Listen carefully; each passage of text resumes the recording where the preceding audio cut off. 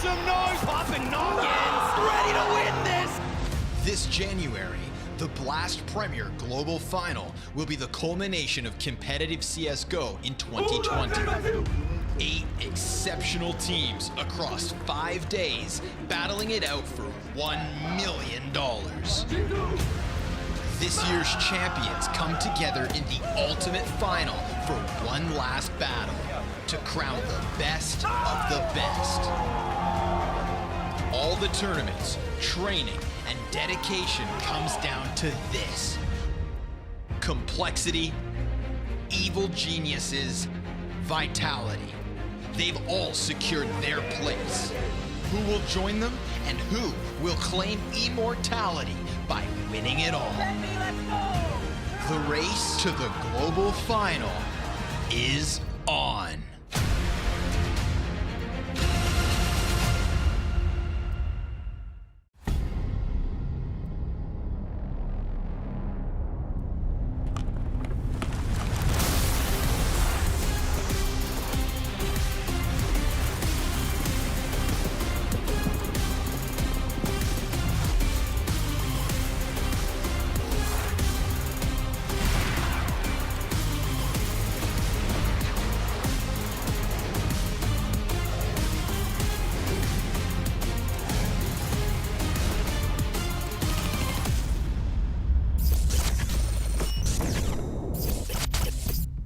That's it, ladies and gentlemen. This is the Blast Premier Fall Season. My name is James Banks, and I am your host. And this is one of the most anticipated events for the online era in CSGO. But I cannot do this alone. I've got to the left Maniac here with me, and it's been a long time, buddy. We're finally back in the studio. We can finally see each other. Yeah, I've missed you. I've missed you. You not so much, but I've missed you very much, Big. I've missed Counter-Strike. It's great to be back on a desk, a physical desk. Yeah, we can feel the desk. We can touch the disc. Pimp, you're live. You're large and in charge. How you doing, my brother? I'm doing good. You know, I'm excited to be back as well, despite Maniac standing here and you know, starting off the show lying. You know, in rehearsal, he said that he missed me so much and he's basically loving me. So don't know what his problem is now, but if you want to play the bad cop throughout this week, then go ahead and do it. We know Maniac does like to be toxic every now and again, but I know someone who is never toxic. She's ever beautiful and ever talented. It is Freya standing by with us, delivering all the interviews. How are you, my dear? Thank you so much, James. I'm doing fantastic. Thank you. I'm so excited to be here for my first ever Blast Premier CSGO event. I'm, of course, going to be checking in with the players throughout the duration of the tournament. We'll be getting all their thoughts and feelings. And, of course, if you guys have any questions that you want to be asking the players at home, make sure you are tweeting at Blast Premier on Twitter. And hopefully we'll get some answers for you. But, James, the studio is looking absolutely fantastic. It looks awesome to be there. Oh, yeah, it is definitely awesome to be here. Thank you very much, Freya. I'm glad you're here to rock it with us. And we have two other gentlemen back in action. It's like we're going for a bit of a throwback. They're next to each other. They're hidden away in some dungeon. Anders and Semler, it's good to see you guys. It's fantastic. The dungeon has a gym and a sauna and everything. Ooh. I mean, that's why we can't let people know where it is. We're having a great time up here. Dungeons in Sweden are actually pretty sweet, turns out. So we're not complaining over here. We're just looking forward to some good CS, boys. Yeah, it's going to be fantastic. Can't wait. So just keep talking and get back to us soon with the game. Oh, we will do. Thank you very much, Anders and Semler. And when we're talking about Counter-Strike, when we're talking about these games, it's Europe taking on North America. And Pimp, FURIA, they're going to be here. They're going to be taking on the big names. And we've been waiting for this moment for such a long time, James. Having the North American teams coming over to Europe, going up against some of the best European squads as well. We've been waiting for this for a long, long time, and I don't think they'll fail us. I think these guys are coming in super, super motivated to do as good as they can. Well, before we get into the games, before we get any further with all of this, we got to take a look at how it's going to work out throughout this season. Now, the full season, we're starting here in this event with 12 teams. Now, what happens from here, though, is 6 teams will advance to the final straight away. An easy ticket for them, but a not-so-easy ride for the other 6 teams. They won't be eliminated, but they'll go on down to the showdown. But this is where it gets real tough. 16 teams in the showdown. Only 2 will make it to the final to join the other 6 teams that advance through the series. And when it comes to the final, out of those 8, there can only be one winner that makes it to the global finals. And the global finals, well, they are more than just action-packed. It's a huge amount of prize money on the line for some of the best teams in the world. And the great thing we have here at Blast when it comes down to the global final is one of the most inclusive in how we get teams to this and how they accumulate points. Already, Vitality, Complexity, and EG are standing strong, waiting for the other 5 teams to join them. And when it comes to those other 5 teams, when we look at actually the leaderboard and how it all works out, this is where it gets interesting, Maniac, because NAVI, they may struggle in their own region, but right now they got a hell of a lot of points. Man, they're at the top. Then sky high. NAVI up there with 600 and 800 points. We also have, I can see it, FURIA, 5th place. You know, a good result at this event could also put them in a very good position. So there's a lot on the line, the global final. And the global final is what it's all about. Now, Pimp, Maniac just mentioned there about FURIA. For me, I'm putting them as one of the favorites early on here for the whole tournament, right? That could grab that global final spot. Definitely they could. They've been looking super, super strong, and I think it's a very hungry team right now. The competitors in MIBR, they're falling apart. They're coming into this tournament with 3 stand-ins. So if there's one team from that area, you know, that country that is Brazil, a very proud nation when it comes to Counter-Strike, it would be FURIA. And they've been looking hot to trot as of lately. They really have as well. And also, we got to take a look at the monumental prize pool. $1 million in total. Look at the prize money, right? Normally in tournaments, we see it a bit more evenly spread out, but I love this. $600,000 up for that first place. And that's what matters at the end. I think it's going to be super fun to play against new teams. We play the same teams over and over. After playing a lot of these top teams in EU, I think it's always good to play top teams on other continents. So looking forward to play any of the top NA teams. It'll be a nice, fresh breath of air to be able to come over to the European side and play the European teams. That would be super fun to just like get the new feeling again of playing a new team. I would really like to face FURIA actually. I just want to try to play against their playstyle because it seems like they're just like rushing and killing everyone. It's going to be more interesting to play against FURIA because I think they did more better results than any other team. EU is best. It just feels more competitive. I think the competition coming to EU is definitely way higher, and it's not going to be as easy as it was playing in NA. The top 10 in EU is really stacked. The level is really close at the moment. Any team in Europe can beat each other, especially in online seasons this year.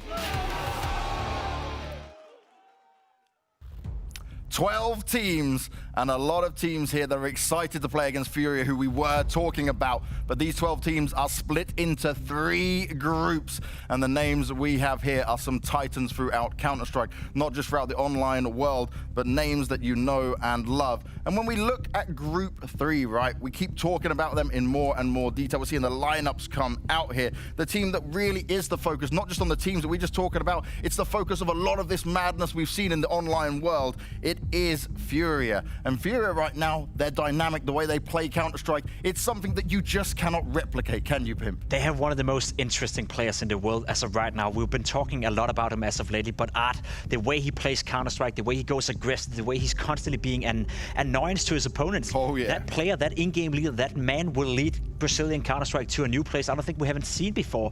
Art, to me, is, you know, easily one of the most entertaining players to watch as well. And then you combine that with Henny, you know, a guy that is always in a good mood, strong AWP skills. There's so much talent on this lineup, Maniac. Yeah, there is. And I think FURIA is back now in the position where they dictate Counter-Strike. They find out new tricks, new boosts, new ways of playing. People have not figured them out quite yet, and I'm so looking forward to seeing how Europe actually is going to handle FURIA. And when we're talking about Europe, though, right, we're talking about FURIA, and who might they be going up against very soon, obviously, is going to be Astralis. And this Astralis, we are getting the core back. We can't forget about Bubsky. You saw his name on there as well. But this is the legendary Astralis lineup, Pim. It is. Supnix is back, right? We've been waiting for that for quite some time now.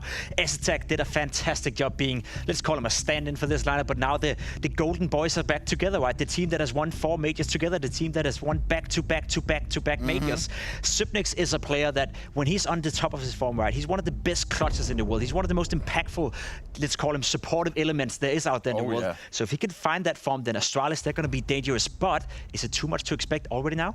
It is hard to say, man. We have to talk about confidence. Can you imagine how these players are feeling right now, Zip being back? And as you said, Isatak, he did a perfect job. It is amazing with them. But together, they have something particular. They have something special. They've won so much, and now they're back. Now, we spoke about one Brazilian team, but we have the other here as well. We're going to look at it, right? And when you talk about all the teams within this name, it's a very different MIBR, because this is the old lineup. 3 of them grayed out. They no longer exist. They don't even have a blast score to represent them. We've only got KNG and TRK from the original lineup coming into play. We've now added 3 players who are currently on loan, and they've got to make a big splash here. This is their time to prove themselves, Maniac. It is absolutely. What an opportunity for them to go up against the big dogs. There's also a name and a picture we don't have here. It's Kogu. For those of you who are a bit older, just like me, getting on the 30s, he was one of the legend, absolute legend of the Brazilian Counter-Strike, and he's the coach right now of that new lineup. And when we're looking at the final team in this group, it's G2, and there's quite a lot of rumors around this team at the moment, Pimp. Yeah. We got to wait and see what's going to be going on here. No matter what's going to go on with this lineup, it's a lineup filled with talent, right? We have Kenny as one of your former teammates, Maniac. He used to be, at least to my understanding, one of the best players, maybe the best player in the entire world at a certain time. He hasn't really found that form as of lately. We're yet to see Kenny S come back to the form where he's just, you know, going to be the best player on the server. And looking at this group as an entirety, right? If you want to beat Astralis with Sipnix back, if you want to beat FURIA, Kenny S will have to step it up, and so will whoever's going to play for G2. Now, when we say about whoever, the rumors is that Nico is going to be joining up with Hunter. We're going to see them come together. But Maniac, is that a thing that would seal the deal for G2 to hit that #1 spot and be the best team in the world? Listen, they might need a new breath, and what better breath than bringing in Nico, one of the actual best players in the world. He can do everything, you know, IGL, frag. This guy that we have on your screen, we don't really know what's going to happen, but let's just say I would love to see the Kovac together. That would be a great prospect. And I'd love to see him not having to be an in-game leader and just do what he's best at, him. And that is fracking. That is being a monster on the server. He has such a big presence when he plays Counter-Strike. You fear him when you join the server. It's like with Kenny S back in the old days. When you join up that server, there's only one player on the server you know that's better than yourself, and that's going to be Kenny S, and that's going to be Nico every single time. And if they're on the same team, then that's going to be a bit of a problem for their opponents. Well, we got to wait and see, but I also want to take a look at Group 2, because when it comes to Group 2 here, this is where it gets very interesting. We've got a Vitality. They've also brought in a substitute player. We've got Big, their first ever event here, which comes under Blast. We've got Faze, where I already said, maybe Nico's not even there. Who do they field? Like, has KOB even had a chance to really show himself just yet? Could it be all for nothing at this point? But Complexity, this is the one we get excited about, because JKS, the player that everyone has spoke about for such a long time, he's now under a new in-game leader, under a different style of playing, and I'm excited to see that. This could be really, really good, right? JKS, he's been playing in the Australian Counter-Strike scene, let us call it that, you know, with the Thieves, with Renegades back then, and he's always been a prospect. He's always been a player that you thought, when he's on a good team, when he's supposed to be, you know, catered towards, then JKS could be a top 10 player in the world, and he has shown glimpses of that. If he can replicate that performance coming into Complexity, who have already now shown with Blame F being one of the most interesting in-game leaders out there, Config we know is like skill ceiling is amazing. There's so much talent on this lineup. So if JKS is coming in and finds that form he at certain times had in the Thieves, certain times had in Renegades, this is a team that could win championship. They could win tournaments. And if that's going to be the case, then ouch, they're going to be scary to face. It will be real scary to face. And I want to see, right, because they haven't had massive amounts of time with him, but it's going to be exciting to see him in this lineup nonetheless. Now going on to Big, the next team here, Maniac. And Big right now, they've had a great time during this online period, and now they're getting a shot at their first Blast event. Absolutely, and I guess they are a legit candidate if you're talking about the most improved team of 2020. Oh, yeah. Sure. Think about where they started. I think they were an HLTV ranked 46th 1st of January, 46th, and then they went on to be the first best team in the world at some point. You have a man like Surson with the AWP also becoming one of the most impactful snipers we have in the game. But now, here, that's another deal, you know, that's going to be a different ballgame for them. So a great opportunity for Big to show that they belong to the top, because that's the name of the game for them. They have to show they belong there. They have to cement themselves, right? And now I'm going to kick it just to Maniac a little bit longer, because we're going over to his side of the world a little bit more with Vitality here, because Nivera is going to be the new man to this roster. We don't know whether he's going to play within it right now, but they just suffered a pretty crushing grand final defeat once again. They don't do well in grand finals right now, Maniac. Why do you need to mention that to me again? I was watching it yesterday. Listen, there's two ways of looking at it. You can think about the finals they were losing, or you can think about the consistency of that lineup. Vitality is one of the most consistent team at the moment in Counter-Strike. Almost always in the top 4. They've been doing great. But also, you mentioned Nivera. They've said they're going to field him. He will play. He is not brought in as a 6th. He's a rotating player of the lineup, and he is going to be on the server. So I'm looking forward to seeing who is going to replace, because that's not an easy question. No, definitely not. I mean, and you're right, you know, there's two people or two things that are consistent about Vitality. One being Saivu being the best player on the server more or less every single time they play, and one thing being Vitality always crumbling in the finals. And they have to get over that step, you know. Vitality, sure, it's cool to be consistent and go to the finals, but you want to win them, and they have to win this one if they want to go all the way to the global finals as well. A second place is not going to cut it. And the final team in this group is Faze, and we've already touched on it, right? We don't know what's going on with this roster at all. KRB's come into the team and he's not had the impact of old. He's not been the same player people used to know and love, and Nico could potentially exit real soon. It is a tough time for Faze, but whatever happens in the future, dear GMs of the world, do not let Brokey get out of there. Brokey is such an interesting player, and the position, the role, the responsibility he's been having in Faze have been so impressive. So I'm just hoping they do well, just for him, just for this guy. He has a great future ahead of him. Please protect him. Would you be protecting Brokey at all costs, Pimp? Probably would, you know, but and then you look to the rest of the names, right? We almost forget that Cold Zero, one of the all-time greatest players in Counter-Strike, is still within this lineup. Whether or not Nico is going to leave, whether or not Olofmeister is coming back, which is the rumors that are surrounding right now, FaZe Clan will always have this upset potential because their skill ceiling, Kirby in the top shape, Cold Zero playing some of the best Counter-Strike he can. They could beat anyone. We just haven't seen it on a consistent basis, for a lot of years, and that is the problem with FaZe Clan. They need consistency, and they need somebody to guide them towards that. Consistency is the key to success. We've taken a look at our groups, but next up, after the break, we'll be looking at our final group. It's Group 1. Stick with us, guys.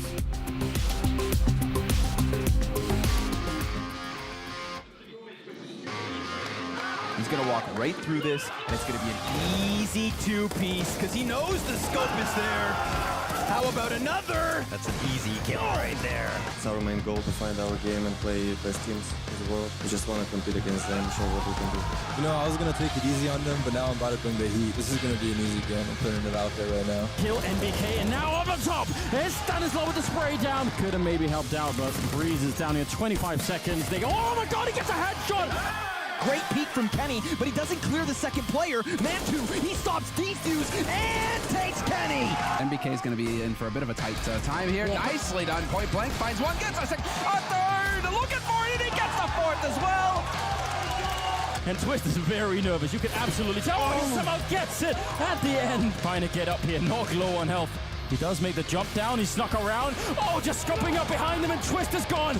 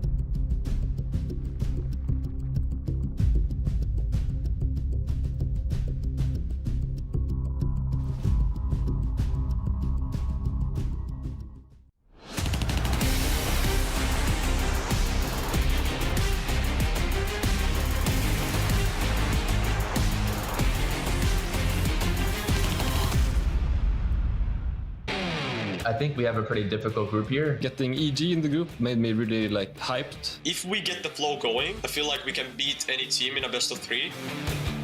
Toughest opponent in our group is still EG. OG is definitely a dark horse, but I think NAVI is going to be our main competition in this group. It's all about if Simple and Electronic wake up on a good side or not. I think NIP will be the toughest opponent for us. They're playing really good at the moment. NIP is always surprised. They're always the dark horse.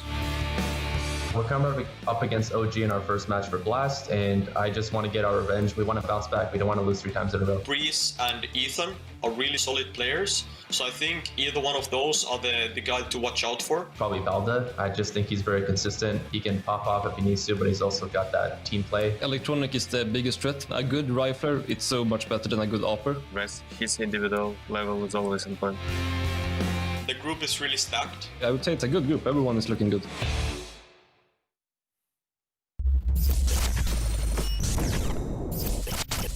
Welcome.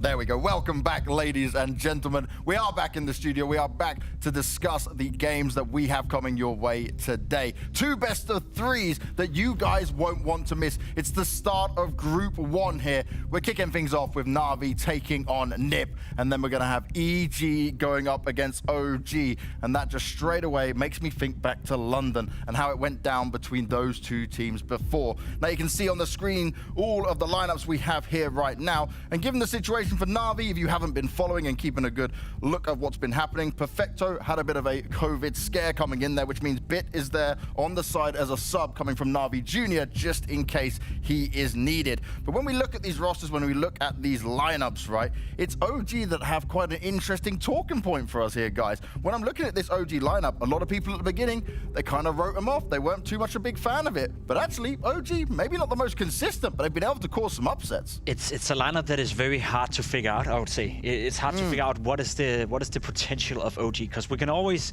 look at the players, right? Valde is a very consistent rifler. He has the ability to pop off, as was also said in the interview. Mantu, I think, has been the big surprise. He's playing some solid Counter-Strike with the AWP. We know Alexi B is a great in-game leader. He was a big part of the success, you know, ENCE had in the early stages of their lineup. So the talent is definitely there, but they haven't really been able to perform at the same time. You know, the stats right here on your screen suggest so as well. Mantu really doing well, but Valde, Issa, if they can all perform at the same time, then we can talk about them progressing from this group. But if it's just 1 or 2 of them, I think there's too much talent on the other teams in this group for them to really do harm. I agree, absolutely. I think for OG to be performing, you have 2 gambles, 2 bets, Mantu and Issa. If these 2 players are popping off, then suddenly you have an OG that can beat pretty much anyone, and that was the case when they made it to the 2nd place at the IM New York, just falling short to Faze. But if these players don't show up, then it's a lackluster team in terms of individual skill at least. Yeah, it is one of those tough ones when it comes down to it for OG. But then we're going to look at the EG side of things. And EG gets interesting, right? Because they've been stuck over in the online worlds of NA, everyone making the jokes about, oh, okay, NACS is dying. Well, it's not quite dying, and they're here ready to rumble, they're ready to party, and they're ready to give it their all, Pim. Yes, and I have one question, because we know how good they are. We know the players, we know their abilities. They have. Breeze and Ethan were both mentioned. I think Thurk is a massively underrated player as well. I think he is one of the best AWP players in the world, especially when hitting form, when hitting stride. So this lineup right here could be the best team in the world on any given Sunday if they do practice well enough and if they do prepare themselves well enough. My big question is now, it's been a bit of a lackluster period, you know, when it comes to North American Counter-Strike. A lot of the players are moving away from the game over to Relevant. You know, the depth within the scene is lacking right now. Yep. So the practice they've had the past 4 or 5 months, how much is that going to affect them coming into this tournament? Is it fair to expect that we need to see them, you know, in Europe for a couple of weeks before they can actually play up to the level of the Europeans? Or are they good enough just to, you know, play against some garbage NA teams and still be good enough in here? You're absolutely right. You're 100% right. I was doing my prep, watching some numbers, and right now the numbers are crazy good for EG. They have like 70% win rate past 3 months. You have players like Breeze, 1.27 rating. You think to yourself, they're amazing, but hold on a second. What's the sample they're playing against? Who are they playing against on a daily basis? Sure, FURIA is destroying them all the time. They're the 2nd best team, I think, in NA right now, but how does that compare to EU? That is the question. question right now. Yeah, this is it, right? Can they hang when it comes to fighting up against the big teams that they've missed for so long now? It's been quite some time since we've seen them go head-to-head. But let's take a look at the brackets for this group. Let's see how this is all going to go, because it's the beautiful format. It's all best of threes. There's no excuses coming out here from these teams. And we're starting off with that NAVI versus NIP matchup here today. And then a little bit later on, right after that one finishes, we're bringing you EG versus OG. And like you guys were saying, right, on paper, everyone goes, yeah, probably EG, like, looking real good with it. But OG, they can come in with that power every now and again. They showed us it before. Yeah, you know what's really, really interesting about that group? If we go back in time, say 2 months, we'd look at it and say 100% NAVI EG. We don't even need to play the games. That would be it. Yeah. But then both NIP and OG have shown great forms. They've shown improvement individually and tactically. And I've tweeted it. I don't actually know who's going to make it through. I actually don't know. There is a discussion to be had.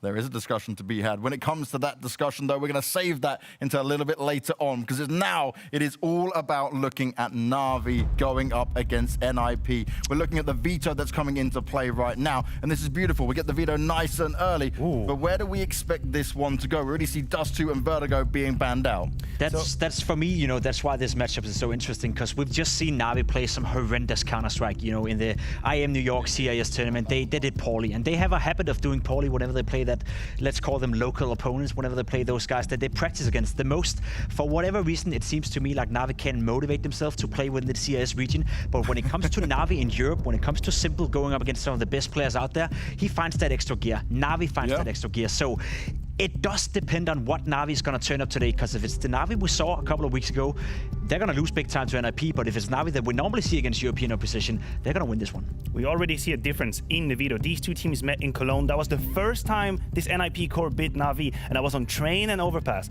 We have NIP going a different direction here, picking Inferno. I would like NAVI to keep things messy. Yes. Well, they are not listening to me. They don't listen to me, NAVI. Okay. I could see that one coming. Last time they picked Train, NIP just smashed them on the ground. So that's going to be the difference. I'm not sure. I love it. I love the Train pick, because we've seen NAVI so many times pick Dust2. Of course, today they weren't allowed to, and I'm afraid they probably would have picked Dust2 against the NIP. But for whatever reason, NAVI thinks to themselves that Dust2 is their best map. Whereas for, you know, looking by statistics, looking by the eye test, I would even go as far as saying that Train, especially with Simple playing well on the outside bomb Train on the CT side, nobody even comes close to NAVI sometimes. So picking Train to me is a comfort pick for NAVI, and maybe finally a sign of them realizing that Train, it's supposed to be our home map. It's supposed to be our home playing field. Well, there we have it. Mirage is going to be the decider as well. I guess the question is, right, when it comes to this decider, we can get a bit scrappy when it comes down to Mirage. And like some of the players were already saying, it depends. Is Electronic and Simple going to be woken up when it comes to a big game like this? I think that's a good veto if you're NAVI. I was scared that NIP would push them onto a very tactical, closed-off BO3s where we know they can shine. We know threats coming in with the IDs and the protocols. Now you have Mirage in there. You can say messy a little bit. You have Inferno, Train the pick from NAVI. If I bet on NAVI, which I don't know, maybe I predicted NAVI, we don't really know, we're gonna see later. I think that's a good veto for them. Well, we see our betway odds down here right now, and slightly favoring NAVI when it comes to it, so maybe they do agree with us, because we kind of went very hard on what NAVI could be able to do here. But the real talking point when it comes to NAVI, right, they play CIS teams, and they don't look like NAVI, and then they play the rest of the world, and then we go, oh, okay, you do remember how to play Counter-Strike. Yeah, and it seems to me like it's a classic mentality issue, right? Yeah. If you can't motivate yourself, if you don't focus enough on your opponents, whether that being the CIS teams, you know, sure, they're not on the same level as some of the top European teams out there, but they're still good enough to beat a team like NAVI if they're not coming in at 100%. I don't think that's going to be the case for NAVI now. I think they are, you know, they're good enough, they're structured enough, they have the right, let's say, mentality coming into the European games, so we won't see the same mistakes we saw last week. But still, to me, it's a bit of a worry that a team with this much skill, with a guy like Simple, a guy like Electronic, cannot find the rhythm, so to speak, when they play their national competitors. It's just not good enough for NAVI, and that's, you know, the only reason why we're standing right here now saying that we're not really sure what NAVI is going to turn up. But had we not seen that tournament with the CIS region, we would have said NAVI, they're probably favorites to go through here. Yeah, for sure. Listen, I will spare you the dialogue about Simple and Electronic being so good. We know they're one of the two best players in the world. What I want to point out is the ego's been hurt. for NAVI. They've lost not only to VP, but to Force there. They are Yeah. not even the kings in their own garden. They're being discussed, you know, the hegemony on their own show, their own region. So I'm scared that NIP is going to pay the price. I'm scared that NIP is going to come and say, hey guys, you want to play a little Counter-Strike? Just smash them absolutely, being so mad about what happened. And that's usually how it goes, right? Because we saw it in the replay RMR tournament as well, when NAVI came in and they played some of the like horrendous Counter-Strike. They didn't even win the tournament. Then afterwards, they go into Europe again and they smash their opponents. So I think you're right. They come in motivated, they come in focused, because what they happened last week here at the IM New York CIS tournament, that was just simply not good enough for NAVI. No, it really wasn't good enough when it comes to a team like this. But one player I want to touch on when it comes to NAVI as well, and I want to get your thoughts on this, Maniac, is Perfecto. Because when he first came into that lineup, a lot of people were like, oh, he won't be able to hang. Blade said he believed in what this guy could deliver and how he could shine. Do you think he's pulling enough weight at the moment for this team? Is he doing his job well enough? I believe he is. And the reason why I said that is because we don't talk about him, which is insane. He's a new player, new key, being thrown in next to the best players in the world. A lot of pressure as well, playing with Electronic and Simple. And to me, he doesn't make that much mistakes. I think he plays solid Counter-Strike. He does what he needs to do. In clutches, always good, clever, nice movement, nice positioning as well. Can he do more? Of course. You can always do more. You can always go for 2 kills instead of 1, and you can be a bit better on the timing. But I think he's doing well. Considering his circumstances, to me, he's pulling his weight. And that's it, right? You're around so many big names. There's a golden opportunity for a player like Perfecto. And he is actually now standing strong. That's the thing we can be impressed with. I think Maniac is spot on when he's saying that he's pulling his weight as good as he can right now. But I personally don't feel that Perfecto has added, you know, enough firepower to this NAVI squad. I still need to see that third consistent star or third consistent rifler within that lineup who can pull up whenever Simple is not having the perfect game or whenever Electronic is not really feeling it. And Perfecto, yeah, he's doing good in clutches. He's not making a lot of mistakes. And that as a bare minimum is a very good thing and that he needs to be praised for. I don't necessarily think it's Perfecto's fault not performing better than he is right now. I personally believe he needs more space. He needs, you know, more wiggle room in order to express himself as a player. And if he gets that, there is a chance he'll perform much better. But that requires Simple or Electronic or Flamey for that matter to step down just a tiny bit. And I'm not sure that's going to happen anytime soon. Well, when we're looking at their opponents in NIP, this is a very different NIP than we ever see before, right? The old guard have long gone out of it. And I want to put a bit of focus onto Twist here, because although his score may not be that high up when you're looking at it overall, this man has given up his AWP role. He's gone more onto the secondary side of things. But I feel like now we've got the best we can get from him, right? He's got the versatility. He's got the freedom a bit more. I also think it's refreshing as a player to tackle a new challenge, you know, tactically, giving up the AWP.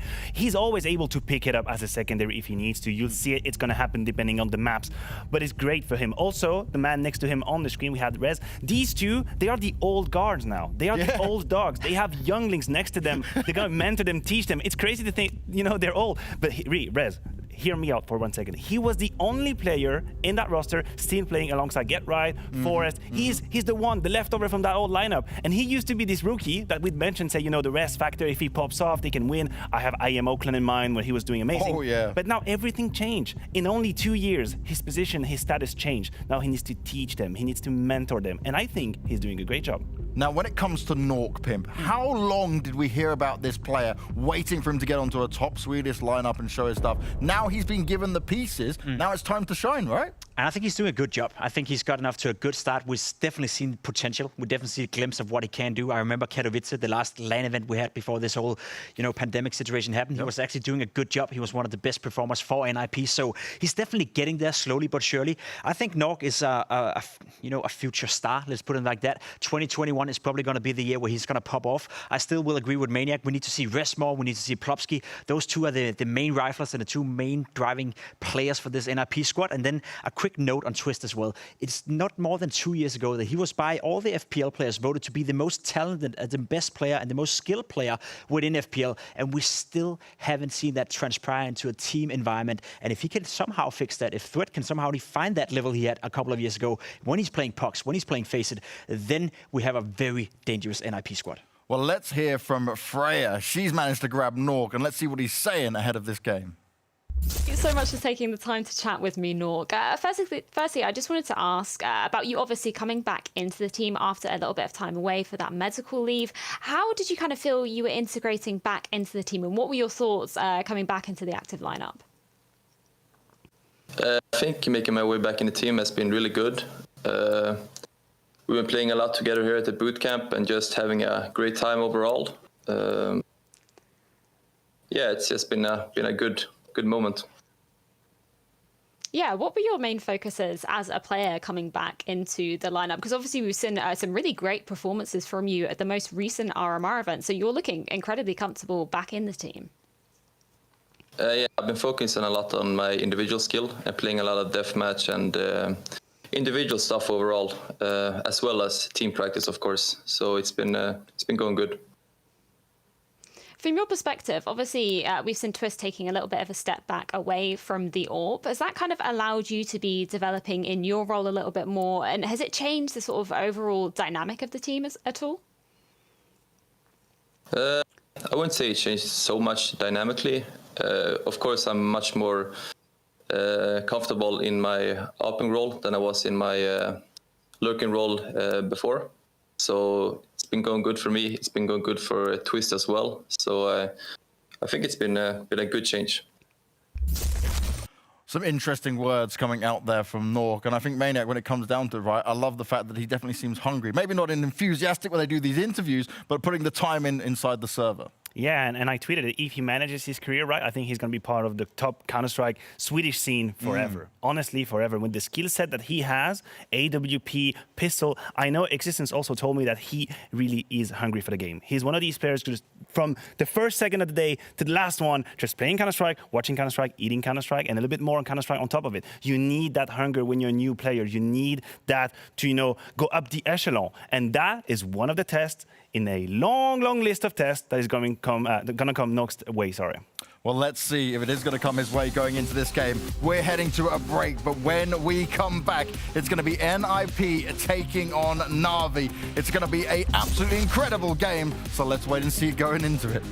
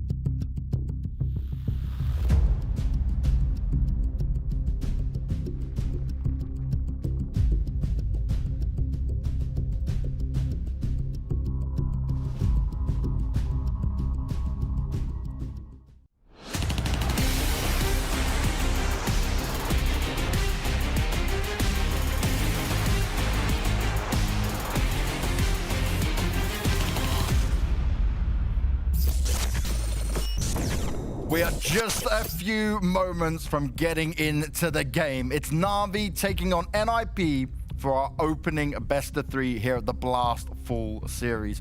And this game is all important. And NAVI have a point to prove, and NIP will need to show us some of that old NIP magic with a brand new lineup. When we look at this though, Pimp and Maniac, we've been getting into this, right? We've been talking about how this can work out. But last time around, NIP certainly showed that they're not an easy pushover. Absolutely not. Last time these two teams met, NIP destroyed NAVI. They destroyed them 2-0. I don't think NAVI even made it to double digit. But I said it, and I'm going to say it again. The timing right here is dangerous. NAVI, they're frustrated, their ego has been hurt, and they are here to get revenge. Well, when we're talking about revenge, we know Semler may be the king of predictions right now, but we made some of these predictions ourselves. And it seems like the 3 of us are the only ones with the real big brains out here, because we knew, well, we think we know at least, what NAVI could do when it comes to playing up against teams after they've suffered some tough losses. Classic, the two of you, copying my homework and just, putting it out there. It's all right, though. I am here to take that crown. I'm here to be the king of the predictions, and I am, fairly confident that both of us will actually prove us right now. I think NAVI are the favorites. I think them coming into this game being hungry, being, as you said, Manic, maybe a bit frustrated, having something to show to us is going to be a vital point to make up right here. NAVI, they are hungry to win, and I think that's going to be the death of NIP. Well, let's see if NAVI will be the death of NIP. We've got Anders and Semler standing by, and the king, well, maybe he's about to be dethroned at the first hurdle. I don't think so, James. I get why Pimp and Maniac are making their predictions. Fine, fair enough. You, however, I know that you need to make it home in one piece. You now live in Kyiv, so you better predict NAVI, or we know what happens. I think it starts with a G. Yeah, so, called out already. Listen, I'm doing great. I love this. I think this is going to be fantastic. Come at the king, you best not miss. Yeah. Let's get at it. Listen, I learned from last time, so I am just covering your homework. I'm like, listen, at least we can share the top spot. That's the strategy for now. Although this is not so easy to predict, I think. I had a kind of a hard time. I just feel like NIP have been looking kind of cool recently. And I always have a whole long list of question marks about NAVI that I just never know where it is. Listen, Anders, I'm going to be straight with you. For the same reason that James has to predict NAVI, I kind of have to pick him. I live in Stockholm now. Yeah. Call me on Newsfedia. Let's go. Let's get it done, boys. That's true. And you're learning Swedish as well. You're just adapting. You're doing it all. It's just fantastic. It's freaking me out, but I appreciate it. So, listen, let's just get into this game. I can't wait. It's been way too long. This has been a strange year, but I'm glad that we're back doing this. And yeah, it's going to be Inferno up first, of course, as you can tell. It looks like NAVI going to be starting on that CT side with NIP on the T side. So, I don't know. I could see this going all 3 maps. I don't feel like I picked NIP to win. I don't think it's going to be any kind of a 2-0 fashion. I expect it'll be a bit of a long game. Judging by the warm and fuzzies I'm feeling right now, Anders, yes, it is going to be a quick game. Just about as close as we're sitting side by side once again in front of a single monitor, cast in CS like it's 2013. Let's go.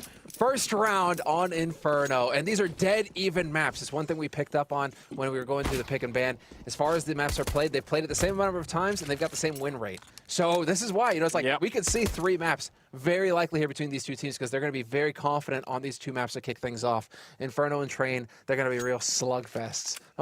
Let's see, NAVI starting on the CT side, NIP on the T side, and already clearing apartments, NIP. Yeah, and they've gone for that, 4-1 setup, NAVI, right off the bat, right? They've got Boomich over on this side alone, and the other 4 people on the A-bomb side. It's super common. This is not something that's, out of the ordinary, but you can tell, obviously, what the risk is if they're wrong about it. It could be a disaster. Perfecto set up with a flashbang, so if they went A-side right now, this probably would be a lost pistol round for NIP. It looks like they're making the right choice. Boomich, I'm so shocked that he actually saved it. Even holding onto the smoke for 3 seconds there, that's hard to do. That's very hard to do. And at the minute mark, too. Yeah. So now, this is really going to put a little bit of pressure on NIP now. They have to sit here and wait, and then it's like, okay, do we wait until 40 seconds to go and this smoke clears? Do we want to try and work around over towards A? You still got Hampus trying to make some noise over here, at least suss out what's going on this A side. He hears the footsteps through Arch. Does he see the second man rotating? Yes, he does spot him. A lot of info gained here for Hampus.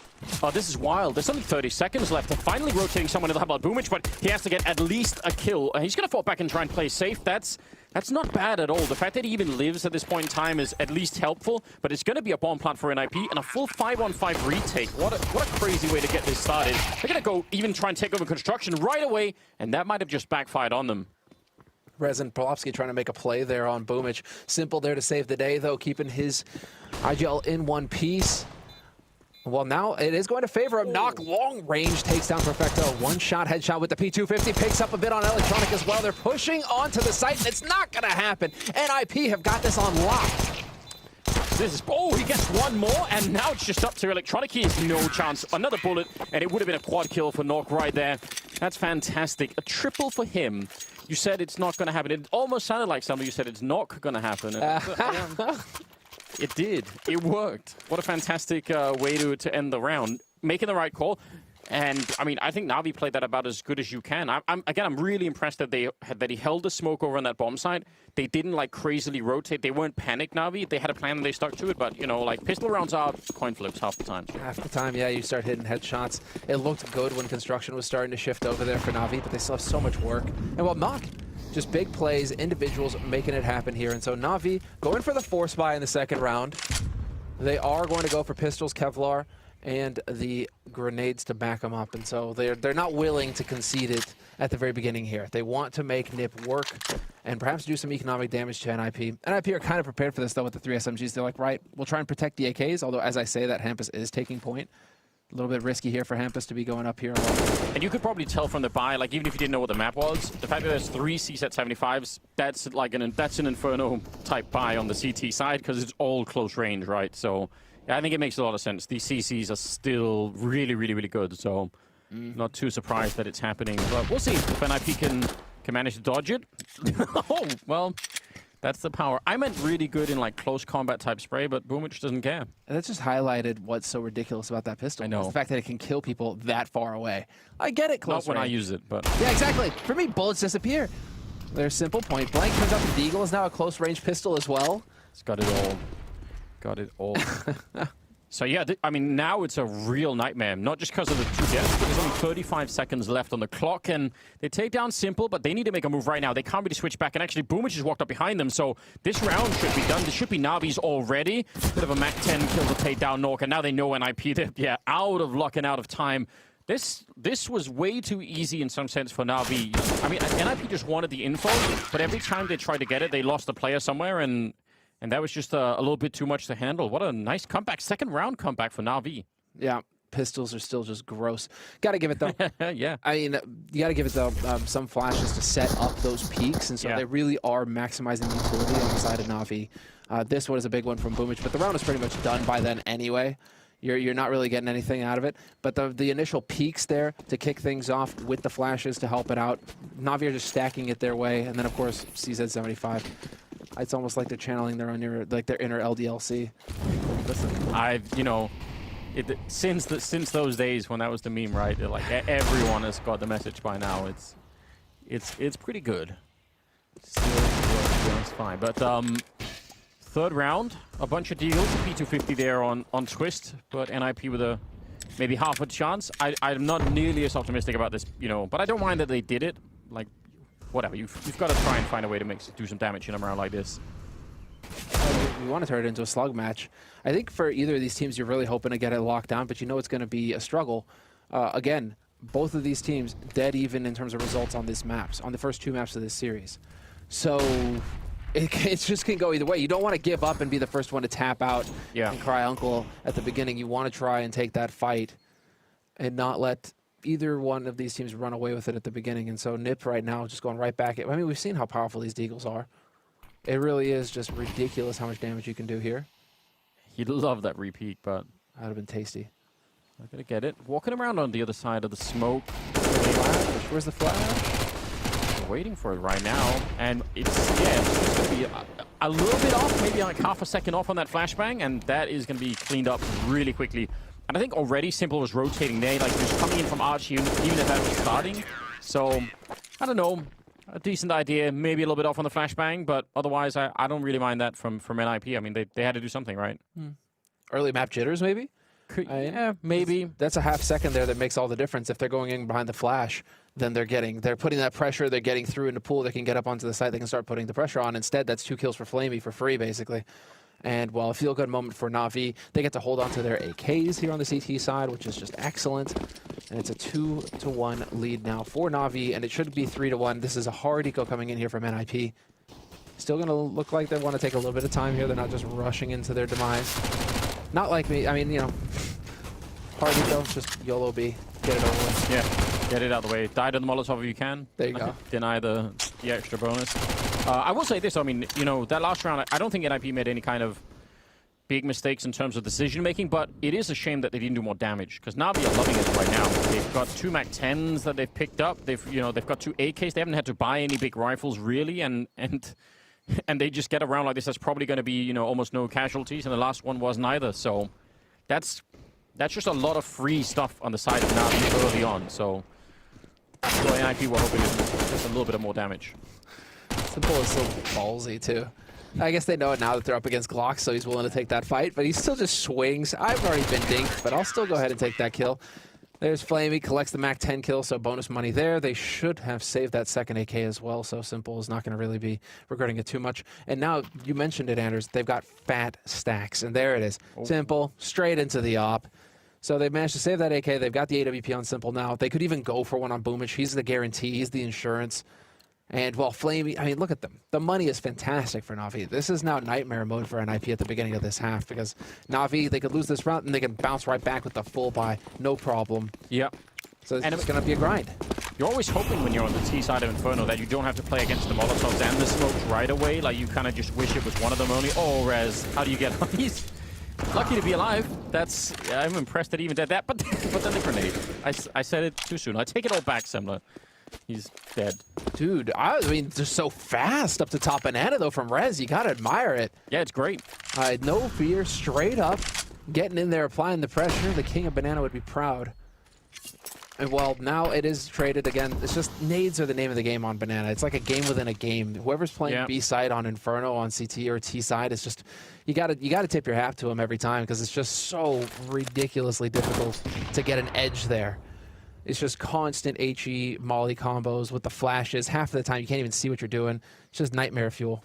Well, look, they're getting back into position just as the C side is there, but Electronic wins the fight. That should have been North. You have to assume he will be banging the desk at that point in time, because I think he must have thought that is my kill for sure. Flamey flashed halfway at least, and that's the problem though. Again, even if they got that early kill, they were repositioning to get back into A, because Simple was alone at the B bomb site, or has been for a while, and that's some nice tapping from Twist. It's going to leave Simple alone, and I'm sure it's not worth it to go for this 1 versus 3 this early on, especially now that he got tagged. I don't know. They have the money, but again, he only has 450 in the bank, and that AWP. Because actually what they were doing in this defense Navi made so much sense. Simple, I'm sure he would have called and said, listen, just leave me alone on B. I can take care of myself.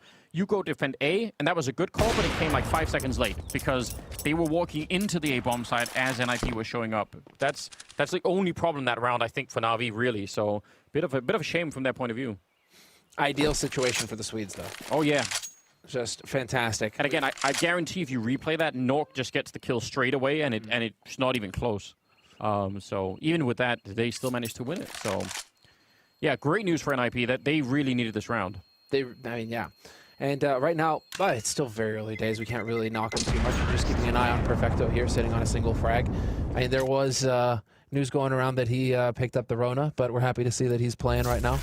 So good on him. Good recovery. Like, happy to hear that, for sure. And we'll see how things go for him here throughout the match. But it's worth pointing out, you do not want to be playing 4v5 versus NIP. They are not a team to be taken lightly. They will mess your face up, as NIP did last time these two teams played in Cologne. I mean, it was a very one-sided affair. NIP just slapped them. So Navi looking for a bit of redemption here, as well as a strong start in the groups at Blast. Yeah, they're such an interesting team. I mean, the fact that Threat is in there somewhere as well, having a lot of... Yeah, like there's a lot of interesting stuff. It makes them, I think, a deeper team than maybe they otherwise would be. So definitely curious about that. 6th round coming up, and yeah, this is a lot of the money for Navi. It's not all the money, but it's a huge chunk. And actually setting himself up for a flashbang over at the Archway. Looked like there could have been something. Simple will find Hampus. That's a nice kill. He was alone as well. If he'd missed that shot, he was dead. How this keeps happening is just bonkers. And now Simple even manages to dodge out. This is brutal for NIP. Now, how do you get through here? The flank once again from Boomich. Klopsy is going to break his desk if Boomich catches him in the back again. Never mind. Simple takes care of him first, and so he doesn't have to worry about it anymore. But it's a 2-man advantage for Navi. 4 players on the A site, but I do like this from NIP. Yeah, but they've already sneaked their way through. He's watching it. Like, this is so brilliant. He's saying if they come through the regular way and smoke it off, it's going to be a retake no matter what, so I don't care. But if the only way they go horribly wrong is if they essentially shoot me in the back, so I'm just going to be watching for that. That's really heads up from the entire Navi team here. Shoot, they don't hold that position. I thought perhaps they would. Boomich, though, just waiting for them to cross. Okay, so he's not just going to run like a lemming onto the B site and open himself up for a flank. This is going to be very difficult now for NIP. They know everything, Navi. They have such a good read on what's coming, exactly because of what you just mentioned. Boomich is already snuck through the middle. He's checked no one's coming from that direction. Nice enough headshot from Twist, but there's only 17 seconds left. And now there's a Molotov in their way. 14 seconds now. Time is running out for NIP right now. They need to get on this site and get the bomb planted right away. But they're going to run out of time entirely. They run right in front of Boomich. They line up for an easy spray. Not with a nice kill. The time has simply run out. So 2 kills is all they got in this round. NIP and Navi, they bounce right back. This was... Oh man, that was a very cool round. Not just because of like simple opening people, but mostly I think because of how much they knew. They knew everything. Flamey had spotted them from construction. Boomich had gone down middle, and they knew where everyone was. And Perfecto also had the spiciest of nades there at the end. Yeah. He just conked them on the head. That was sick. I love that lineup. Those lineups that you can have where it's just, you throw that HE, throw that incendiary, you know where the likely spot is they're going to be moving for the bomb plant. And you just have that. You can throw those HEs reliably every time. And so why not, if you have an HE, just chuck it onto the bomb site where you think they're planning. And that time around, he chunked. He did a lot of damage. So Simple, once again, getting aggressive.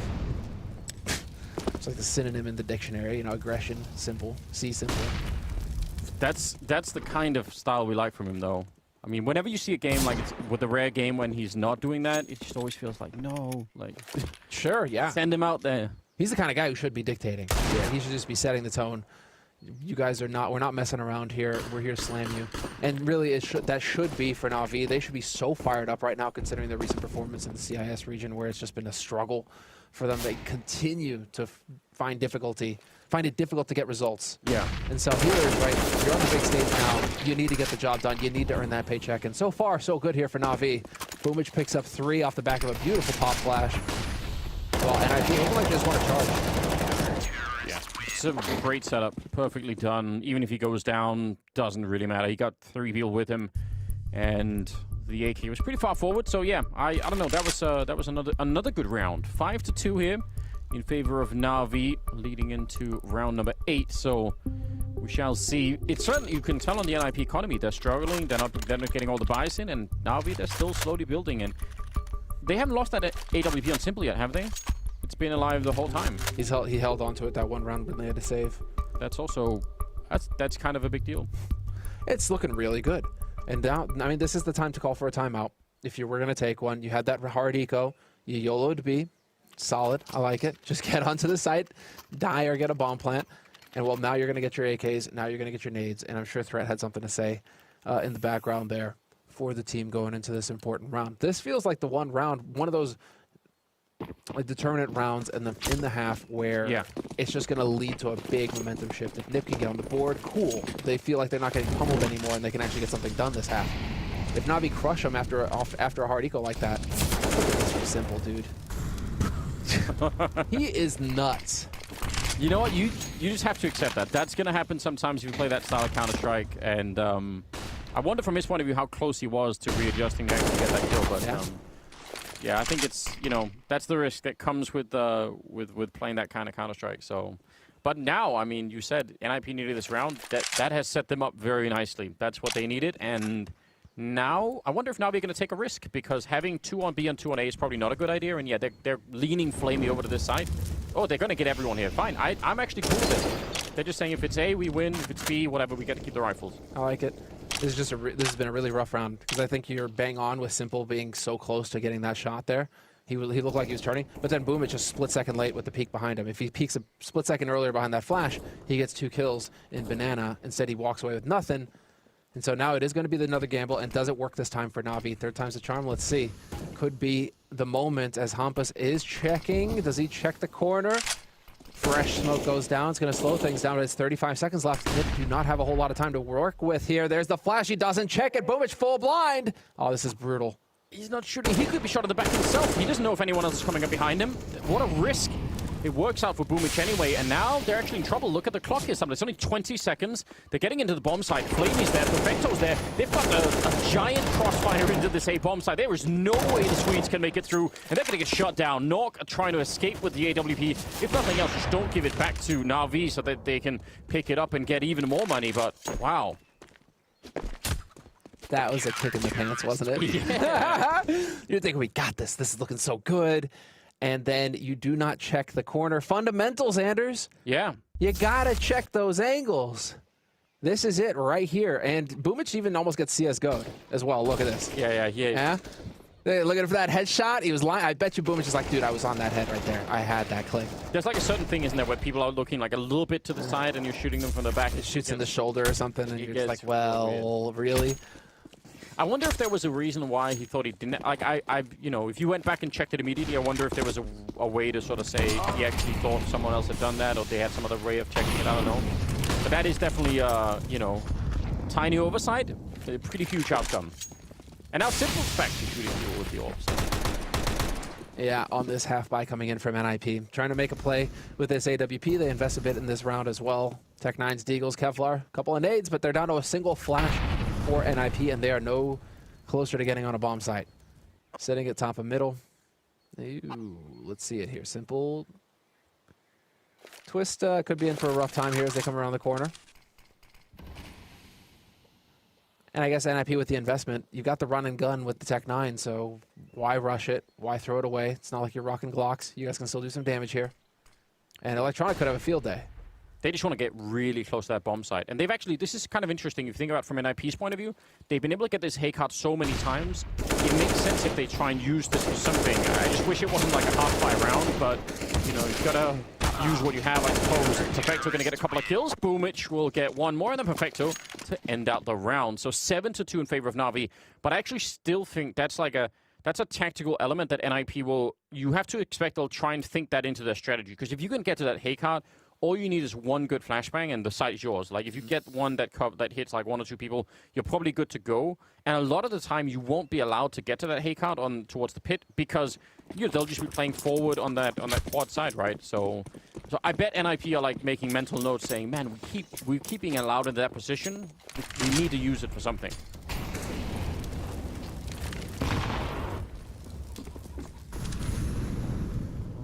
I'm just loving how relentless Simple is and how he changes up as well. Now it's going to be the peek. In apartments, doesn't find him. Twist heard the footstep and is able to back off and just hold the angle instead of peeking into it. But again, Simple, he's not showing any fear. He continues to go for these aggressive plays. He continues to try and set the tone here. And well, so far it's looking fantastic. 7-2 on the CT side for NAVI in the 10th round. Looking very good here, NAVI. And now running low on utility, but hey, going to make a flash count. Hampus takes the peek and drops Simple. So a man advantage now for NIP in the round. Very well done. I was just going to say maybe they're going to try and like, you know, lean away from Simple because they heard him up in the hallways, but not so. Electronic, easy kill as nobody was watching. I guess he snuck on behind the pillar just as they were looking or something like that. That's some interesting timing. 50 seconds and a 3-on-3. Starting to move like they want to get into that B bomb site here, NIP. We'll see if they actually will. And this would be a great call right now. Flamey would be no, they could go back. So that could work out for NAVI once again. They only threw the 1 smoke and 1 molly. Yeah. And now the footsteps and Electronic is here. Does he redeem himself for the last round? Fluffs it. Ready for that Molotov to come in, and now he has to hit this shot, and again he fluffs it. Knock, gonna find the kill on Electronic. Rough couple of rounds here for Electronic. He could have made the difference, and instead, I mean, he does some damage, but he finds no kills. Yeah, I think you're completely on point. Like, remember how, I mean, Electronic is such an incredible player in the pit. That's one of the things he's known for on this map. So the fact that he's not able to get, I think even just the 1 kill there would have made a huge difference. So that is a little bit of an issue because they were running to the more defended bomb site there. NIP. It looked like they were going to make potentially another tough call, but it worked out. They're going to get a 3rd round. I think nowadays I'm kind of halfway expecting all the time that this map will be T-sided. I'm just expecting for T to pick up, at the very least, like 7-8 rounds or something like that. So the fact that they only have 3 to the 7 of NAVI does not actually make me that hopeful at the moment. And they picked the map. I think NIP picked this map, so there is that as well. Yeah, this is NIP's pick. Train to follow, that would be Navi's pick, and we'll have Mirage, which heavily favors Navi, actually, if you look at the results. So if Navi goes, I mean, if we go the distance, Navi should be feeling confident on that third map. Yeah. But again, we got to make it to that third map. And that's if Navi let them. I mean, Navi are looking good here on Inferno. These rounds that NIP are picking up, they're just so close. They're not dominant wins by any stretch. And well, again, we will have Perfecto this time trying to play aggressive, and the volley's going down to cut off top and mid here. Hampus, luckily for him, just barely dodging a lot of his damage. Boomich, not going to find it. Bobski with the headshot, opens up Banana, puts Flamey now in a tight spot here on the B site. That's a huge win for NIP right there. And I mean, now that we're down to the last third of the first half, this is where if you have some, little detail that you found out about how they like to defend this side, Navi, this is where you want to use it. Like anything, like we were talking about the Haycard over on the other side, but any kind of weakness, look at this, they're just rotating everyone. Again, Navi going with a massive gamble. They're going to get everyone into this B bomb site. If this works out, it's way too clever. What an evil plan they've got going on. This is so next level if it works, Anders. This is sick. I want to see it work now, just to see Navi get to grin. As Simple and Perfecto find 2 kills to open it up. Twist is there to trade it, takes Perfecto back, and it looks like NIP figured it out. They've already got Hampus boxing him in. This is perfect. Hampus with the flank is going to find him, but he only finds, gets both kills. For a second there, it looked like he was about to drop the ball. I can't believe it. I feel like I've been outplayed by NIP in this. I didn't even realize. I thought, yeah, whatever, fine. You're going to pick up the bomb and run to the bomb site. What's that going to accomplish? And then suddenly you realize Hampus has walked up behind him into the CT spawn and is just shooting him in the back as they try and rotate out of the B bomb site. I'm actually so sorry. This is an incredible round from NIP. What a great call. They realized there was way overstacked that bomb site, and I'm sure they would have had Hampus there anyway, no matter what. But the fact that that worked out for NIP is absolutely amazing. They should have lost this round, but they outcalled everyone in this one. And Flamey going for the repeat there at the end is going to cost them. Not saving that AWP is so unfortunate. Boomich just got bopped. Top Banana, but there's the first shot. What I'm wondering here, oh, that's it. Right through the smoke. This is the part that this completely caught me off guard. I thought he was done there. Yeah. Fair. I thought once he missed that first shot, again, at this level, if you miss that first shot, you give your opponent a chance, you should be dead. So him getting both kills for Hampus, massive play there to save it for NIP. And well, they are able to squeak an AWP out here for Simple, but he's light on the nades. And well, they're fairly light on the nades right now for Navi after getting Banana control. We'll see how this pans out now for Navi. 3 players over on that B side early. NIP, once again, taking over the apartments by the looks of things. Yeah, looks like Navi were at least expecting a bit that there was going to be a fight at Banana. They had Flamey with a flashbang set up to sort of throw that out there. And NIP have actually been pretty aggressive at Banana, so it makes sense for Navi to think about that, but not this time around. And it's a 3-man setup at the A-bomb site for Navi. We'll see. NIP are starting to at least lean in that direction. Electronic covering that graveyard to apartments position with a FAMAS, no less. So not necessarily that easy to win the fight. Unless you're one of those freaky FAMAS players that can make it work. They can make it work, yeah. Few and far between, but they do exist. Bit of a unicorn. Let's see, Simple. He's just gonna harpoon him. Yep. Literally harpoon him. Oh!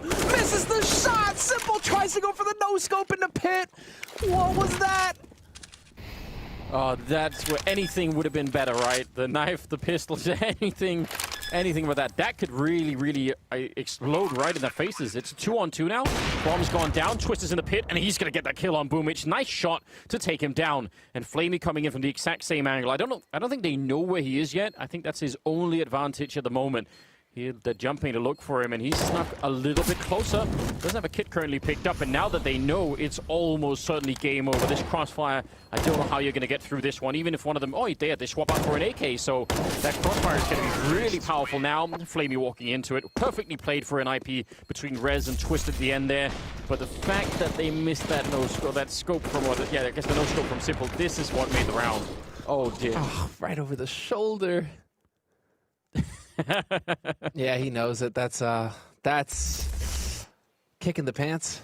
A little bit. I honestly, a self-own.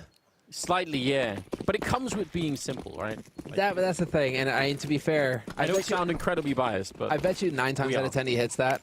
And that's just that one time where it goes. I mean, look how close it was, right? So, man, by my count, there are at least like a couple of rounds here that I feel like NIP could have very likely lost. So like this could be 9-3 or something in favor of NAVI at the moment. So I think NIP is not to take anything away from them, but they're probably feeling like a little bit grateful that they're actually in this position. This could be interesting. Like this is not done yet. This first half is suddenly way more alive than I thought it would be. Isn't this just the NAVI story though, where they could you've just painted the picture for a self-implosion or an right? You know, just they could have had this fantastic situation where, barring a few mistakes, they're almost into double digits now in the first half against NIP, and instead now NIP have got a way into this first half. It could be way closer. NIP could still win this first half. Yeah, and you're not wrong. NAVI's killed off the face of the planet. There is something very NAVI-esque about the whole thing. You're right. Which is, I guess, it does make watching the games, you know, interesting and frustrating all at the same time. If you're a NAVI fan, I don't know how you do it. No, many of us have dipped out over the years and said, I cannot keep doing this, you know. I must stop it. Yeah. Oh, Nipper looking good. You saw Threat in the background there getting his cheer on. He's down here in Stockholm now. Well, actually, most of these guys are in Stockholm now, if I'm not mistaken. But Threat, what is he finishing? Like a master's degree? Finished that up. So he's set, dude. He's good. He's just doing it all, isn't he? Yeah, he just does it all. He's one of those freaks who just went to everything. Japan for a year or something. Yeah. And then, you know, still coaching CS at a professional level. Just monster dude. Trying to do the damage for the bomb to take some people with him at the end, but it didn't really work out. And that'll be the 14th round coming up with a scoreline of 7-6 in favor of NAVI. So, yes, slight edge. It feels like it could have been way more, and now they don't have the luxury of the economy either. They're going to be missing some of the better rifles and maybe some grenades as well. Strange turn of events all of a sudden in this game. I was expecting, but they have simple with the AWP. That's really what we all want. Oh, and he's going to be straight down the middle. Maybe not. Witnessed. Second guessing himself. You know, playing carefully. What? What a shame. Well, we'll see. I mean, Boomage is trying to make a play happen in Banana, and NIP just on top of him once again. That mini game that's going on over there with the nades, if they get dialed in, or you could just be simple and time Hampus trying to push through that smoke. Get out of here, son. I was going to say this was about to be a real disaster because not only did NAVI, a headshot through again, and Perfecto up on top. They shut that down, double push towards the B bomb site. But not only did NAVI lose that initial exchange, they used almost all of their grenades on the B site. So they were in a lot of trouble, if not for the follow-up defense, which worked out incredibly well. Well, now this is all on Electronic. He has got to make the difference here. Does he catch Twist? Barely misses him. What an unfortunate timing here for Electronic. Yeah. Yeah, you gotta hope if he reads it wrong and he thinks, well, that means they're in Banana, so I'm gonna go like that could be bad, but he's doing a fantastic job right now. Not taking anything for granted, and he's gonna go check the hard way, and that should be the round, no problem. Oh! Oh no! Oh dear! I'm getting real nervous, Semler. What just happened? Dude, the caster curse is still a thing I see. Still got it. He's doing it all right. And then he's not. Oh, there's the time. Like, Nox got that shot. This is unreal. Winnable situation now for NIP. They've got the positioning. They've got the firepower. It's on Flamey and Simple now to work together. Simple's got that AP, puts it in the pit. Doesn't get the kill, but he still hits a headshot on Nock. Twist now. 1v2 alone. Has the AK. He's got the positioning. I mean, there is a kit on Flamey. I think they should be able to hold this. Up on top, it's the AWP first. That's going to be great for... Oh, he goes for it! He's going to go down right away. That was definitely possible. You're absolutely right. That could have been working out. But the kit will make sure that NAVI win the round. Oh, man. Electronic... What do you... If you're him watching that 2v2 at the end, you're just praying, you know? You're thinking like, please don't let that be what costs us the round. Well, this is... Unfortunately, Electronic... He's been put in a position 3 times now where it's the easy shots that you miss. Yeah. You know, he's had two opportunities on short, one against Antico, one against a buy, but both times where he was getting the drop on him and he still doesn't connect. And then here, It's just that you know it, where you got them, they're turned around, and then you fluff the shot, and they 180 headshot you instantly, and you just put your fist through your desk. That's what just happened to Electronic. It's happened to all of us. It's true, isn't it? You know those days are going to come. You might as well just mentally prepare for them so that, you know, it doesn't bring you down. Really go. Popsky again trying to win the fight, and again he will. He is so good at these initial fights on Banana. Not just from this game, but I remember from past games as well. He's just an excellent player at this kind of Counter-Strike, and what a valuable player he is for just this reason alone. If you can just have someone, you know, win 2 or 3 rounds where they win that that fight on Banana on the T side, that's brilliant. No, I mean, now it's Perfecto has to kind of stick his neck out here. Flamey's got his back. There's the peak. Beautiful headshot to start it off. And there it is, the follow-up working together. Boomich and Perfecto. So Boomich had done some damage before. Perfecto able to collect 2, but somehow we've lost Perfecto in the meantime. Hampa's going to take that kill. Brings it back to a 3-on-3. Electronic still all by his lonesome over on the A site. And it's looking like, once again, I mean, hey, if you're NIP right now and you realize that Electronic may be missing shots, just go and pressure an Electronic. Like, let's go back to A. Yeah, that's a good point. Maybe you feel like, it's not his best game we've seen out of him, so let's try and test him. That actually is, that's not a bad idea. He's bottom fragging for NAVI right now. Well, he's down, and this is his position. This is where he's made a huge name for himself on the map, so you'd expect that he could do a fine job. I'm worried about the time once again. 20 seconds, Semler, coming out of Boiler right now. That's going to get scary, isn't it? Oh, man, that's so disgusting, this position, how you can use that little wall, that broken wall there. There it is, Flamey with the cleanup. 9-6 at the end of the first half here. NAVI on the CT side managing to rally and get it done. Yeah, well, we're going to go to break, and we'll be back with the second half coming right up.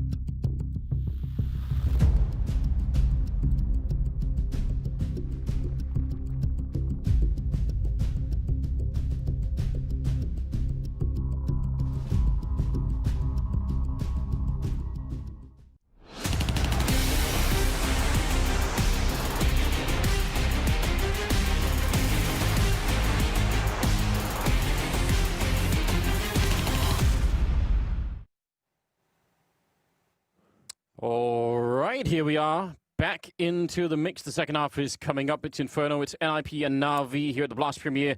Just the first game. We're so excited. We can't wait to get this underway. Of course, I'm here with Semler. How did you enjoy that? Like that first half? I thought it was going to go all NAVI, but didn't turn out quite that way.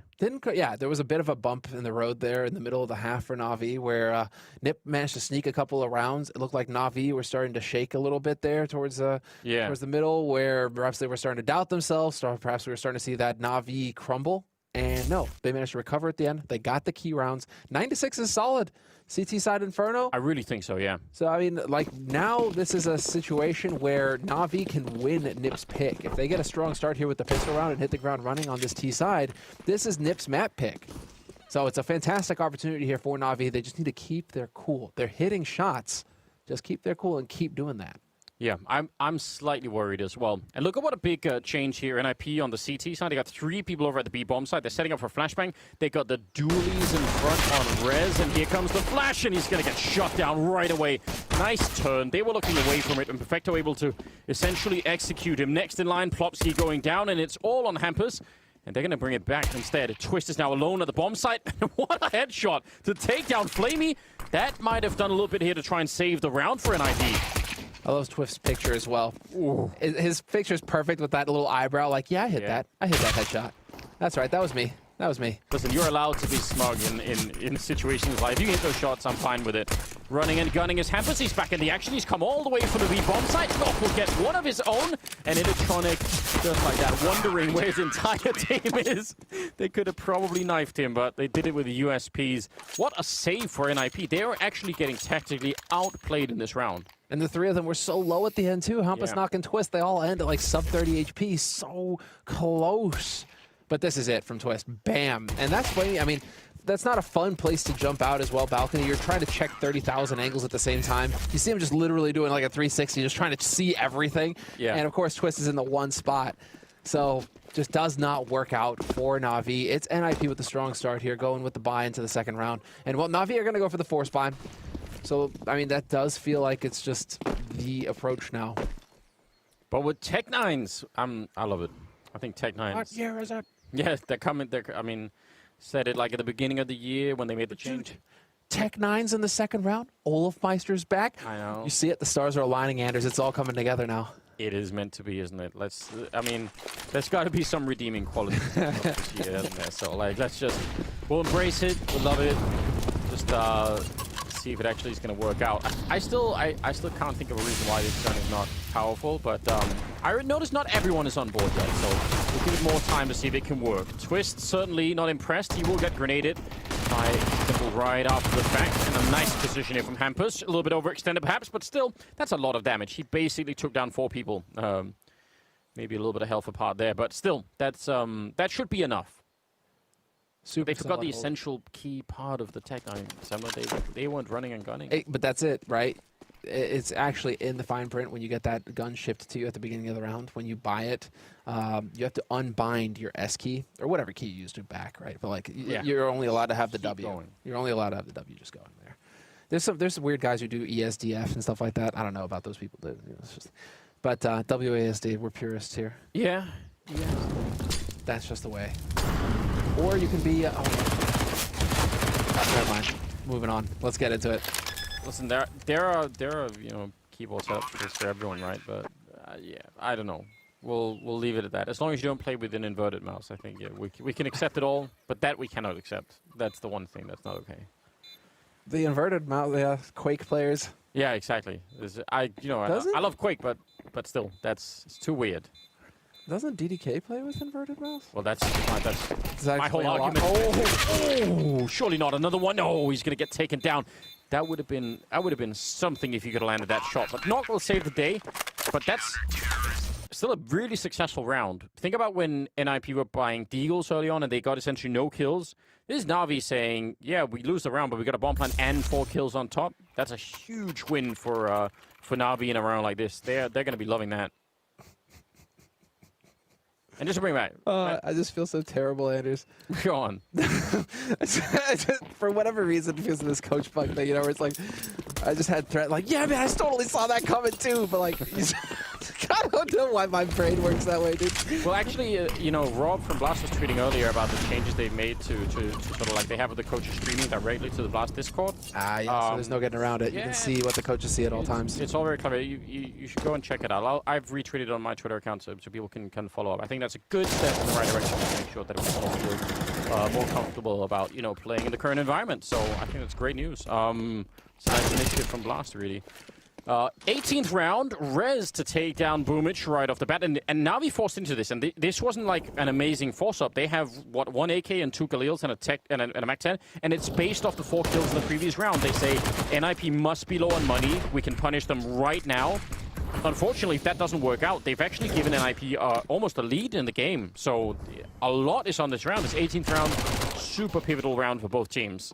They are desperate for a bomb plant now for NAVI. That's the minimum here in this round. Get that bonus money out of an L. But NIP are looking fairly good. Knock is going to be the one kind of left by his lonesome on that A site, but the rest of the team rotating over towards B. Twist is going to make a play for information here as well in mid. Simple is holding with the AK, but no. Now it's going to open up full on into B, up banana from NAVI, and there are 3 players for the Ninjas ready and waiting for him. This could be brutal here for NAVI. Setup is in. They've got some nades at least to go ahead and get those smokes in. So that is going for him. But now Rez was turned away from the flash. He's going to be ready for him. There it is. Hampus gets that kill. And Hampus with 2. It's going to be Perfecto cleaning house. And Perfecto making the plays. 3 kills for Perfecto. Opening up the B side on Inferno. And then Knock comes out of nowhere. 2 HP. They get the bomb plant. They get the bomb plant. But what was that? Oh, man.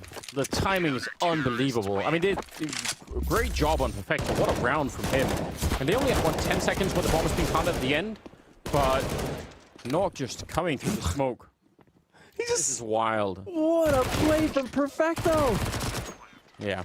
It was all lined up really well for a huge round there, but there's nothing you can do when he's planting the bomb like that, so what a rough way to lose a round that you were otherwise just turning in your favor. Again, though, they did do a lot of damage to NIP, so even if they lost that one, it's still kind of interesting. It's 9-9. The bomb plant also means they can buy again, although I don't think they would have been able to without the bomb plant, honestly. The $800 bonus there, I think they would have put them below the limit, so wow. Some really thin margins if you think about it.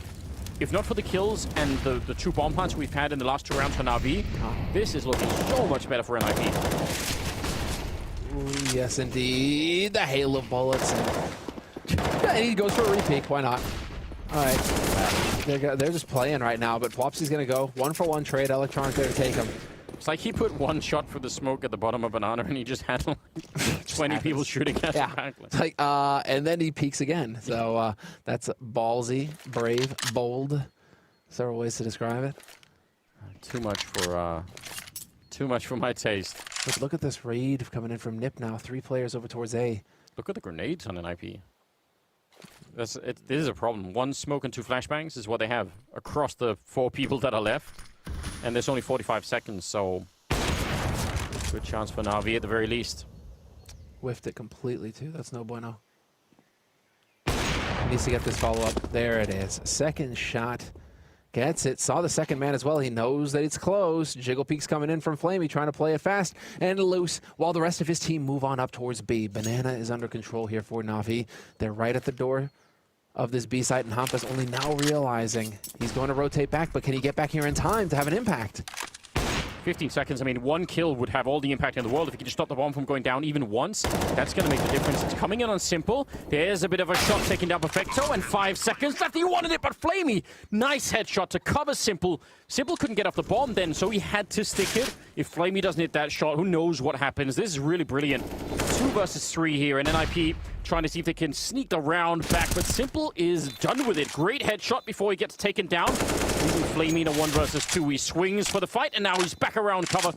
He knows exactly where Rez is running up. This is AK versus M4, and that AK is almost always going to take that win. Huge round out of Flamey, saving Simple for the bomb plant, and just continuing, and that was really critical. Oh, that's unfortunate. He just missed picking up that AWP as well. That would have been the Wombo combo. Still, I mean, Flamey, yeah, that's, and you understand, but it's trying to force it. You know, there from Hampus, he's trying to force it. He gets that first kill, fantastic, and then he just tries to get a little bit greedy. he tries to get just a little bit too much.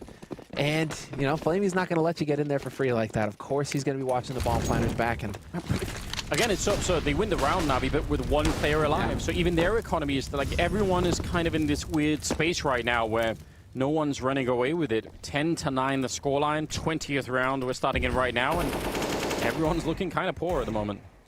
It is definitely looking a bit rough.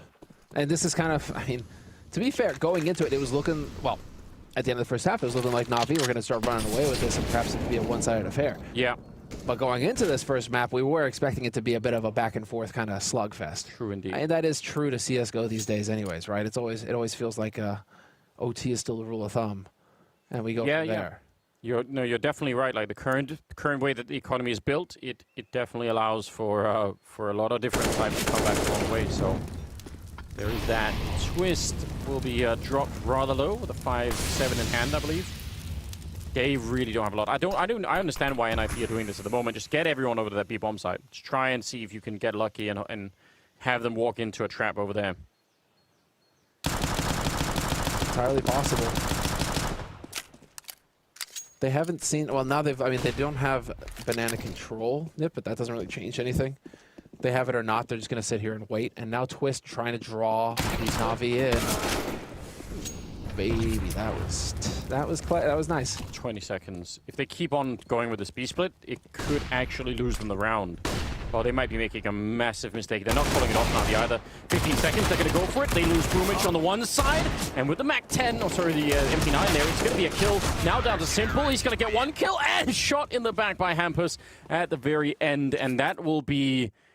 Man, that's just a call that's been made there on Navi. Don't back it up, keep going, and that just cost them the round. And that could cost them the map right here. That is that one decision to keep going is potentially really, really costly. Oh, whoa. Nice. What can he do? Let's go! Excellent. Guy had Freiburg green screen into the background. Next level. OG NIP right there. For CSGO, that is, of course. For all those purists out there. Well, fair enough. There's a little bit of history at this point in time, isn't there? We can start going back the years. It's going to take a while. Look at what they have now in NAVI. That's why I said that could be the map winning round right here. I mean, NIP had nothing to work with. They get to steal an AK. They get to win the round, and they put NAVI in a very, very bad spot economically. Oh man. I wonder if, I mean, it's easy to criticize, but it's hard to know what they would have known at that point in time. But once they ran into, was it Twist with the 5-7 over at Arch, and they, they trade him for, 1-for-1 there, you think, do you keep going? Do you take the risk? They had 20 seconds. They could have run back. It would have been close. I don't know. That's a hard call to make no matter what. This is some cool acrobatics coming out of Simple. What are you doing? Climbing on the building. Man, think about how frustrated. There it is. Finally. Oh, and he misses the chance. He was so patient. Yeah. He was just waiting. There's the flash, and Nox going to get set up. Twist, Knock, Rez cleaning up here on this A side. It's all on Flamey, and he gets extinguished. 11-10, NIP in the lead. In the lead, Anders, and looking good.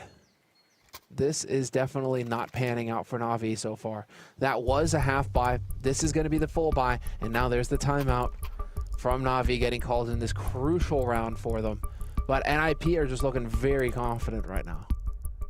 Yeah, I think the last couple of rounds have been a bit of a roller coaster ride of emotion, but that round seemed like it was all about basically that trick from Simple. Is like, if we get a kill, we go, and then it was like, oh, no one's showing. No one's showing, no one's showing, no one's showing. Oh wait, somebody showed and I missed the shot. He's doing his best Spider-Man impression as well. Yeah, it was sick. He was up there, but he squandered, that responsibility, Anders. I know, it's... doesn't pan out for him. And Simple must be used to it at this point in time, though. It's on you again. Everything. Next year will be different, maybe. This is the big round, though. I mean, now you've got that buy round that you've been saving up for. And NIP still rocking a FAMAS on Rez. 4 players at B for NIP. This is the carpet bombing of Banana. All the damage, and they just only do, what, about 22 to Perfecto. Yeah, so not that impressive yet. We'll see if they're going to be sticking around. Plopski's moved up really forward position. Again, he's so good on the T side playing this position, so we'll see if he can do it on the CT side. A bit of a jump. They definitely knew that, and his team have all fallen back, so I think he's kind of lucky to be alive right there. That could have backfired, and now we're back into a more normal game, just with NIP having used some of their grenades, not all, but NAVI have almost no grenades though, so that's a problem. Did he just switch to burst fire? Yeah, he did. What's wrong with him? Butterfingers? So now got a bit too excited? I'm gonna write a letter of complaint to NIP. Just hit all the things? All the buttons? We saw it. We saw it, Plopski. Don't try and hide it. Listen, it's bad enough that he's using a FAMAS ender. Do we really want to twist the blade, you know? I guess so, yeah. Gotta warn the younger generation so that they don't, like, what if they grow up thinking it's cool? This isn't Can't have that happen. This isn't Source. Get out of here with that FAMAS business. 30 seconds. Again, they have what? A smoke and a flashbang here at NAVI. That's a lot to cover for an A attack, and they just used it. Well, one of them there. The other one just put up by Electronic, so we'll see if it's going to be working out. He really wants that headshot boomage. Oh, he's so hungry for it. 19 seconds left. Flamey with a kill, and now actually only Nock is alive, and he's going to get shut down. This has worked out so well for NAVI. This is everything they had hoped for. With that little time left, you can't afford many mistakes, and they had none of them, so great. In true NAVI fashion, 7 seconds left, bomb gets planted. And, well, 3 players survive for NIP, 2 of them holding on to FAMASs as well. It stings that they should have money for a buy in the next one. Zeus is somewhere in a leopard coat, drinking champagne. Dude. Yeah, he's in a club somewhere. Giving it a little toast. He's in the club. Some outrageous scenario like that. Zeus is such a baller. Do you follow him on Instagram? I love that guy. Yeah. He's I miss chilling out with him, man. I mean, like, he was always a good dude, and he'd be at the gym too, at the hotel, you know, just going at it. Yeah, he was a real boss. Yeah, I think it's amazing what he's done building a brand for himself. Obviously, mostly in the CS region, but it's very interesting, isn't it? So nice, much needed round from NAVI. Didn't think it was gonna really happen. I was starting to get worried for the lack of grenades there, but Flamey, 2 kills to get it done. No green screens going on, but you got the fan cams in for the NAVI side. Got the fan cams in. And while we're in a tied situation, this is it. All the money being spent here by NIP, essentially. And NAVI bringing it right on back into this. So, 11-11, make a wish. And that is a tremendous amount of damage dealt to Perfecto already. That's just the nightmare of playing Banana on Inferno, man. I would never want to play that position because it's just, you don't know if you're going to get naded into Oblivion. Well, you know you're going to get naded in Oblivion, but you're always just playing the game on hard mode. You're a bullet soak. Just got to find a way to try and be useful even with 22 health, right? But it is pretty demoralizing. Like, guys, I'm already basically dead. At the beginning of every round. Can I sit this one out? Yeah, woe is me. And then Simple's just playing the smallest violin for him in the background. Like, get over there. Get up on that site. Yeah. Jump for me and I'll try and take some kills. No one has any money. I mean, a little bit more on the NAVI side, but not an enormous amount. So, such a neck-and-neck game at the moment. 50 seconds. They're going to be setting up a single smoke there to block off CT spawn. Plopski, interesting position. If he could avoid getting flashed, could do some damage from this one. Now sneaking in is Nork with the AWP. He's running back, and I think Sybil will have heard that. Yeah, he definitely knows. He's going to catch him. That's some great awareness. That was just all audio-based from Simple. He knew that he had just fallen back. And, yeah, perfect timing here for NAVI. This is so well done.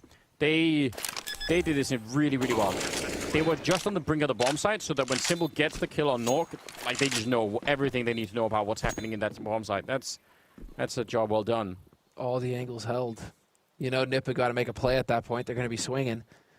And, well, they just got smashed on that B site. Crucial round here for NAVI. And, again, just to remind you all, if you're just tuning in, it's 11-11. NIP, this is their map pick. It is, yeah. Train, the second one, going to be coming up, of course. But I don't know. This NIP economy can't really afford to have a round like this, to be honest. Even saving the FAMAS and the M4, which they're currently doing, and looks like they might be successful in, it's still a problem. It's a big problem. Yeah, I'm just taking a look real quick. 43% for both of these teams on this map. So it's like they're dead even, but it's not a good map per se. Yeah. It's just they're both equally weird on this map. Equally weird. Fair. That's you know. I like weird. Hey man, it's always a good time. But like Train is the second map of this series. Both of them are at 67% on that map. That's an odd coincidence that they happen to be that even on the whole thing. Isn't it? Fair play. 7 times they've played. Both of them have played Inferno 7 times, and both of them have played Train 9 times. So it is just dead even across both of these. And Navi right now are squeaking ahead in this. Although we will do. I mean, we still have enough money for a buy here for NIP, so it's not like they're completely out of the mix. They're gonna make Navi work for it. That man, in particular, he's been doing some decent work. But it's nice to see here for Navi, at least. It doesn't really feel like there's any necessarily weak link. I mean, Electronic has had his moments, but Perfecto started slow. He's definitely waking up here for Navi. Yeah. Yeah, it's looking decent. NIP putting on a good performance. Maybe a bit more out of Plopsky and Rez would be interesting. But it is always harder to do when you're on the CT side playing on Inferno. It's you get so much of the initiative that you'd normally want taken away from you playing on this map. Like it's definitely a bit of a struggle. So we'll see. They're leaving Hampus alone, who's the current top fragger on the whole server. Actually, 20 kills. So they're gonna say you just control B on your own, and we'll do our best to take care of A. And it looks like that is gonna get tested right away. Oh dear. Maybe not. If they go for him, that's not good news, is it? He's gonna have a real rough time. He's top fragging for Nips. I mean, the guy's connecting bullets with heads. But yeah, 1v4 at this level, it's not usually a pretty sight. Here's the peek. Trying to bait a reaction, see if that smoke is just a gimme or not. They're walking close as well. This is such a disaster, isn't it? He's gonna have to get lucky through the smoke or something. He's gonna jump through, and yeah, he's dead 10 different ways. Even if you got a kill, don't think it matters. Yeah, they're saving instantly, and they should. Dude, it's Simple who gets that kill. Can we get Simple's perspective after this? How does he get that shot through 2 smokes? I think if we get the camera, you'll see him holding his hands over his own eyes as well. He just clicks. Yeah, just throws it out there. He heard the footsteps. Check this out, guys. I'm not even. What was that? I'm very curious now to see how that played out, because you're just thinking, okay, he's just gonna get gunned down by an AK, but no, it's Simple who finds that. Tough break for NIP, but at least they maintained the rifles, as you say. They are gonna hold on to that. Yeah. This is Navi getting within striking distance. Yeah, I'm so worried about that NIP economy. I mean, saving the rifles is a slight silver lining, a little bit, but it's rough. 13-11. 3 rounds away on Navi at the moment from picking up the first map, which would certainly be interesting. Yeah. That's not a lot of information, guys. That he did not steal all that. What a guy. That's so sick. What a shot from Simple. Hey, you know why as well, because on Reddit right now there's that Zywu clip of him tracking and Launders. I mean, that definitely sounded X-rated there, Launders, not gonna lie. But I was like, what are we watching here right now? But Simple, he's got to get his own tracking one, He's got to get his own tracking clip on there. Yeah, well, I mean, it's good motivation, right? But Launders are getting on the front page of Reddit. Both, if you can do both, it's even better, right? It's gonna be a while before someone beats Tess's in spraying, though. Yeah. That was really kinky. 20th round. Let's see. Again, the money for NIP is really, I think that's the main downfall of the Swedes right now. That's what they have to turn around in some fashion. And they're not being that proactive. I'm going to say that. Plopsky certainly is. This is cool. He's trying to really win it back for his team. I like this kind of playmaking. We'll see if it works out in his favor or not, but I still love the fact that he's trying to do something. He got hit by that Molotov at the back as he was running away. Like using a bar fight? Yeah. Someone just throwing in a legit, he's trying to get out of there and a bottle just hit him in the back of the head. Good thing he was wearing a helmet. Paid your tab yet, sir? Get out. Dude, that's next level. If sometimes when you're in this position that NIP are in, you just default into like a passive playstyle on the CT side, because you're like, we don't want to make a mistake, and like, we're losing all of a sudden, and Don't like seeing that. I love the fact that Plopsky tried to do that. I think it's the kind of mentality you need if you want to turn this around. That was close. It's about making plays right now. You got to make the plays if you're in on NIP. 13-11 with NAVI in the lead. I mean, you got to get it done right now if you're NIP. You're running out of room. Especially because you don't have any grenades, right? So if you wait, they will know that you don't have any grenades, and they have way more options. So there's, I think, a lot in favor of trying to make some of this happen earlier in the rounds if you're NIP. Like sneaking a kill, they tried to do it, it didn't work out, but yeah, that's the kind of mentality they need. Who have we got in the pit? It's Hampus with a deagle. That would be a cool lad. We've seen some clips from that. Twist is going to go down. Hampus, might be your turn to step it up if you can. Nort goes down, and Hampus is next in line, and they are just everywhere running down the bomb site. And that's another Na'Vi round. 14-11 now. Absolutely no doubt. And that was so well synchronized from Na'Vi. They all went at the same time. Yep. Just total collapse onto that site. Clean. Nowhere to hide if you're an IP at that point. And so far, it's looking real good here from Na'Vi. They're making better use of their guns, of their nades, and they are pressing that nade advantage, as you said, Anders. Yeah. As it gets further into the round, they're realizing, well, they aren't flashing the way they normally do. They aren't using HEs the way they normally do, or mollies, and you just take advantage of that if you're Na'Vi. And so, Na'Vi now, this is it. This should be a situation where they get it done, because the money isn't going to be pretty for NIP. Well, they should be getting, I mean, you should get max. Well, yeah, so they actually are going to get a decent amount of money on it, but yeah, the momentum is very firmly in Navi's camp right now. They are the ones who are controlling the situation by the looks of things. And we're not seeing as much excitement over on the Swedish side right now. There it is. Yeah, he got beamed. He's like, what is this, Portland? No. At least at least it didn't like collide with him so that he got stuck. You know, like some grenades do that sometimes where you like almost sort of get stuck inside of it. That could be really uncomfortable, but yeah, no, he's fine. It's all good. 11-14. Great grenade out of NIP down towards Perfecto and Simple. And this time not fighting Banana. Twist though a little bit forward. Yeah, still they have a great setup here in middle to try and see if they get something out of it. They're going to get the headshot at the very least, taking down Electronic. That's nice work. And again, I love this proactive work from NIP. This is doing really admirable from them. Nice shot from Simple, but can they actually turn it into a win here at the bomb site? Not looking likely here, Anders. Although Boomich, he is still in the mix, and he's got full HP as well. What do you do here, though? Realizes that it could be a 1v1 situation. Twist is waiting on the other side of the smoke. He heard the footsteps, and this smoke is working against Boomich. This is heartbreaking now. Twist on the small wall, and Boomich has no way of knowing that he's this close.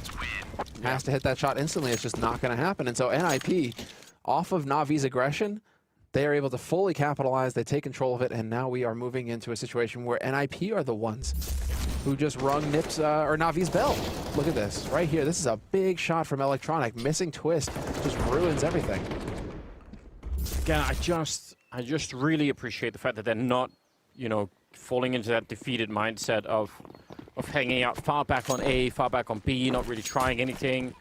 You could definitely go more aggressive, but that is just fine, I think, what they were doing. And again, Plopsky in the previous round too. I think these small things really do make a big difference. So 14-12.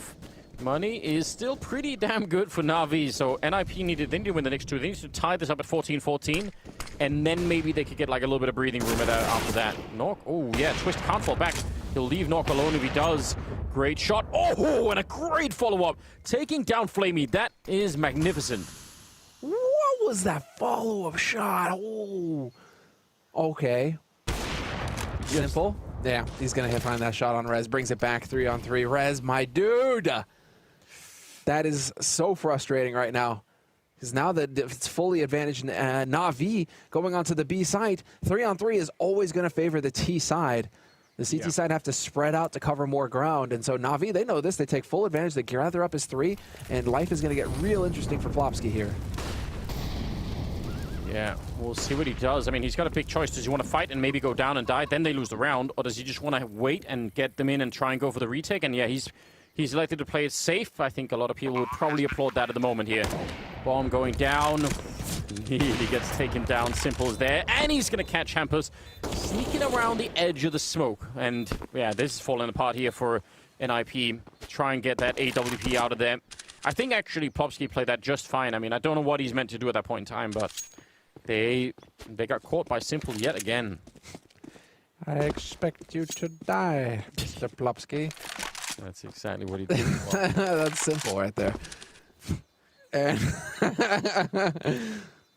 I would love to see like a Russian or Ukrainian essentially makeover of James Bond, like not one the way that he's like subtitled differently or whatever, like a full on, you know, just their own interpretation. That would be great. It would be really sick. Yeah. I bet huge chance it would be better, in fact. So, what is that? 15 rounds now for NAVI. Man. Map point. Yeah, I think the whole entire desk picked NAVI to win the whole thing. So they're going to be smug and happy if they end up, you know, getting this one right. It's true, actually. Yeah, they will. I mean, it's great because James will get to go home again, so that's always a positive. There is that. But for the other two, I don't know how they'll live it down. I don't. We'll have to find out from them on the desk after this. To be fair, though, we are going into a second map where, again, it's pretty much dead even between these two teams. Have to reiterate that again. Train is the second map of this series. And it's a tech pause that we're getting. Interesting. Welcome to the wild, wild world of online CS. Tech pauses are a thing. But Train is the second map, and they're both dead even in terms of performance, but they're both stronger on that map. Higher win percentages for both of them. So it could get real scrappy, and if it goes to Mirage, that's where it's going to get dicey. Because Navi have a 75% win rate on that map, and only 56% win rate for NIP. Yeah, man, I would love to see it. I think it's worth it. I kind of like how both these teams are playing right now. I'm not seeing, like, I think the worst quality of Navi at certain times is like a huge amount of hesitation and second guessing and sort of I just don't like that. But I don't think we've seen a lot out of them that's like that today. So I welcome it. I want to see Navi play like this more often. So I do too. I mean, you could see Simple taking control in that last round too, where he just starts hitting the shots. He just makes the plays. He gets that AWP. He's in the mix. He's feeling it. And that is what you want to see there in that sort of scenario. So good on them from Navi. I mean, this would be a fantastic start. And really, they are the ones kind of looking for redemption. They've got a little bit they've had a little bit of a rough time in their own region recently, losing to teams that not necessarily should be losing to. So coming in here, they need to show that they are the number 5 ranked team in the world. And are they, or did I just pull that out of nowhere? Yes, no, they are. You did. On HLTV, they are Navi. They are number 5. There's so many rankings now, Anders. It's like, oh, these have got their rankings, and over here there's rankings, and over here it's like, which one are we using? I'm still going off of HLTV. How about, I've got an idea, Semler. How about you and I, we make like a meta ranking site where we just take all the other rankings and, like, you know, we do an average between them, and then we say that's the ranking. You know, do we count as a third party, right? Listen, I think that would be how to do I'm it. down with that. We've got no affiliation. Yeah. We're not affiliated with any teams. We can make that work, you know. That's how it's done. We'll get on it right now. Saying technical pause and showing Plopsky, implying that it's his fault, maybe? I don't know. Oh, he's grinning. Apparently, just making sure that Navi's pings are working out all right. That is typically sort of an online problem, so I'm sure they'll figure it out. But we do want them to play at their best, obviously. So I can respect the fact that we're taking a moment to make sure that's working out, though. Yeah, this is turned into just a very different game from what I was expecting coming into it, but in a good way. I really like the fact that it's ended up this close. Now, what I wonder, though, and what might be tricky is, you know, I still would say NIP need to try and take some of the initiative, at least a little bit early on in some of these upcoming rounds. Yeah. And again, it's so much harder to do when you've got your back against the wall. There is just that temptation. I mean, as a team, but also as an individual, right? Like, who wants to be the guy to make the mistake that's going to cost you the map? Who wants to walk around the corner like a banana early on and you get shot in the face and you say, oh, well, guys, like, you know, GG, we're... Shucks. Yeah, we're going to go to the next map. I feel like they have to fight that temptation to play that safe style of Counter-Strike and just get in early, kill it, and then you can go back and try and be a little bit safer, perhaps. But yeah, we've had some wild rounds. Yeah, and look at that right there. That's a 50-50 for Rez. Yeah. Yeah, he's left or right, which is it going to be? Flame picks the other. You know, he picks right. So it's you get these sorts of scenarios where it's just painful, and it doesn't break your way. We also had a few situations perhaps where it was individual performances. This guy's face in the background is disappearing into the monitor. That's hot. Yeah, he's just essentially be green screened in. Well, yeah, I mean, I don't know if we can extrapolate too much onto the Train map, but the fact that Simple is hitting a lot of shots, obviously on Train, that AWP will be even more important than on Inferno, you have to expect. So that could be a bad omen for NIP. And I mean the rest of it, I still think Rez and Plopsky are slightly underperforming at the moment.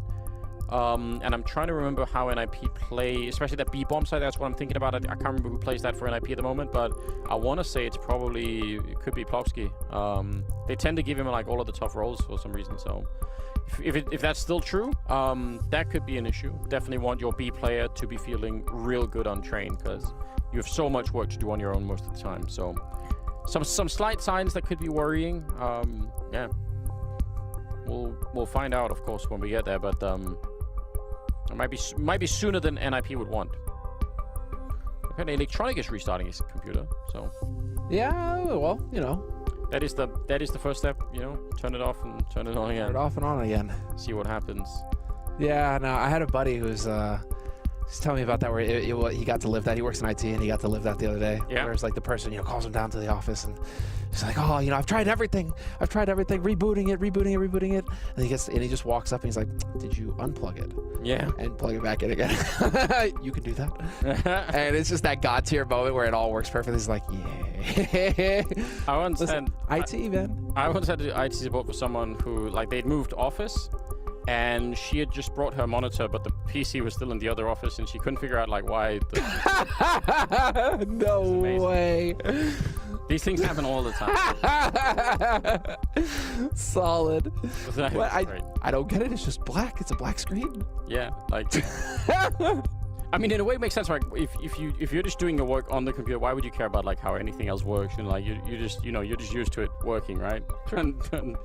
Yeah, anyone working in IT support will have a whole lot of stories around that. So it's I mean, it almost makes up for the fact that you're working in IT support, that you can, at least you've got stories. You know, there's that. Because the rest of the time it's I don't know, a testing kind of job, just boring in some ways. Yeah.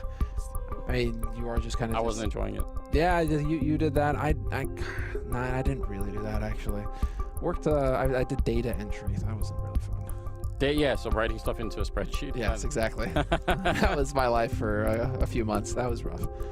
Well, not really. I mean, it was like I just threw Rogan on in the background or something. You know, I had like a podcast or something going in the background. Yeah. I got really good at Street Fighter because I just listened to Street Fighter podcast while I'm putting data in. You know, like. Yeah. Oh, okay, cool. But the potential for a lot of boredom, if not for that kind of thing. Yeah, that's fair enough. Yeah. Well, maybe Electronic needs IT support right now. Maybe dispatch someone. Is there an IT, like, is there an Uber for IT support that, you know? I like how Rogan has become like Xerox. You know what I mean? Or you know, Kleenex. Just everyone. Because I'm thinking podcast, but I say Rogan. You know, I just threw Rogan on. Yeah. It's like I threw a podcast on. That is the only podcast in the world, man. But it's true. You know, you just like, I just threw Rogan on. It's good times, even if I think the new studio is a little bit less exciting than the other one, but whatever. It's fine. I'll learn to love it. There we go. At least he's got a grinning. He's got a camera on. Like there's some connection to his current location. You know who else has a camera on, Anders? Go on. We do. We do. Yeah. Could show us on camera. Hello, everybody. It's been a while. We're feeling. You know, let's just go full 2013. Just bring it back to us. And do a podcast right here. And we'll just do a podcast right here. Yeah, we're lacking the attention, is what we're saying. That's what I'm saying. Yeah. People, you know, they hear the voices. They don't know what we look like. They're bringing it. That's true. We need to throw it all the way back. I mean, you were sitting here side by side. It's 10 years ago. Well, not quite. 7 years ago. It's been a little while, yeah, for sure. And, you know, hey, there we go. There we go. What's up, everybody? It's been a while. We've changed a little bit. Yeah, I think for the better. I think that's actually, we're bucking the trend. We're going the other way, you know? Well, you know, I felt like I had to do Moses justice. Yeah. And it is a bit long right now. My hair's growing out. I was going to say, like... I'll take care of that for the next broadcast. That's definitely good. But, you know, I couldn't let you... It was all about, you know, making you comfortable. I like that. I appreciate it. In many ways, I did always think of Jason as like my therapy pet, you know? So I think that I appreciate that, you know? I heard that flights, you know? Yeah, I heard that rubbing a bald head could be very soothing. There's something about it. No, I'm not going to say anything else. 28th round. It's going to be a great kill from Plopsky. And, oh no! Plopsky dying, I guess, sort of halfway to Perfecto, halfway to Zone Molotov. That's rough But still, I still love it. Again, the aggression from NIP showing they want to try and take charge and not less than. Otherwise, NAVI have all of the advantage. If they play this slow and carefully, it's probably going to be NAVI winning this. So I really, really respect what NIP are doing. These last 3 rounds from them have been, I think at least the idea of them have been really, really good. So let's see if they can do it. Otherwise, it's going to be NAVI winning this first map on Inferno. Perfecto goes down to Twist, but Simple is there with the AWP. Nice shot from Nork. He actually hit that down from the pit. And now it's a 2-on-2. Nork and Hampus versus Electronic and Simple. It's going to be a great kill there with the AK. And now, with about a minute, it's a 1 versus 2. Simple, see if he could steal this one away from them. He's going to get to the bomb site first, I think. But, ooh, it's going to be close, isn't it? Because he stays, and he hits that shot! Simple, you are the man who needs to make it happen now for NAVI, and I'm pretty sure that everybody on NAVI are perfectly happy with this situation. A 1v1 situation for Simple here on this B site. Bomb planted, knock. That's the one thing that Simple doesn't know. Is he coming banana? Is he coming through CT? And it looks like he heard the footsteps. Knock making some noise, and that's going to be all Simple needs now. He's got the position. He's just going to wait for the tap. He's just doing it again. He's playing with him. He's got no idea, does he? Knock. He's looking all over the place. I think he finally figured it out. Is he going to try and hunt him down? He's really trying. He's going to get the shot. And, oh, I don't know. He's going to be right on it. It might have been not enough time. It's going to be down to the last second, but it will be the bomb going off. And Simple to win a 1 versus 2. I can't believe that he stopped to wait for that rotation in. What a beast. He was reading Sun Tzu's The Art of War, Anders. In fact, you must win a battle without firing a shot. Fantastic stuff. We're going to go to a break, ladies and gentlemen, and we'll be back with the desk, so stay tuned.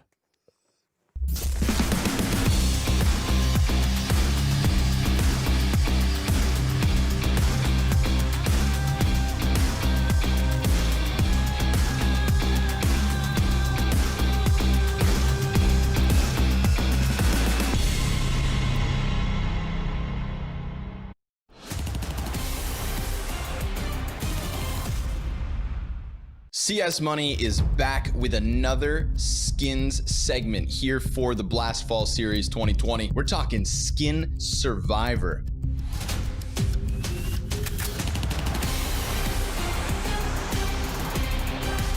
For the very first episode, we've got the best of the best. We bring in Mantu. Yeah, I'm ready. Let's go. It's a tournament bracket. 16 skins start, head-to-heads, all over the place, leading down to a single winner. And Mantu, this winner skin needs a winner owner, and it's for that reason that we will be giving away the skin that we get this all down to. I hope you're ready to begin.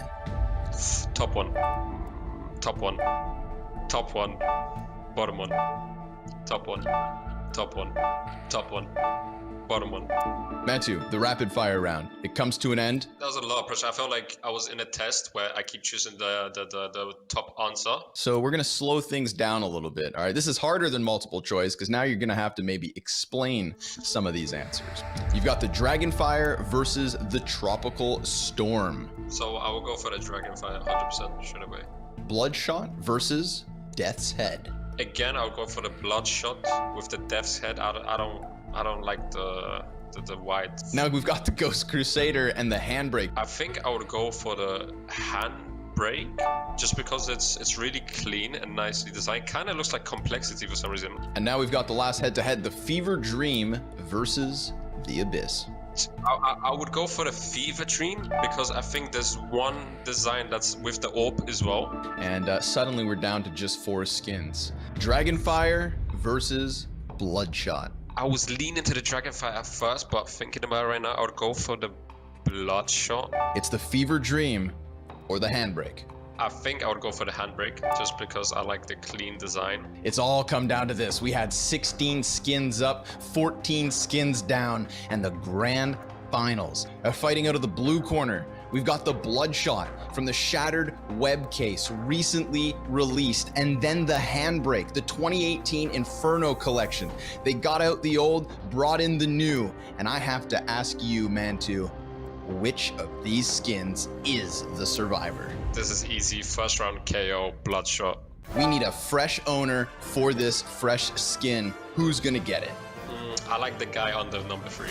At Splits 0, you've gone ahead and gotten yourself a fresh new skin thanks to Mantu. So not only is Splits thanking Mantu, but so am I, my dude. I hope you enjoyed your stay. It was an absolute pleasure. Yeah, no worries. Thank you for having me, guys. It's always a pleasure.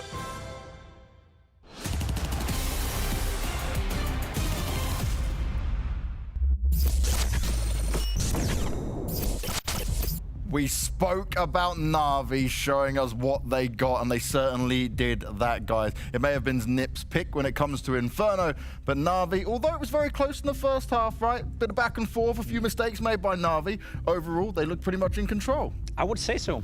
To me, they looked like the better team throughout. There was a few moments in that game where you thought to yourself, all right, NIP is slowly but surely climbing back. Yeah. NAVI seemed, I wouldn't necessarily say unfocused, but you and I spoke about it, Maniac. You know, you look at some of those player faces. Electronic at some point even seemed a bit bored at the game, right? He wasn't fired up. There wasn't that, body language that tells you this is a game that we need to win. So I think NAVI getting away with a fairly convincing 16-12 win without even, playing up to their best is a testament to how good NAVI is when they're actually playing well. Yeah, it's a good result. It's a good result considering, as you pointed out, some of these players were not totally activated from the get-go. Electronic struggled a little bit in the pit. He's usually a maestro in that position. He always is good for two, and he was shaking a little bit. But overall, I feel like the machine kept on going. They did not get frustrated. They didn't rage. They stayed focused, and they won 16-12. And that's a bit right. We heard it in their comms. They weren't raging. It wasn't the chaotic NAVI that so many people speak about from start to finish on it. But we are going to take a bit of a look at an economic breakdown that you guys have picked out here, right? And something that did turn the tide very early on here. And I think that was the great part. When it came into that pistol round, it was something that was slightly different overall for us, wasn't it? It was something where NAVI, okay, lost the pistol round and then they swung back into it in a nice way. Yeah, they didn't, Jacob. Man, it's a really NAVI thing to force buy onto the second round, and they were decided from the get-go to go with that force buy. And we talk about economy play, we talk about consequences, and this one here, that had a lot of consequences. It had plenty of consequences. I was listening into the NIP communications, and they were like, from that simple kill we just saw with the Deagle, they already knew at that point, oh no, this is going bad, right? They knew they made the wrong call. They knew they played that round a little bit too slow, maybe. They weren't being decisive enough in how they wanted to attack, and they gave NAVI 3 different one-on-one duels, and at the end of the day, that was a big part of the reason for why NAVI got off to such a good start in the first half. You even had your missus helping us with the communications. We have an agent. Yeah, we both think, you have a girlfriend. Don't know how. Anyway, James, the fact that C told us, right, that they're being very decisive, NAVI. Yeah. We want to force buy. 100% we're going to force buy. We have a plan with this force buy. Tells me that at least Blade have prepared NAVI for these situations where if they lose the pistol round, they do have a force buy and they know exactly how they want to play it. And this time around, they executed it pretty well. And even though some of these comms, though, are pretty good, and we're highlighting the positives here for NAVI, there were some moments where we were a little bit more like, okay, what are you doing here?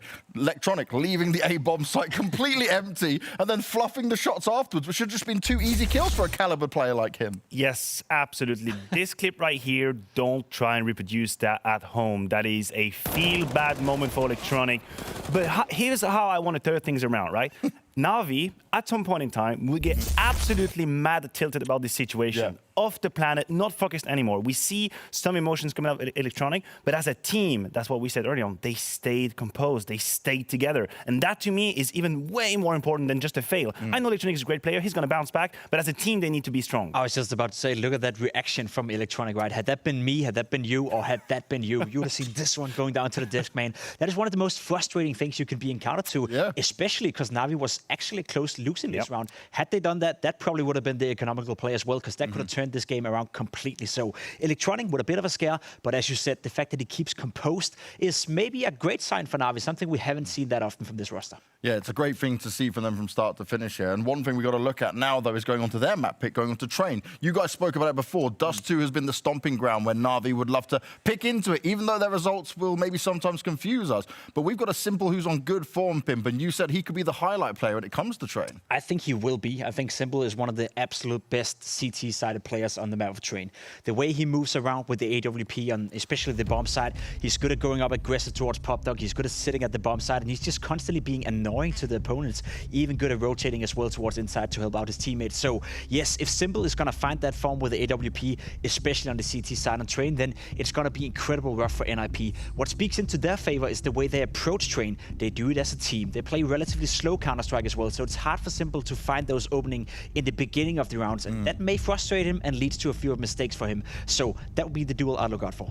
Yeah, for the NIP fans, I have one bright line, one good single for them. Last time these two teams met on Train, NIP won 16-5 with an absolute wall on their CT side, 12-3 scoreline. NAVI could not find a solution, not in any way. The double AWP setup for NIP was really strong. They were active on the map. You'll see Nog picking it higher towards the B-bomb side. So NAVI picking onto Train, they must have watched the demo. Obviously, they've reviewed it, they found new solutions, and I'm waiting to see what kind of tactical plans they're going to come up with.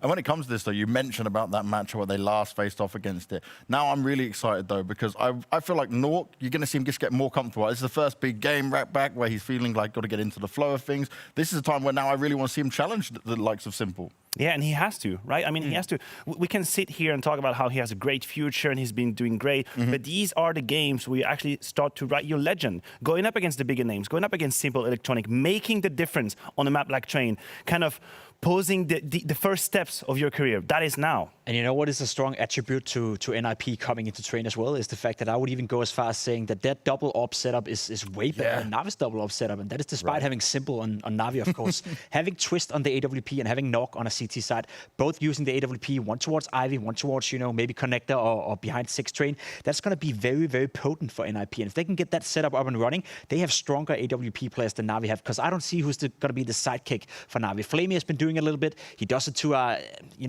decent job towards Ivy, but he's not on the same level as either Nog or Twist with AWP. So despite having Simple being, of course, the best player on the server, the best op players, as a whole, is probably on NIP. Now, we spoke about, obviously, the fact that Navi are going to come into this, and yes, they would have definitely reviewed the last game and hopefully fixed their errors when it came to it. But what do you think is going to be the biggest issue for them trying to break that CT defense coming out from NIP?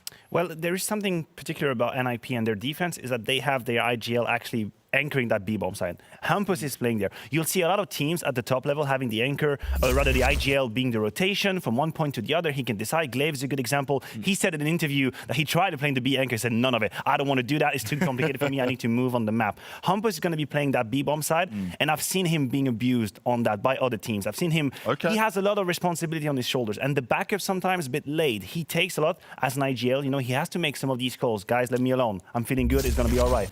So Navi, they might have a solution right here, focusing on Hampus and the B-bomb side. Now, Pimp, you were praising, obviously. My missus listens to the comms that comes to Navi, but when you were listening into the Swedes here of NIP, right, you were saying that sometimes there wasn't that hype person around it. Yeah. And actually, when I look at this roster, I kind of pin at all the players and I think, actually, yeah, who is the guy with the big attitude out there? Who's the one that can pump the rest of them up other than Threat? It's a good question, because that's how I felt listening into those communications. Sometimes Threat were trying to, I wouldn't necessarily hype up the guys, he was trying to be that vocal voice, that was, a little bit higher pitched than the rest of the guys. And they were just, very quiet, very calm, which in many cases could be a very, very good attribute to have as a team, especially when it's pressured. But I even did an interview with Threat for Blaster a couple of months ago when he said that we need someone to sort of like take charge of the emotional side of the game as well. When we're down and when we're being kicked on, we need somebody to fight back. And right now, there's nobody within the NIP camp who has that sort of like, there's a personality to shine through. And either it has to come from a player on the server. It could be Plopsky, could be Twist, could be Nog for that matter as well. Showing on the server, you don't necessarily have to do it by comms, but I felt that NIP, they needed a bit of that spark in order to get readjusted and get up there again, and that may be a bit of a problem for the NIP camp. And I completely agree with you there, Pimp, but I guess my problem when I'm looking at this is I don't actually see a player from all the players. We know these guys. Who would you pick from that, right? You gave a few name options there, but like Nork at times, he can be very quiet with it. Reds has never been the screaming and shouting, the stand-up guy to make a big difference there. I struggle to see that player that can really deliver in that way, in that motivational way to boost them up. Yeah, and I think this is a comparison that we can make with the level of the players as well, right? Because usually when we talk about teams, we say there are two factors we consider. First of all, is the consistency of the team, and is how high are the highs, how low are the lows, right? I feel like NIP are a safe value. Most of these players, we know what they can bring to the table. Most of the time, they're going to deliver. Not so many players go real high, and that is my problem. Any teams at the top level of Counter-Strike need to have someone or 2 or 3 players who can take over a game and literally just gift it to the IGL. Just here, I made this for you. That's a gift. like Symbol doing to Boomage. Hey, take this. That's the game. I'm going to offer that to you. And NIP, I'm not sure they have that. Well, let's see if they do have that. Train is coming up next. It's NIP taking on Navi. We'll see you after the break.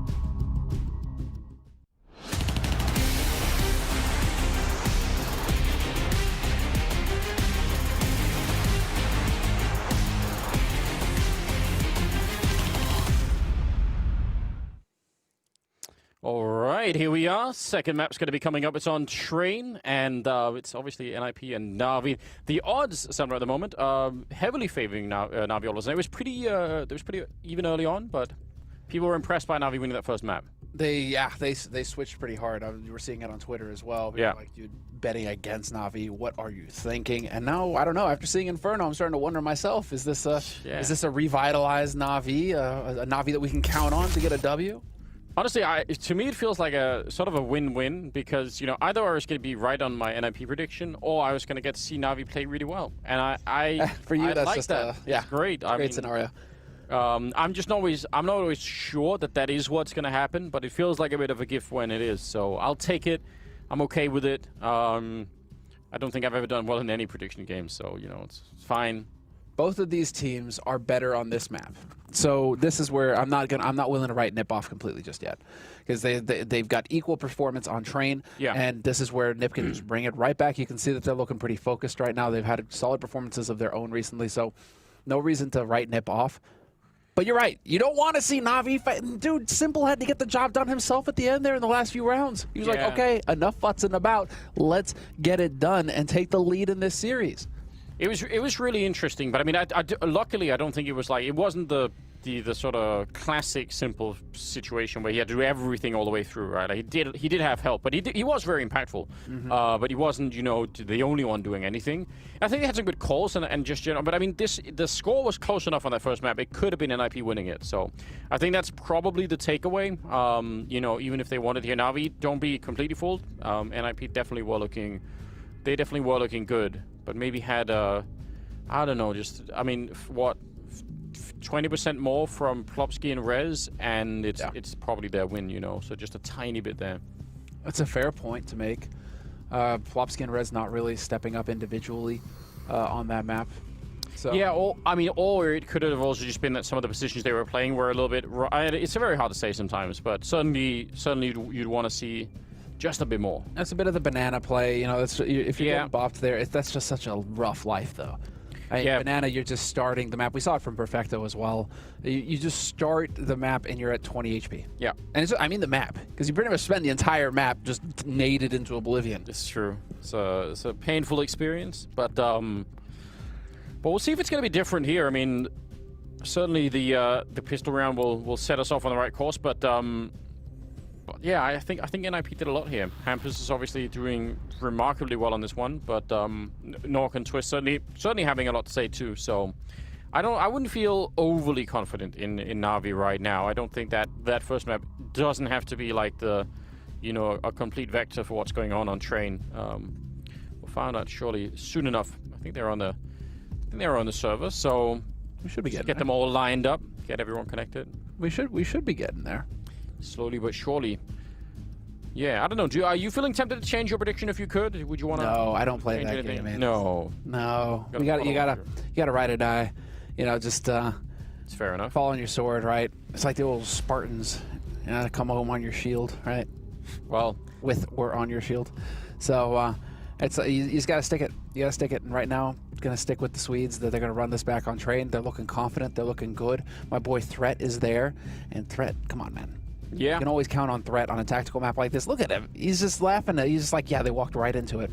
We got, they picked Train for us. They picked Train for us, these suckers. We've got this. I mean, that should be one of the, continuous aces up the sleeves for an NIP, right? Should be having Threat in there, and some of what he brings is really, really enjoyable. We'll see. NIP starting on the CT side, which means NAVI are on the T side of Train. So again, big welcome here to Blast Premiere. It's early days. We're just getting started. There's going to be so much Counter-Strike coming your way right here on the channel. So definitely remember to check the schedule and keep up. If you have not followed the channel, be sure to follow so you know when we're live. And you can get access to it. Be sure to follow all the social as well for the spicy memes. Blast are usually on point with those, as well as scheduling and all that. Yeah.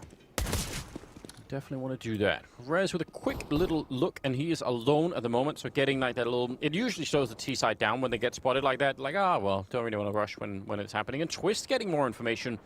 Again, I like NIP playing proactively on the CT side. I think it's good news.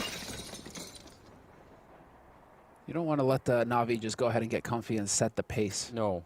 Definitely not. And Twist is, I mean, look at this. Twist is getting so much info. Yeah, there comes a point where you could say it's too much if he keeps going, so I'm kind of happy that he stood still like this. I think this is great. If he kept pushing, that could really backfire. So that kill, though, taking down Flamey, very, very good start here for NIP. And if you're Boomich for now, this is nightmare. Yeah. You gotta worry about main being pushed in. He's gonna check. Oh, steps in. The angle doesn't work. Does not favor Twist. And Twist decides to back off. And this is actually correct. Just stay alive at that point. You know it's the bomb. Boomich is now cut off. Plopsky's still chilling out over here in Pop Dog, and that's Twist winning the duel versus Boomich. The bomb has been dropped. Means one of these players from Navi has to rotate back over there and pick that up. Perfecto and Simple both hightailing it over. And now Electronic alone, caught with the nade in his hand. Yeah, everything blowing up. The bomb being dropped far back. They're getting pushed on. Yeah, Navi just going to be probably shaking their head saying, whatever, that was all round. That was not going to be working out anyway. Good shots coming in, but there's just no way it should be enough here. NIP would have to basically fight all the way through and not just play for time, which, you know, I think they were capable of doing just then. So good, I mean, good round out of NIP, and I don't think Navi are going to be super frustrated. They're just going to say, oh, whatever, that was one of those rounds. So moving on. Shake it off. Yeah, exactly. It's all you got to do right now if you're Navi. That's a tough one. Simple looking like he's hitting shots. That was a drive-by if I ever saw one. That was slick. But I guess they just didn't expect Plopsky to still be in Pop Dog. Plopsky basically didn't move from Pop Dog the entire round long, so just doing his thing. But that is NIP with a very strong start. Plopsky even going for the AUG, so we'll see how this plays out for him. I like it. Long range, scoped rifle. I actually really like the sort of the journey that the AUG has been on, because obviously, you know, it was super powerful and everyone was buying it at one point in time, and it was just, you know, it was because of how you're holding angles in this game was just so powerful against everything. And then when it got sort of adjusted again, it's like everyone ditched it, but a few players kept holding on to it, which I think is great. I like the idea that we could have like specialist players, like we have them with the AWP, but we just don't think about the idea that, you know, they could just as well be there with other weapons. So sure. I mean, the AUG has fallen into that category, which I think is kind of a success from a developmental point of view, I guess, from the game. Nice dodge. Perfectly executed there by Rez. All three as well. Feed me. Feed that man money. He is reaching deep into the honeypot. And now that is going to be Twist finding Electronic. Simple takes out Knock in the meantime, and Simple still here, ready to lay waste. For some reason, the only thing that popped into my mind was something like feeding me a stray kitten, which is just such a dark reference from American Psycho. Oh, wow. Psycho, yeah. No, that's not American Psycho. That was... What am I thinking of? Why am I? I'm just thinking Patrick Bateman. Why am I thinking? Why am I? Oh, that's Bateman though. But Bateman is American Psycho. Yeah. Yeah. But that was just the cards. You know, that was he's big on that scene. Listen, if you don't know what we're talking about, don't think about it any longer. No, go and watch the movie, and better yet, read the book. Yeah, do one of those. So sick. People don't read books anymore, Semler. So just. Dude, that book is fire. They don't know what that is. Just forget about it. It's not gonna happen. Get the audiobook. There you go. Whatever you do these days. Something like that. Sumas. Just find a way. Third round. We got that AWP on Nork, and they still have the AUG on Plopsky. So, yeah, some good ranged weapons to try and take a fight here on Train, which is, I think, generally a good idea. Some smokes coming in. Ooh, perfect. Yeah, he's so ready. He's got the right. He knows that they want to keep pushing it. He sees the shadow. Pretty quick adjustment. And Plopsky with 2 in return. So, an even trade here. A Simple will take down Plopsky. And it's a 3-on-3. So, I don't know. Still plenty of time. Navi would love to win this early round here and bring it right back. Oh, if only. This would be the strong one, because now Simple is going to be leading the way. Catches Knock out in the open completely. Knock on his ass there. That was a rough one. And so Simple now, he's going to be able to take point, and he can even catch out another one. Yep, sure enough, gets a headshot on Hampus. It's all on Twist now. 1v3. He realizes Simple, the land shark, is making his way around, and he is going to get completely flanked. That is it. Simple with that magnificent round. 4 frags for him, and Navi on the board.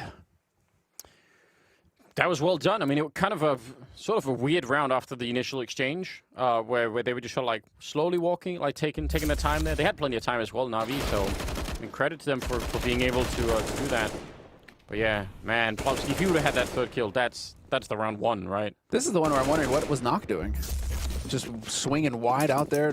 Well, the smoke down towards Ivy had just gone up, so maybe he was thinking, well, I've got teammates here, and then they got smoked off, and he's like, oh, I don't. So fair enough, yeah, fair enough. Could have been something like that.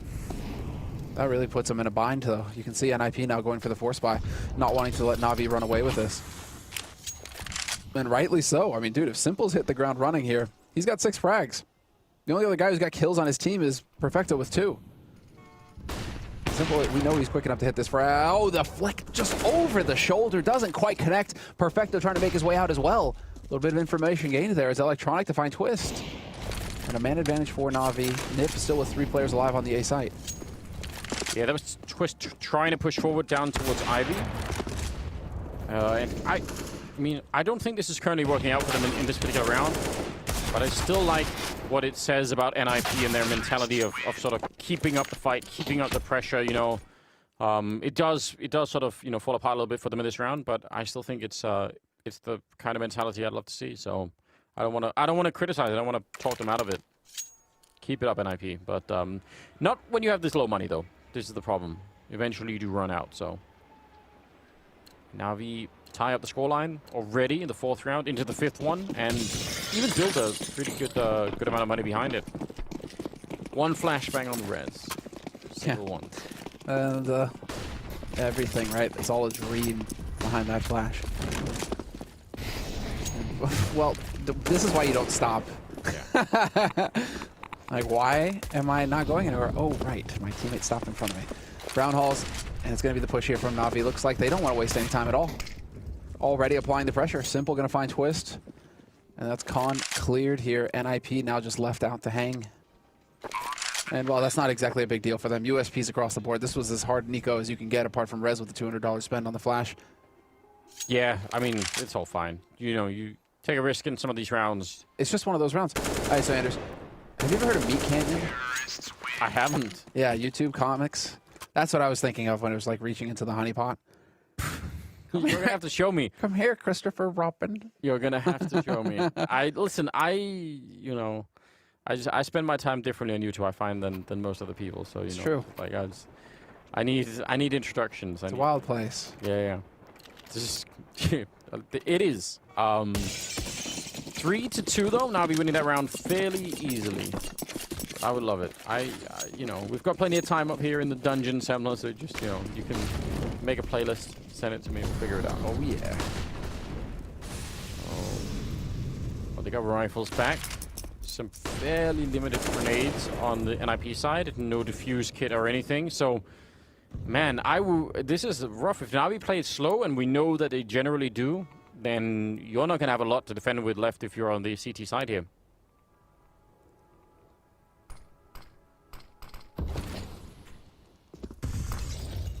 And this is what I was waiting for. It's like the aggression coming in here from main. It is going to be the flash in. Perfecto, just like a top banana. He was ready, turned away from the flash.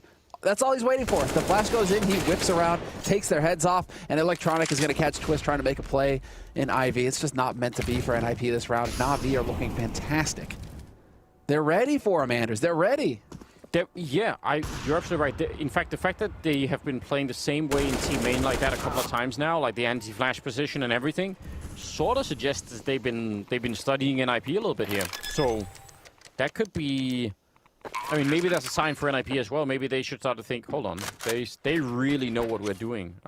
So I don't know. Time to change it up and try and play a slightly different game.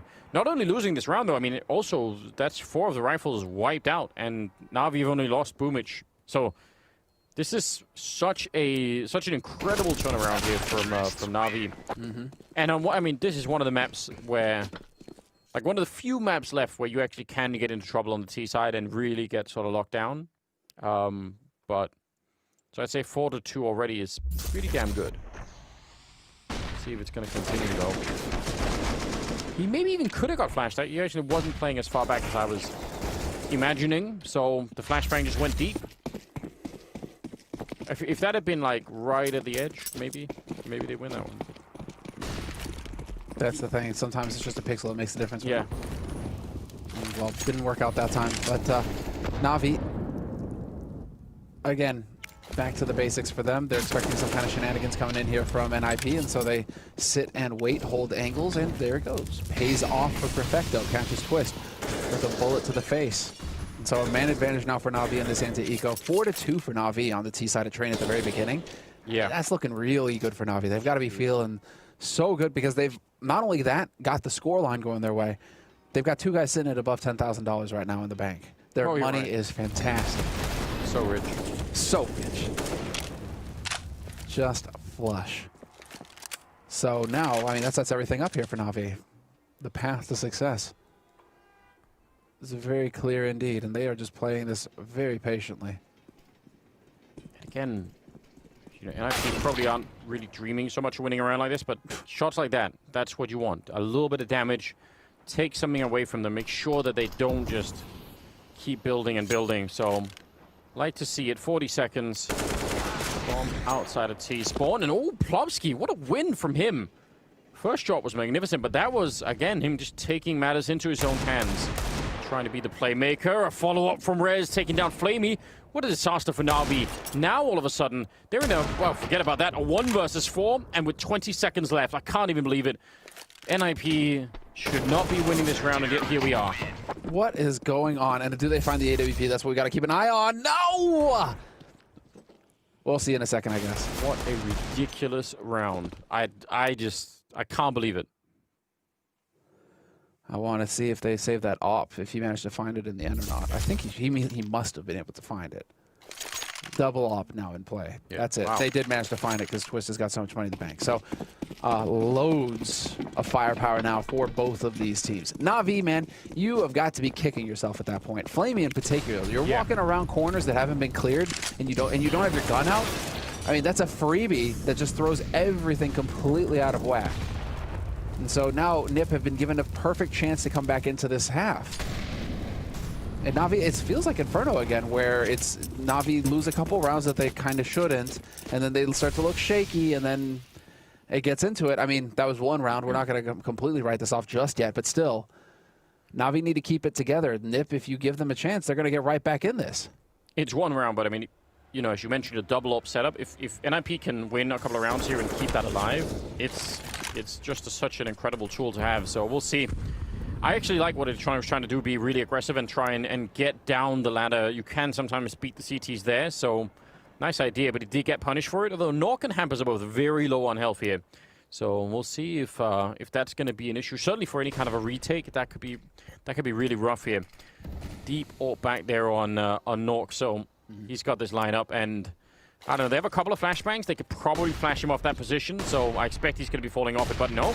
He's still sticking around, and the flashbang does nothing. He's not hitting the shot, though. Rez will instead before he goes down. And now 30 seconds there, getting close to the bomb site. Nice shot, taking down Boomich and dropping the bomb on the site. That's going to buy so much time for the rest to show up. Flamey drops next to Twist, and now it's all simple. 23 seconds, he picks up the 1 kill and an AK to try and switch it out. He's got 3 more kills in about 15 seconds. I am not buying it. He may be very, very good at this, but that's just too much to handle, isn't it? He's going to get the 1, and Hampers will shut him down. So brave effort. They're saving both the AWPs, and man, NIP, that 1 round with the Deagles, let's see how long, how much of a road that's going to give them here.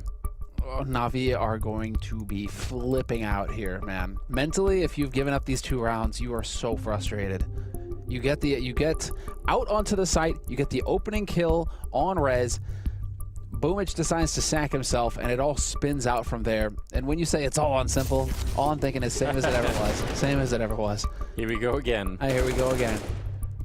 And so, not going to miss that shot there, Hampus. He's just going to be too clean on that. But yeah, you can see these are crazily important rounds now that NIP have managed to pick up back-to-back. And now you can see Navi's bank that they were so fond of, gone. It's taken a real hit, and NIP are very much back in this first half. And so just like that, in the span of 2 rounds, we can have a complete change of the situation, and NIP are now looking very good. They're tied up 4-4. Navi still with a bye. They can still afford the AWP for simple, and so I mean, this is by no means an easy round for NIP, but look at this change of pace. Boomich straight down Pop Dog, hoping for that aggression, but this time NIP played it safe. Yeah, didn't want to go for the fight right away. Big chance. Clever. Instead, Hampus, he was sneaking all the way down Ivy, and he got caught by Simple, so...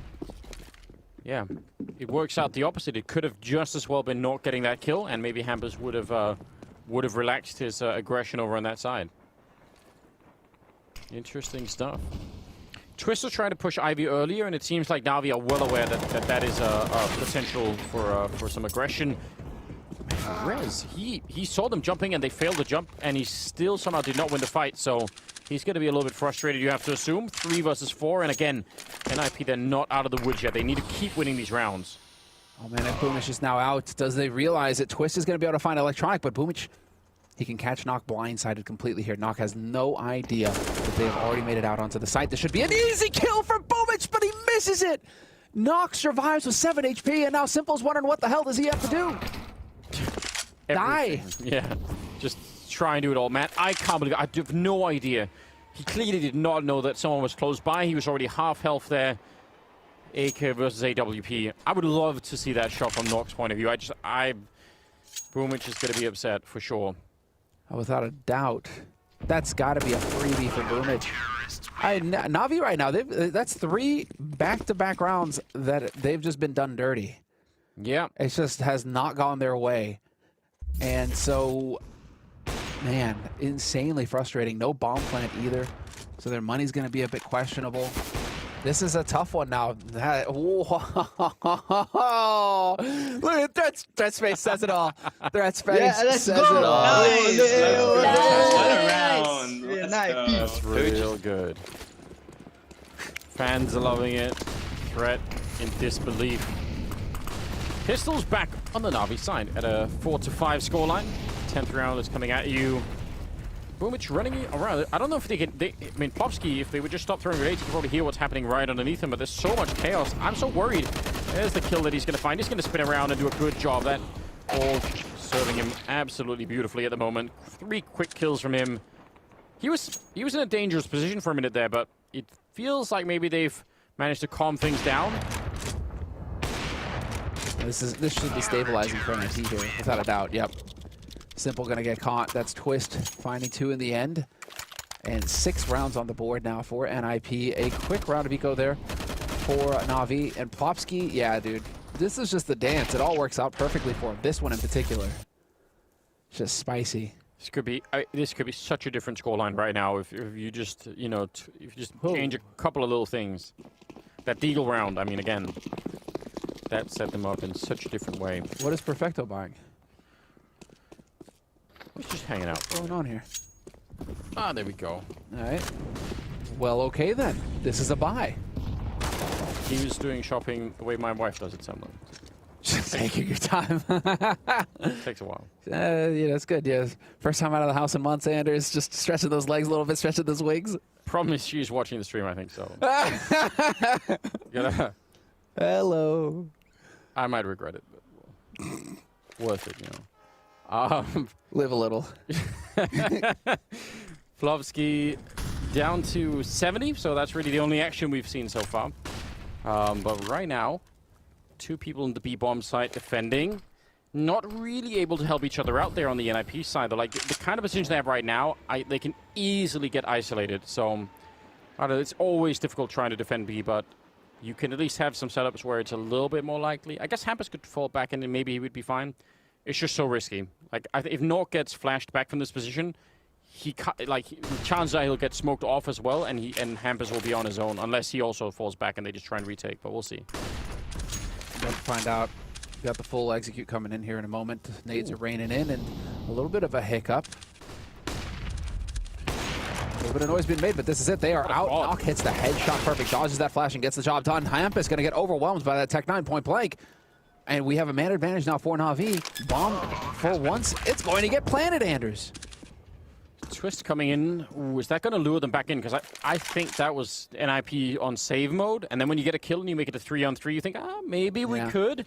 It feels like that might be what's happening here. Simple, though. He's looking for it, and he's so on point right now. You can absolutely feel it. Another shot to take down Plopsky. He saw Twist. He's trying to shoot him. Meanwhile, flashed. He's so outrageous. It'll be Flamey instead to get the kill. Nice round out of Navi. I've got to give it to Nork, though. That was some Counter-Strike art. Like, he not only did he he got flashed, and instead of falling all the way back, which is like a perfectly common reaction, he just, you know, goes onto the train, and he probably thought, I could just have this kill, but he's going to turn around for the next. This is very hard to do. What a great play from Nork, but it wasn't enough, but I still think it was cool. I love that word, outrageous. It just sums it up perfectly. Yeah, why wouldn't Simple hit this shot blind? Oh, that one there where he misses it. I thought he was going to hit that too, and it was just going to be absolutely ludicrous. Or outrageous. It was there, wasn't it? It's good, man. Dude, he is so exciting to watch. Yeah. Well, still, after quite a while. Tactical timeout. Tactical timeout here. Getting called by NIP. And, well, I guess you got to decide at some point to try and stop the bleeding. That has been over very quickly, and we are going to be into the thick of things. And keep in mind, that was a weird buy coming in from NAVI. That was kind of a Hail Mary kind of attempt to just stop NIP from running away with it, and it worked for NAVI. So it's 5-6. They're still trailing on their T side, but now it's NIP who are going for the play. Got 2 MP9s. Is there any way in which they're not going to try and be aggressive with those? Again, there being point again? Holding the bomb site with an MP9? I feel like you should go for it. Yeah. I mean, you can see they may have a play here. Main, Pop Dog, they're thinking about it. There's going to be some action here from Hampus. Just charges in, and Perfecto, well, he takes his head off. That's at least the 3rd time that they've just very, very successfully defended against that kind of a push. Again, either they're just naturally good at it, or they've studied how NIP do this and feel like they know what they're doing. Also, I think to do that, to try and have that 4-man presence at A and be aggressive, they left Plopsky alone with a Deagle in B, so that's a bit rough. Plopsky just seems to get the short end of the stick by rote. I know. Right? Yeah, it's just kind of his role. If anybody is going to get shafted, it's Plopsky. But it is also kind of like a cool like recognition of the fact that he's like a strong player, you know? You don't typically do that with the players you feel like, you know, can handle it. So I guess there is some kind of love in there as well. Nice shot from Nork. He's out in the middle of nowhere. He should be dead in about a second. He's trying to find one more kill. Oh, now they know. They heard that AWP go off, and they wonder. He gets another one. Rez with the MP9, and yeah, that's a teammate. Don't want to be shooting him. I can't believe Nork is still alive. How is he living through this? He should have been dead 10, 15 seconds ago, and finally Simple takes him down, but the rest of the team is gone, and now they need to just not fight. Yeah, well, they get the kill, but otherwise leave him alone. There's 30 seconds left. What a round out of Nork. He is such a god. And they saved the second AWP at the end there. Yeah. Oh, that's so big, Anders. Their money was tight, and they picked that up. That's unreal. But again, this round is insane from Nork. How is he not dying? Well, how does Simple not die there? I mean, Simple hits that first shot. Again, Simple just keeps missing these shots, and it feels like he misses by a pixel. I mean, the first one, okay, but then the second one, when the man on the train, he takes that shot, I'm thinking he could hit that one too. But he just somehow it doesn't connect. So outrageous. Again, steal your word. Well, we've got a little bit of a force, kind of, from Navi. Sorry, not at least a perfect buy, and they're kind of getting shut down. It's a scout on Simple, it's Galil in play, so it's a Tech 9. I appreciate the fact that they actually wanted to get out really quickly out onto the A-yard there and just rush it through, but it didn't work out.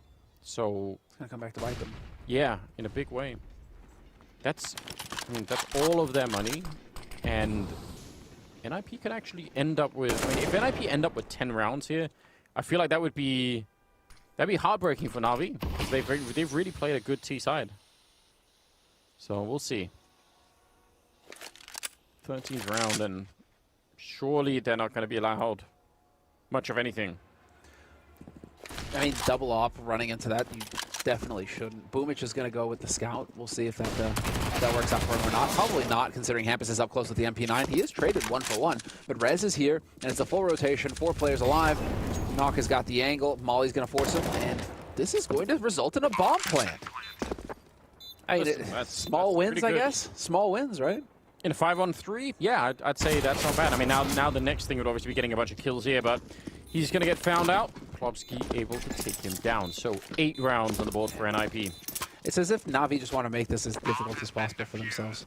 Because now it's, you know, double AK, double AWP. You know, just how can we power up this NIP? Plopsky just needs to hand that AK over to Hampus and just get an AUG, and then it's just the Super Saiyan CT defensive side, right? Just wrecking house. It's true. I mean, it is really, really helping them out. And I think I was saying on Inferno just before how it was nice to see not like the classical Navi type game where it's simple doing everything, but this one is one of those games. He's got 17, and no, I mean the other two top fraggers on Navi right now are Perfecto and Flamey at 7 kills each. So 7 to 17 is like that's a bit of a gap. He's doing a lot simple. He is getting quite a bit done. But again, same thing at Inferno. He had to end that map. He had to put an end to it at the end. Got the last few rounds under his belt, and while here we see him on train doing a whole lot of work for NAVI, but it isn't quite enough. 5 rounds on the board for NAVI, 8 for NIP. And, well, it is going to be the half buy coming in here for NAVI in this round. So if there was a chance now for the rest of his teammates to just YOLO themselves into a site, just eat and go, now is it. And you can see they're setting up now. Mollies, flashes, smokes, and You can't really see much of anything. Hampus missing the spray, and he's going to go down. Take 9 by Boomich. He wants that gun recovered. Oh, and Simple hitting a headshot on Plotski. What a disaster for NIP right now. Not able to get the flick in. This should not be happening. They're going to get a bomb plant, and actually, they get a couple of kills with the AWPs, but you're retaking a bomb site with 2 AWPs, and that is generally not a good idea. We'll see in a 3-on-3 right here if it's going to be working out. I feel like NIP got to be careful. They get baited into giving up these rifles. There's one of them, straight headshot on Flamey. Simple again. And now Twist, he's in the middle of the site. He has to keep fighting. And I don't know if he's going to get the chance. Flamey will take him down. NIP lose all of the rifles. And Navi get a round that they probably should not have had. But man, just one little thing at the beginning there. Miss spray. And the whole thing falls apart. And Flamey just so pleased with that. Knock looking like a stone cold killer, as usual. Flamey, I mean, that is such a monster round for Navi to win. A half-buy round. Yeah. You get the bomb plant. You're already thinking, sweet, we got a bomb plant. We're going to get that bonus money. And then, you know, it starts swinging your way, and you get it done. 6-8. Navi still trailing on the T side, but this is, I mean, look at this. This fantastic buy for Navi. Everything they could want. And then it's a force coming in from NIP, essentially. Nicely done by Reds, though. He was so quick into Pop Dog. He catches Boomage, and it's a man advantage for NIP. I mean, NIP just a second ago were running for that 10-5 scoreline, so the fact that Navi managed to put a stop to it with that round is really, really good. And oh, look at this preparation here. Flamey wanted to keep going and nearly gets Hampus, but nearly doesn't really cut it. It's 4 versus 3 now, favoring NIP. See if they could get that 9th round on the board. Oh, tempting. A very tempting smoke there for Twist. Kind of dancing on the edge of it. Might not be perfect, and he might be able to take advantage of that. All 3 remaining players for Navi making their way through Ivy, and yep, sure enough, right on the edge. He's going to take that headshot on Electronic. Decides to jump through. Sets it up for Plopsky, who's going to get traded, but it's still a 1v2. Perfecto. He's got the bomb, but he's got 50 seconds on the clock, and he's got to somehow get in there.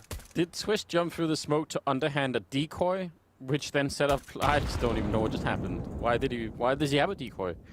Very confusing. There's a lot of questions in life, Anders, to which we're just not going to get answers, huh? Yeah, well, 30 seconds left here for the final round of the first half, and I don't know, Perfecto. This is asking way too much, and especially going slowly like this, almost like you just have to, you need the first kill. Make it a one-on-one, try and do that as early as you can, and then maybe you could go for the bomb plant, but 15 seconds, he's sneaking around and also being snuck upon. Well, not really sneaking. There's the kill that he needed. 10 seconds left, and, well, a no-scope would do it, but Rez is right on top of him, and he's just going to be knocking on the door, surely. Oh, there it is. He actually let him have the bomb, and he let him have the hope that it would work out in his favor. I don't know if that was just a little bit of a misstep or if it was just pure yield from Rez. But regardless, they win the round and make it 9-6 in their favor at the end of it. So job well done for NIP. I like it. They had a little bit of redemption at the end. We're going to go to a break, and then we'll be right back.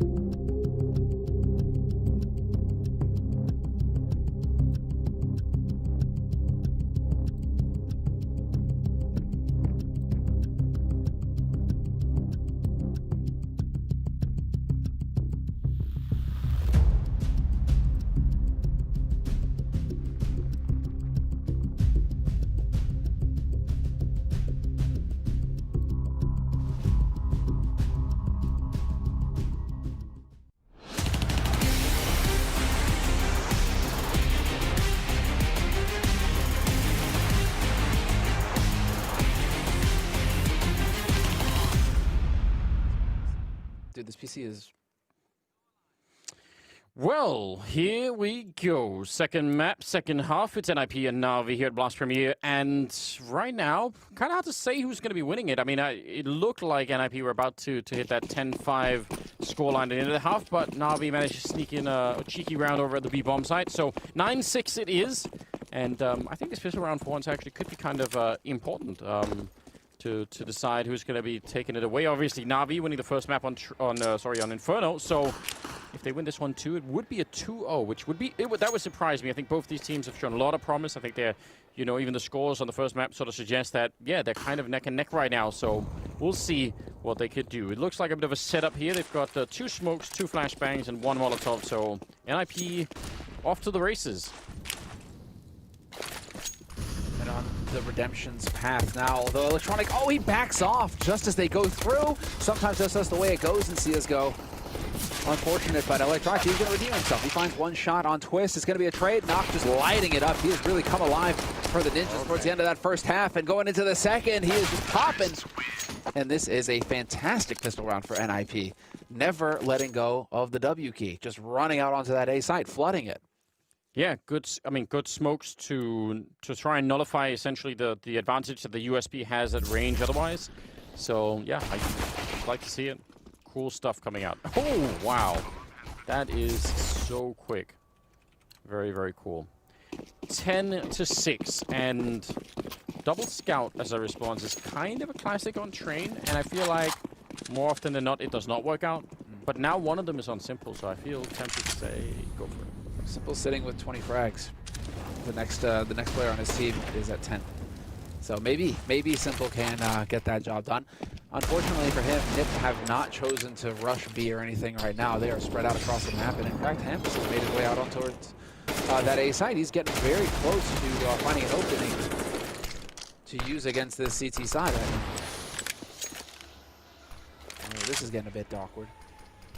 Yeah, it is, and I mean also because Boom is just running out of bullets eventually. So Flamey goes down. It's one of the scouts out of the mix down towards Ivy, and oh no, Boomage sneaking up and taking down Hampus. That's a very important kill. Now Twist trying to run him down, and no headshots for Simple, so he's going to be dead as well.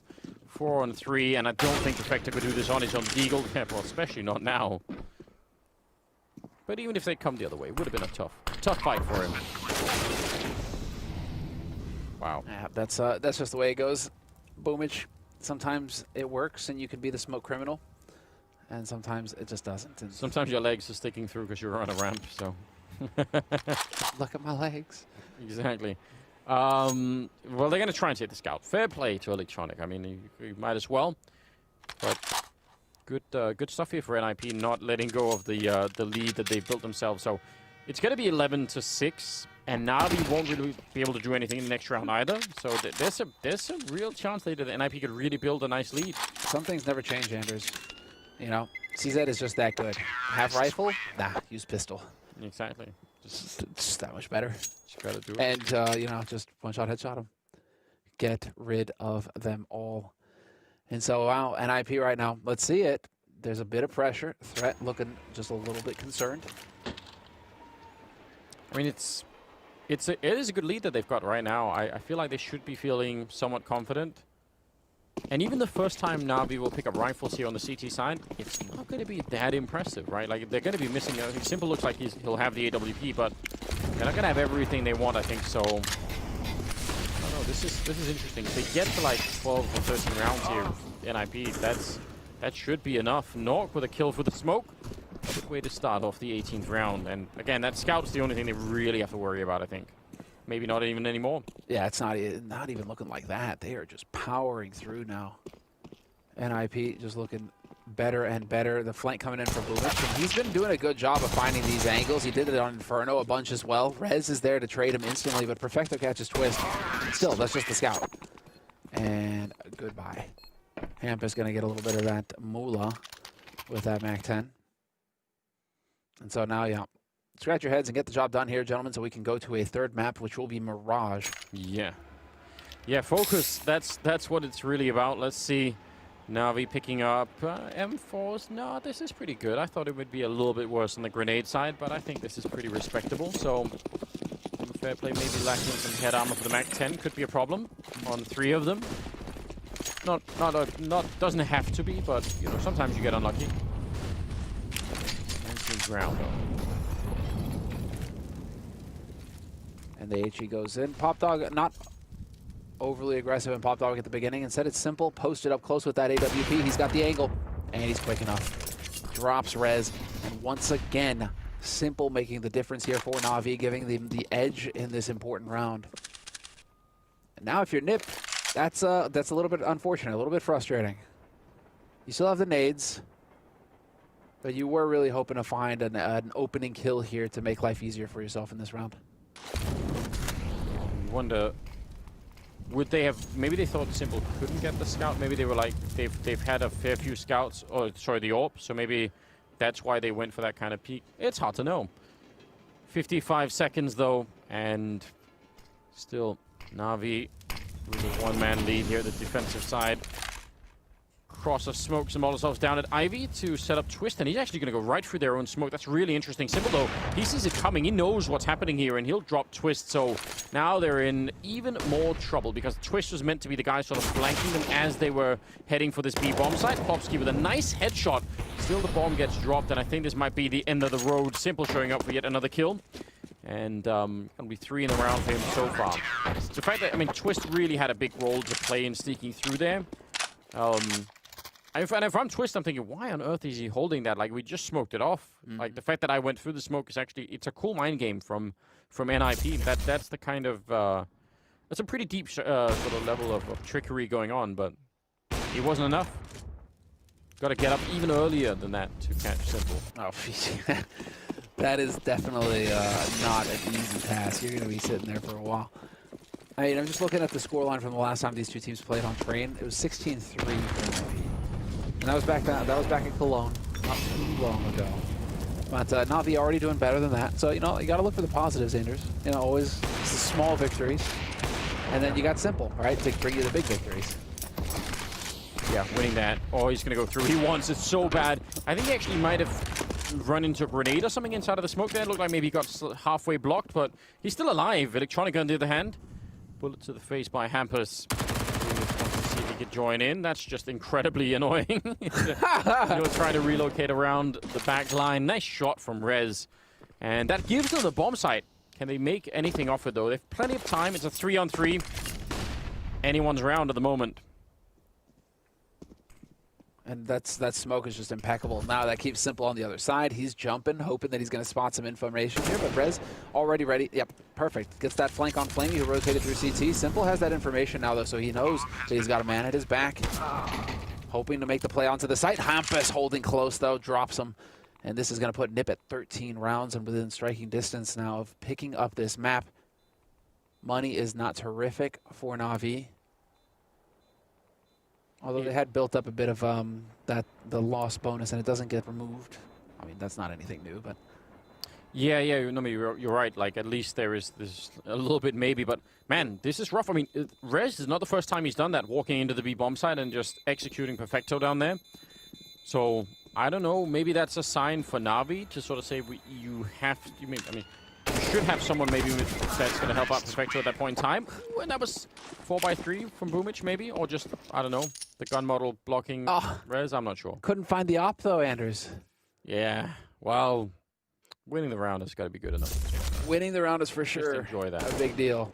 But I mean, oh yeah, that's like that right there is a symptom of playing the bomb side alone. And again, almost all teams have a player that's dedicated to it, but if you're having a game, or if you're up against someone like Rez right now who's saying, well, you know what, I'll take this fight and win it, then something has to change. 6-round gap. 13-7 here. Oh, this is going to get spicy. Right out through Popdog. Simple takes down Rez to start. Knock! Gonna drop Boomage. That was so close. But Simple still alive in the final boss. You have yet to drop him. He's saved by Electronic in the end. And it's all on Hampus. Just like that. NIP, we're trying to change up the pace. I don't know. There's 3 people around him. They're right on top. Jumping down, in fact. Oh, no. That's risky. But Simple will be there to get the kill. He's up to 27 kills now. He does not want to let go of this. He's saying it's going to be a 2-0, boys. I'm bringing it home. I mean, that would be such a monster performance from him. But that would be what we expect from Simple, right? Go for it. I mean, he is that kind of boss.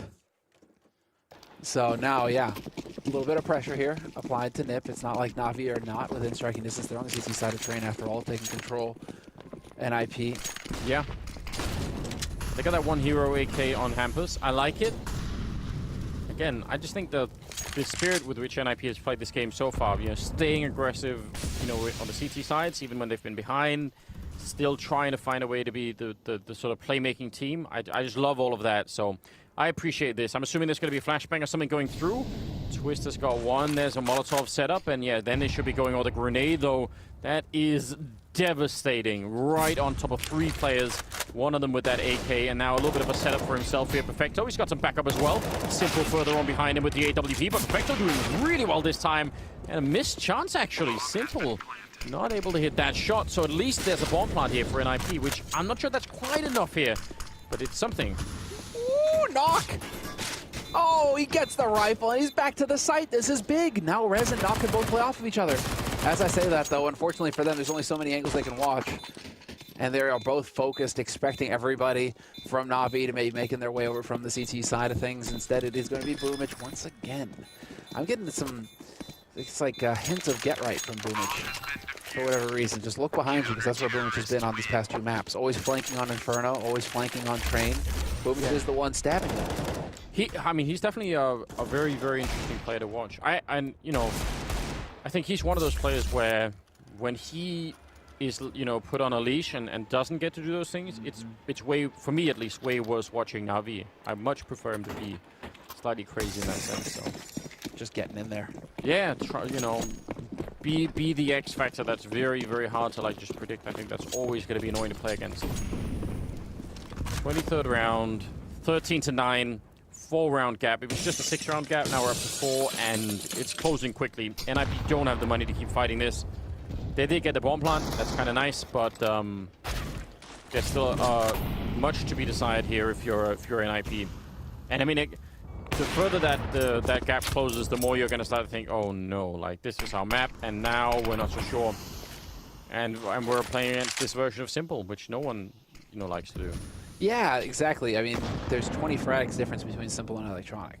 If Electronic starts to wake up a little bit here, he had a bit of an off first map on Inferno, but he kind of recovered himself a little bit towards the end. True. He's kind of having a similar performance here on Train. If Electronic shows up to the party, things are going to get real rough for NIP if Simple is playing like this. So let's see. There's Simple once again. Takes down Flopsky. Let's see. 30 bomb, maybe. Gonna get another shot at it. She's just trying to go for the wall bang. Sure, why not? Come on, Simple. Give us the 30, man. Come on, man. He's been stolen. Electronic. You were asking for him to step it up, and he's got to get 2 kills here at least. So that's something. That shot from Simple actually saved Perfecto. He was getting swung on by that AK-47. Could have easily taken him down. So, not all kills are equal in that sense. Sometimes, you get to save a teammate too. It's brilliant. So, Twist in a 1 versus 4 with a Deagle. Certainly be one for the highlight for the books if he could do it. But with 15 seconds, I actually don't think it is doable. So I'll take it all back. It can't be done. But he can still impress us with the Deagle. We like that. Sure. This is the one, yeah. And it looked like Simple was just going to hold the angle as well once they had him boxed, not push. I was about to say, this is where you have 10 seconds left, and you are pushing him with an up. Maybe not do that, Maybe not give them a rifle that they may desperately need. But it's looking like we get a timeout here called. And a good moment for it on NIP's side. They need to figure out what it is that they need to do to change things up here and just end this map. As you said, I mean, they had a fantastic lead going. They were looking super solid. Yeah, they really were. I mean, hopefully that's something that's not in the back of their minds right now. But I mean, part of the work of being a professional player and a great team, which I think NIP absolutely are, is trying not to have those thoughts pop into your head, right? Sure. Because when you start thinking about that, it's probably done. So so just remember whatever the plan is for the T side of Train here. Again, we know they played it a lot and they're good at it. So let's just see. Still a 3-round lead now for the first time in a couple of rounds. They actually have money to buy on the NIP side. So maybe that's the thing that they need. Try and bring this one home. Or at least bring us onto a third map. Indeed. Mirage would be fun between these two teams as well. Yeah. We won it. Think of what Simple could do if he's got this kind of performance right now on Mirage. Maybe, but the thing is, like, most people who are good at opening don't like opening on Mirage for some reason. Like, it just, I don't know. I actually imagine if Simple, if we go there, Simple would be playing not with a... Oh, imagine he's just going to say no. Oh, that's... What? And he still gets it. He could have been dead running a... I don't know. That's wild. What's the play here, Boomich? He's trying to just hear any little info that he can right now. He's in a perfect position. If the rotation comes through from Brown Halls, he's going to be here to listen for it. Twist and Rez kind of taking their time about it. I like the listening part. I don't understand the HE part. Like, if you hear somebody's going to throw the grenade at them. Just take him with That's him. just going to get him killed, isn't it? Yeah. I'm not going out alone. And now he's got the AK. Now he's in position to hold this. Oh, the spot from Twist. It's a little bit of info gained here for NIP. About 35 seconds left on the clock, and they're going to be in a bit of a tight spot. They're running low on time here, NIP. They need a bomb plant in this situation. Get in there. Oh, this might be done. They might be better off saving this. Look at Rez and Twist and their health as well. It's not a... so the AWP is a lot to save, but the rest don't have anything. If they had AKs, it would, you know, be worth it. Man. Wow, this is a bit tough. 11 rounds for Navi, and the march back into the game is going to continue. It's an AUG though. Now we're talking. Yeah, that was very kind of Flamey. Yeah. I hear you guys need guns for saving. The guns that you desperately need. Here, have another one. Take one. Just in case you want. You know, variety's the spice of life. They don't play with the Krieg anymore, but maybe they're missing the scope right. Yeah, are there mostly some. I can't remember off the top of my head, but I'm sure there are some. I'm gonna. If not, it's not a thing that much of a thing anymore, I guess, right? That's kind of the main takeaway. Nobody wants the stigma attached to it. No. Indeed. I want to play with it, but everyone will hate me. Oh, quick through. He called that out. Sure, he was the through. Yeah, he knew. It definitely. Information is worth so much. So just the fact that they know that someone's out there. And look at 3 people waiting for it now, setting up with a flashbang. Are they going to go and hunt him down or just leave him out there? If they take too long, they might be slow to get to the B-bomb site where there's going to be action in a second. There's the kill on Hampers. Good spot. And yeah, over at the other side, Perfecto has really come into his own. Nice spray down. Great triple kill. And Navi now catching fire 5 rounds in a row. And they're 1 round away now from equalizing the scoreline and bringing it back to 13-13. Man, this is turning into something rough, isn't it? Wow. Perfecto waking up. He had some solid rounds on Inferno as well. Yeah. He is currently the closest to catching up to Simple. And a 30th kill for Simple. Yeah, got that 30 bomb. So, first 30 bomb of the tournament, Anders. You gotta savor that, and it's fitting to it. Yeah, if you were placing bets, you wouldn't do too badly picking him for that kind of an honor. Flash. Oh! Through the flames to take down Electronic. Boomich now wanting to go aggressive. Some of the NIP, well, maybe not so much. Looked like he wanted to actually take the swing. Trying to hold the angle for the second flashbang. Simple there to pick up the 1 kill, and Boomich actually take down Popsky. So turning out in their favor, and Simple still all over the place. Fighting this time towards Pop Dog to get another kill. And yeah, he's just going to keep going. 33, just like that. And Twist is alone. Man, Navi not wanting to let go of this train map. It's, yeah. Do we get a 40 bomb? First 40 bomb of the tournament? Is that possible? I mean, we got enough rounds left. Flame is done. Twist going to town right now. Takes down Perfecto. 1v2. Bomb is getting camped, however, by the remaining 2 players for Navi. And so he's got his work cut out for him here. Trying to spot, trying to get info. Simple still holding with that up. Yeah, and Navi now, I mean, as opposed to just 10 seconds ago, now they're playing it much smarter, saying, just don't let him have the fights. Oh, he actually finds it. What a shot from Twist. He wants to go for it. It's a 1-on-4, and he nearly does it. Man, that would have been brilliant, but Boomich will be there to close it down. You've got to, I mean, this is almost always the case with 1 versus 4s that are 1, is that you need, like, some help from the enemy team to make some mistakes, and Navi definitely did that. But still, that was very cool. That was way... Yeah, Electronic just kind of wiped the sweat off your brow there. That was way too close for comfort. Yeah. You just about let that one slip. And after doing all of that work, 5 rounds in a row, now 6 rounds in a row, now's not the time to be letting your foot off the gas.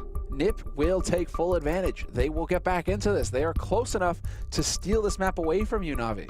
Well, I mean, hopefully it also serves as a bit of a reminder for NAVI, right? To sort of say, hey, even if we think we're really, winning this and we're running it back and all the rest of it, don't take anything for granted. Those were some really, really great shots out of Twist. Really it always makes me happy to see Twist hit shots like that, though, because he's always had it, right? Oh, yeah. And so he has that capability of fragging hard. He's also living in some alternate reality. Yeah, what was that about? He's playing from the upside down. Wait a second. Did they back-to-back timeout? Possibly, yeah. You're allowed to do that? I guess you are. Listen, I guess I should read the rule book. It's easier sometimes to ask for forgiveness than it is for permission. Indeed, you're right, as always. But let's do it. That is okay. So you can back-to-back chain timeouts. Interesting. We'll see. But good on it. It sets it sets up like a huge level of expectation. I want what's coming to be brilliant. Not in this round, but the next one, right? Like when you take a whole minute, I want you to really, really think it through, I am expecting some genius level stuff to come out once we're there. Alright. Apparently the rules do say you can take as many as you want in a row. I mean, limit to 4, I'm assuming still, but yeah. Just keep calling them forever. That would be the ultimate BM if you had 4 timeouts, and then on the 30th round, you're just like, yeah. We're just going to all 4. Savor this moment. Or the 30th round. If you wouldn't do it on the 30th round. If you were stomping him into the ground, right? Exactly right. The man or timeout. Well, these pistols are not doing what NIP need them to do at the moment. Again, what was I think it was a 6-round gap at one point, and now it's about to be NAVI taking the lead with a little single round here. So that's pretty impressive. That's a great job on them. Oh, Electronic getting maybe a little bit too eager there. But I don't think it matters. They have so much money on the NAVI side, and they're in the lead now, 14-13. Again, a full minute timeout. So this round is going to be great. I have huge expectations. I do too. Let's see. This would have been one of those rounds. I'm actually surprised that they rushed through this round. Just because if you're going for timeouts, if you want to, you can continue to talk during an eco. But maybe they just wanted to they just want to get this round out of the way, and the plan was so good. They were like, let's just get to it quickly. Let's go. Okay. Well, 14-13. This is it. NIP, all or nothing now, boyos. You need to get it done. And there's Hampus straight out onto A side. He takes down Electronic. Flamey through the smoke. Drops Hampus. Boomich, one click is enough to give his position away. The NIP not in position to punish him for it. Man, it's so hard to blame Hampus as well for that. I mean, he just did his job to perfection, and then he just gets down for the smoke. But that was everything they needed him to do, and it actually doesn't get them any further, does it? They're still kind of in a weird position. 2 smokes, 2 flashbangs, 1 Molotov on the NIP side. It's enough to get something done. I mean, but the problem is, they obviously want as many grenades as they can get their hands on to make life hard and simple. If at all possible, try and get him out of position and have him play around the smokes with that. Oh, Plopsky going down to Boomich. Oh, and a flashbang is so perfectly timed. Not even to fight, just to escape. What a great teammate throwing that. I think that was Flamey setting that one up. Perfecto going down again. Yeah. Rez in the B bomb side. That's the 3rd time he's won that fight. He is such a resource, but not enough to take down Simple. Yeah, Rez and Perfecto. That is just such a one-sided story. And now out onto the A side, Boomich in position at Pop Dog. He's going to be communicating this over, and they're going to catch them in a vice. NAVI, now you let them plant, and then you face, because then it's a 3-on-1. As soon as that bomb is getting planted, you face now. There it is. They line up. Doesn't matter. You're going to get that round. Well done there on NAVI's side. Match point for NAVI, Anders. I'm so impressed. I really, really think this is great. NAVI are not always the kind of team I associate with these kind of comebacks. I feel like very, very often you see some stress and some frustration creeping into the game, but this has looked fantastic. So just a job well done. Yeah, Rez becoming Simple's 34th victim. And we'll see. They have 2 chances here, NIP, to try and bring it into overtime, or it's not going to work out. NAVI looking really cool at the moment. And now the rest of the Navi team, I mean, Simple has got some backup now. The rest of them are really starting to pick it up, so that's also super encouraging. It is just one of those situations where eventually they'll wake up, right? Simple, he's just keeping them in the game long enough for that to happen. And then the rest of the team comes online, and you've got a Navi who are just on this insane streak now in the second half. But it is looking like it's going to be... yeah, this is from slow down here. 7 to 13 all the way to 15-13. Like, wow. Oh. That's big. That's a flank gone. Ivy open now completely. Flamey isn't aware of that. He's worried about there being a trade frag, but now he's going to sneak out. He sees that nobody's there. And it's going to be the big drop. Oh, what? Res survives with 7 HP. That's so close, and with a Mac 10 as well. It's real interesting. That looked like the head model was the hitbox was hidden again behind the back. You know, look, Res was just crouched back. Yeah, maybe that's like the latest addition to that meta game. You don't just don't face, you actually just crouch and look and show. It does show nothing, just show the back. I don't know. That's maybe we're reaching there. But Electronics gonna take Res. That's it. What can you do? Yeah, 1v4, dude. Not even a chance. He actually shot him like halfway through the wall for a headshot there. Twist now. He tried for the 1-on-4 earlier. This one is even more unlikely as there's only 15 seconds left. And Simple will take him down. 35 kills for the squad himself. And Navi picking up the 2-0 victory here, the first match of last year. I'm so impressed. What a great start for Navi. Yeah, everything Navi could have hoped for there. And they really did manage to just turn that around and redeem themselves. They got blasted. 2-0 versus NIP last time. Yeah. Here we go. 2-0 from Navi. And now I'm excited to see these two teams face off the next time around that they go for it, because it's going to be all on the line there as far as 2020 is concerned, it feels like. Yeah, for sure. What a great way to get things started. We've got more coming up, though. Stick around. There will be more Counter-Strike coming right after the break. So stay tuned, and we'll be right back.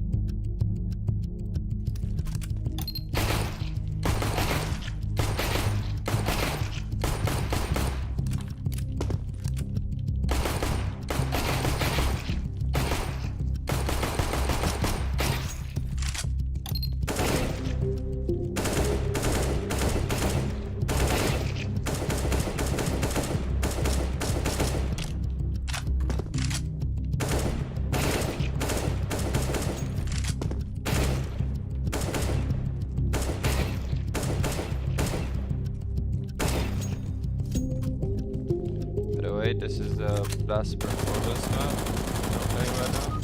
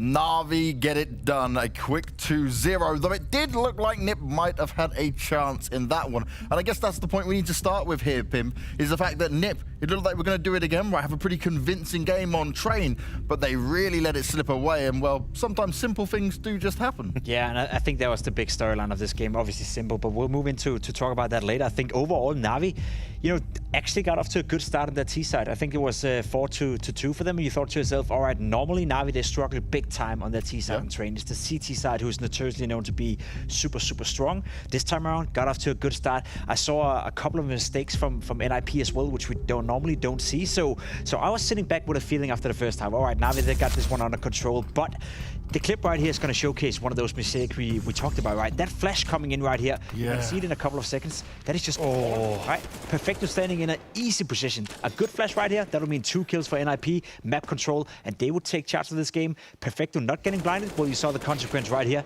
They win the round with ease and go up 4-2. That right there, on this level, simply not good enough. Yeah, I think what this clip also shows, and that's the feeling I had watching this game, is you think NIP needed to do something every round in order to win it. They could never really just sit back, kick back and relax, play a normal game and be strong all across the board. I saw Hampus having so many different openings. I said on the pre-show he's going to be the B anchor. He was all over the map. He was pushing Ivy, he was pushing middle, he was pushing lower. I think they were under pressure to make something happen, and you know what, NAVI just destroyed him. And the man on the top, or your left-hand side here, simple. You're not drunk, you're not tired. That is 35 frags for simple. Next one being 19. That is a pretty big scoreline when it comes to it. You can see it here, right? Look at this. Just incredible performance, 2.33 in the kill-to-death ratio. He did want to make a statement in this, right? Because they got a lot of flack when it came to IEM New York and the CIS RMR, and rightly so, because it wasn't good enough. But they just come back and do this once again. When you pull off almost 100 ADR being the AWP player for your lineup, that is absolutely ridiculous. And we even talked about it as well, Maniac. Electronic, the second star of this lineup, didn't necessarily have a good game. You look at his statistics, he won 5 out of 9 opening duels. In itself, okay, not too bad. But apart from that, he didn't really have the same impact we normally see him have. Later stages in this game, he stepped it up a little bit. That was enough to get over the finish line. But Electronic missing a little bit, that's something they need to get working for the next couple of games if NAVI want to go all the way here. Well, let's talk to the man himself. We've got Simple standing by ready for us. And Simple, you've done it again. You come back off the back of, I guess, a performance you were not happy with when it came to an RMR event. And you come into a big match like this and you dominate. What's the big change? How does it change from day to day with you guys? Hi guys. Unfortunately, I cannot see you, but it's okay.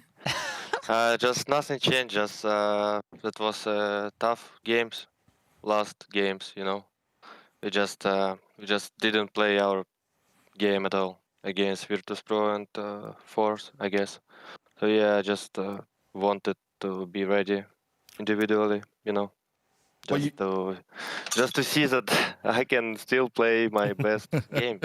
You definitely showed us that, mate, for sure. Now, we've been listening into your comms throughout this as well, and it seems very calm. You seem like you guys are not as chaotic and crazy as before. Is this something you guys have actively been working on, and do you think it's part of the reason for such success?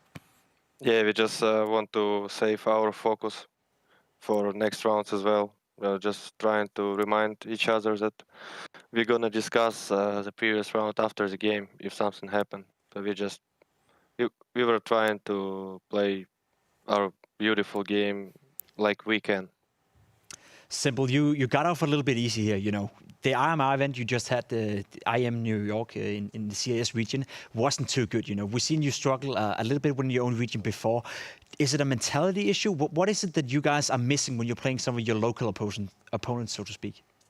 I think there's a lot of things that it's hard to expect from CIS region. I mean, if we would play them like every month, it would be a different game, but we used to play against Tier 1 opponents all the time. We used to play against European teams, and yeah, sometimes they're doing some crazy stuff, and you don't expect this. Speaking of European teams, your next opponent is either going to be EG or OG, and I just want to ask you, do you have a favorite? Would you prefer to play one team or the other?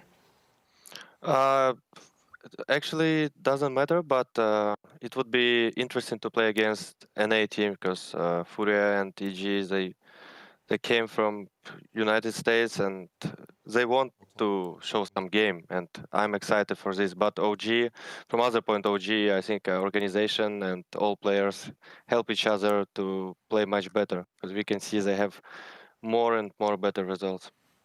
Well, Simple, thank you very much for your time. We're looking forward to seeing you back in action, large and in charge like you've just had again tomorrow.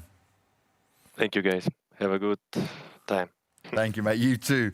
Now, when it comes to this, right, Navi, they've done it again, right? They've done it in style. But for NIP, that train, it was in their hands, Maniac. They almost had it.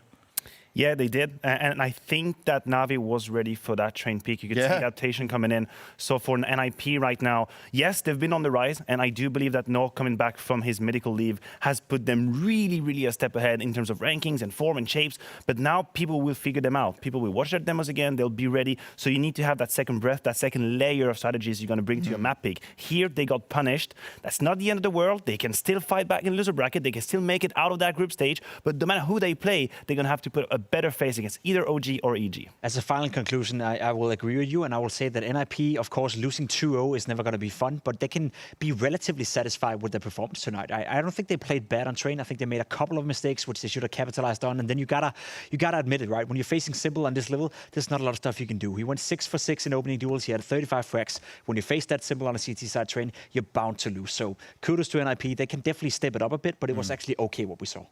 It was okay what we saw, but what's coming up next is going to be a lot more than okay. We're getting EG taking on OG that you guys won't want to miss. It's a Blast special coming up after the break.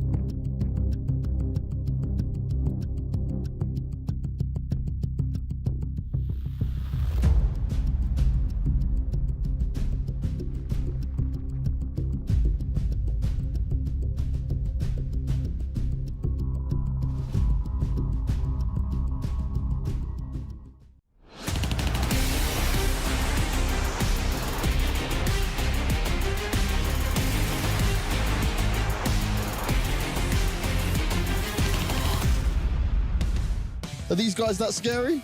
Nah, not really. Tag's a little bit washed up, so. You know, I was going to take it easy on them, but now I'm about to bring the heat. This is going to be an easy game. He's ready. What an amazing triple. Isolate on point blank, finds one, gets a second, a third, looking for it, and he gets the fourth as well. It's win in overtime for OG. I don't feel like we were outplayed, and we kind of outplayed ourselves, so.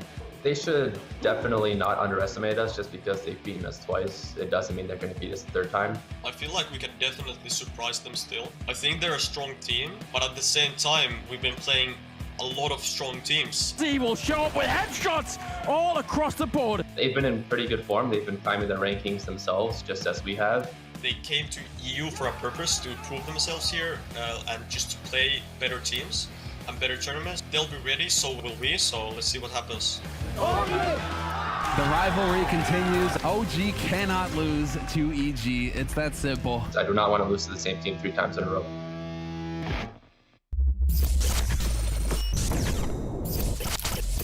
This is a blast special when it comes to this rivalry. It was born in London and it will be continued here at the full season. Now I've got to start with this maniac, because when it comes to this, we look at EG, right, and they can be confident, they can be looking good on the rankings, but their stats are heavily inflated playing a lot of lesser teams compared to what OG have had to do, where they rose quite confidently. Yeah, and OG have played a tremendous amount of Counter-Strike. They've played more than 70 maps official in the past 3 months. And we're talking about Cologne, talking about New York, all these competitions. So yeah, they're obviously their stats are a bit more quiet than the ones from EG, but we should not underestimate them. You're right, EG, they've been destroying everyone but FURIA in NA. Oh, yes. And that's the thing, right? EG have hit that block where they can get so far in NA, then you meet your FURIA and you go, well, we can't quite figure that out. But OG had EG figured out last time around. But how do you compare these two teams evenly, Pimp? Like, how do you look at this when you're trying to break this one down for me? I think individual skill-wise, Evil Geniuses have the better players. They have the better star players. They have the better potential, let's put it that way. Okay. I think Breeze, Ethan, and Cirque, the 3 of those players can be some of the best in the entire world. You know, they can candidate to be, you know, just as good as Device, Dupree, and Siblings for that matter. I think EG is going to struggle a little bit here in the beginning because they haven't had quality practice for quite some time. Let's be honest. They've been in NA.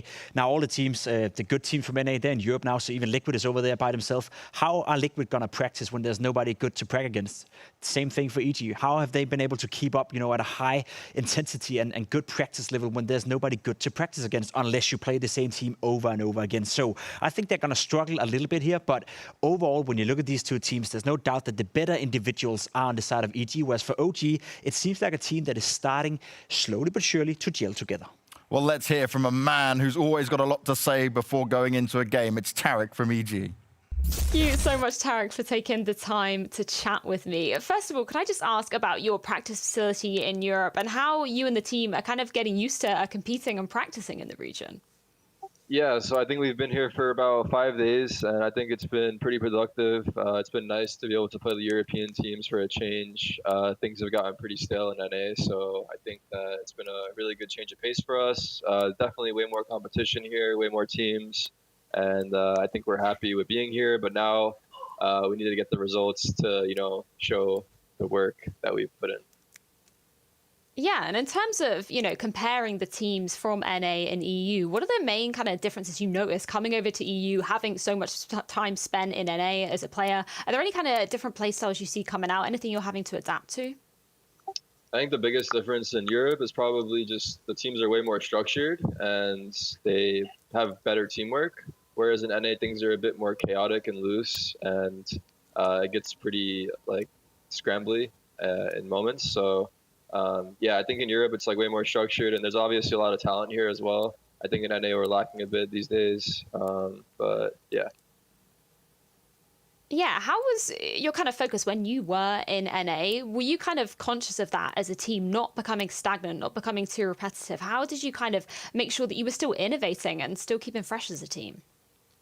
Yeah, I think it's pretty hard in NA, especially since there isn't that much competition, but we just try to do our best to work with what we have and also watch the European teams as much as we could. So we definitely like keep an eye on the European teams while we were playing and try to, you know, take stuff or take it and change it. But yeah, I mean, it's definitely hard. Like if you're in a region where there isn't a lot of competition, then it's way harder to get better because you're only going to get better by playing the best, and we don't really have that option in NA. Yeah, and I mean, in terms of your own development as a player as well, what were you kind of focusing on, you know, when you were back in NA, and has it kind of changed coming over to EU and seeing how you're going to have to be adapting around some of these teams?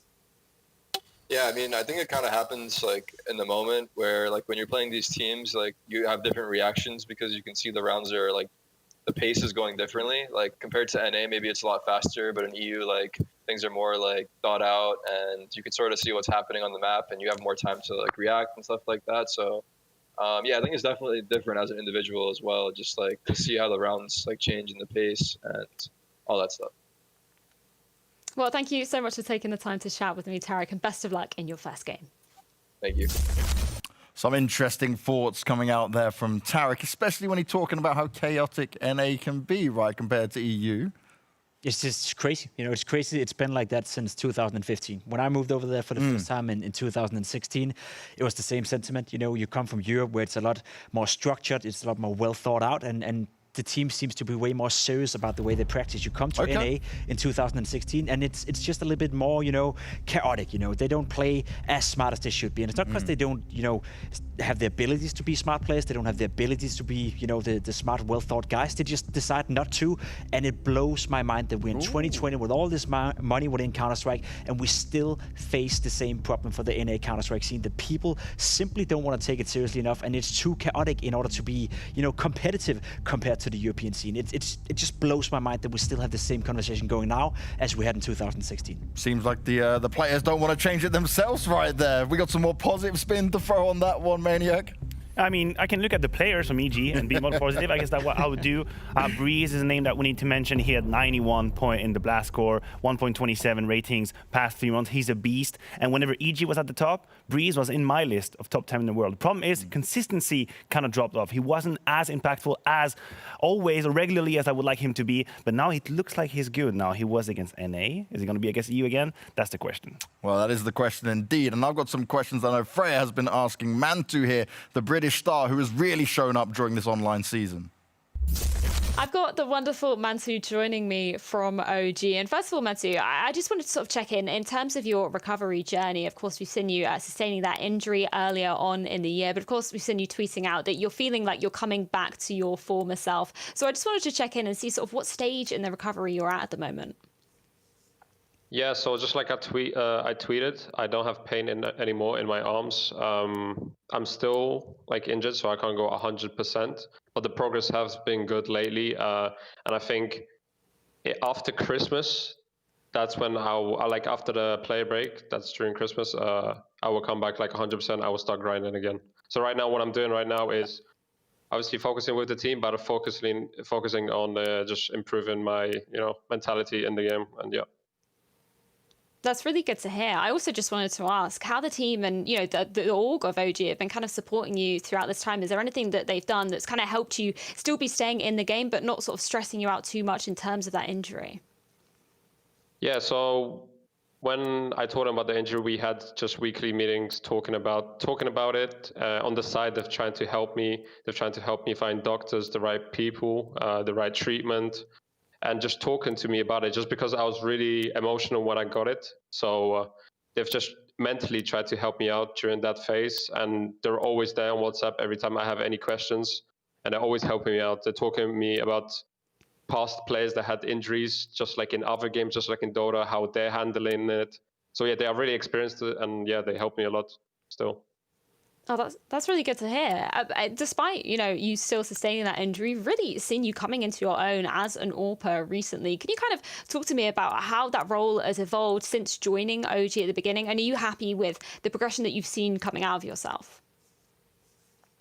Yeah, I could see on the server just through these 8-9 months with OG how I've developed. I'm like, just because I feel like I am playing average right now due to my injury, but it also helped me focus on other areas of my gameplay, focusing on helping my teammates, focusing on my positioning, and yeah, not just how I individually play, but just having a focus on the team specifically. Well, that was Mantu there, and certainly OG helping him with that recovery. We'll look at the odds down below right now. And EG, okay, rightly so favoured when it comes to it. Now, Maniac, I don't know if you saw it, but Smooya made a comment on HLTV confirmed that the only player that could surpass him would be King Mezzi. But maybe he's just ignoring and not looking at a player like Mantu, who is doing extremely well, all things considered. That's because Mantu is so far ahead of Smooya, he can't see him anymore.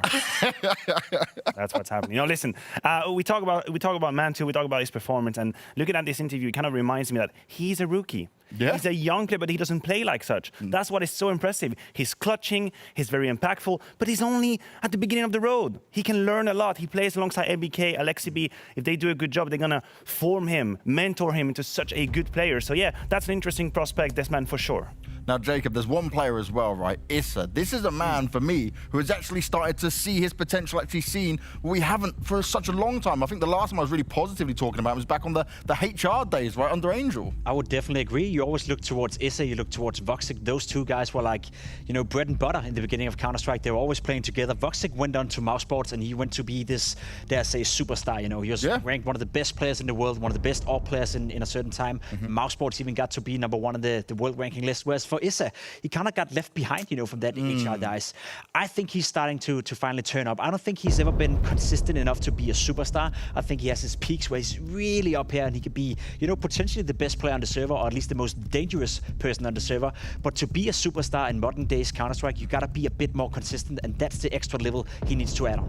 Well, we've got the pick and bans coming out. Vertigo taken out by OG, and the Dust 2 ban coming out from EG. But Dust 2 is normally quite a keen one for the old EG boys. Yeah, I could play it cool and say, no, I saw it coming, but I didn't. I thought Mirage would be the move for EG to remove, because it's a good map for OG. So it's open up now if they want to pick. There you go. There you have it. There's the punish. OG is going to jump on the Mirage any day of the week. Now, if you're EG, a couple of possibilities out there. Inferno is a good map for them, but it's a shared love. I was going to say they could have threesome. That's a terrible joke to make. Wait, though. They could. Inferno could be a possibility. They go for Inferno once more. Third map, all up in the air.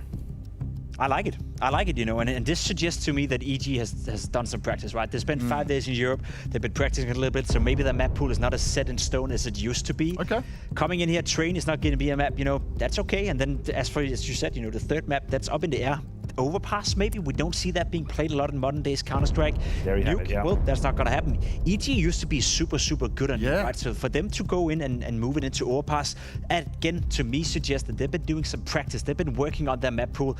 Whether that always is going to pay off now, or maybe it's a bit of a gamble early on in a tournament, early on in their stint to the European Counter-Strike scene, don't know. But it's very interesting to see new maps, and at least, you know, maps that we wouldn't necessarily think would be played here between these two teams. Yeah, that's a video. I like that video. If I'm OG, you got to feel satisfied with what you're getting, right? You have the possibility to pick Mirage, which is for sure a surprise for them. Then they pick Inferno against you, which is a high map in terms of pick and win rate for them. Then finally on to Overpass. I agree with you. I think Nuke would have been a possibility. Beloved map for EG when they had that deep run. So a map pool for that series that is a bit surprising. But it's also the interesting part about this whole competition is we have this EU versus NA competition, and then some teams might have evolved in ways we don't see coming. So first surprise, first veto, I'm hyped. This is what we love to see, right? Curveballs being thrown out there, Maniac. It's time for us to kick it to a break, but when we come back, it's that rivalry. It's the matchup you're waiting for. It's OG taking on EG.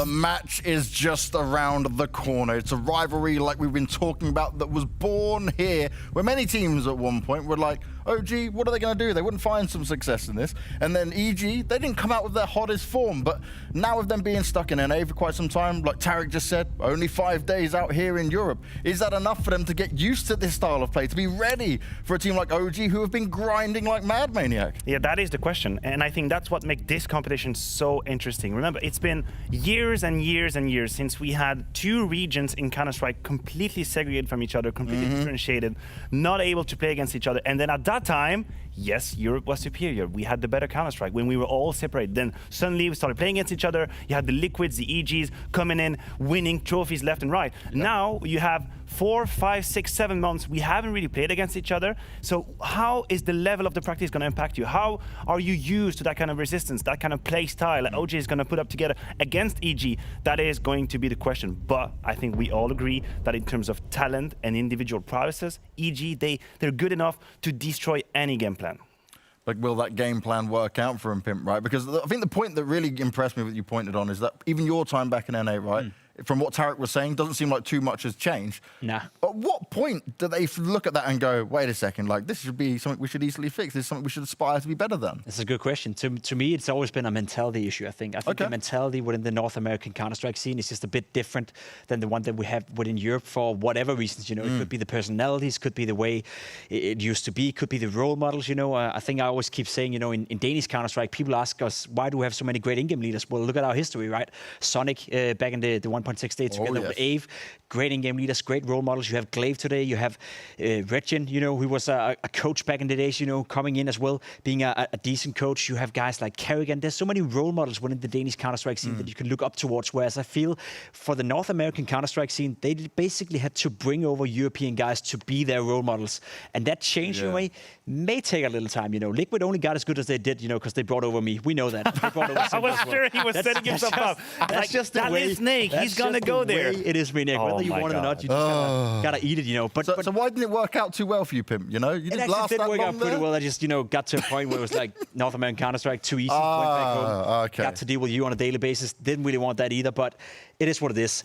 I think the main thing for this matchup in particular is, right, and if we do want to continue down the path of us talking about that, you know, mentality and that different play style, I think OG is going to be in a bit of a problem, you know, facing EG, because I think they're going to play a little bit more loose. I think they're going to unleash, you know, Cirque. They're going to unleash Breeze. They're going to unleash Ethan. And I don't think they have the individual, you know, prowess basically to keep up with that. I don't think they have the individuals that is going to step up to keep up with that. Mantu in particular will have to have a great game. He will have to shut down Cirque, or at least match him by the numbers, because rifling wise, Breeze, Tarek, and Cirque for that matter, you know, they're just so much better. They're so much better individually speaking. And this is it, right? When you talk about the likes of Cirque, you put him way above Mantu currently, but like you were mentioning, he's still in his rookie year, basically, right? This is his breakthrough. This is his time to shine. And he's doing it while injured, which to me, mentality-wise, says he's looking hella strong. Yeah, he is very strong. And, you know, we talk about injuries, and obviously that is a very important topic. People should take care of themselves if they want to have a long career.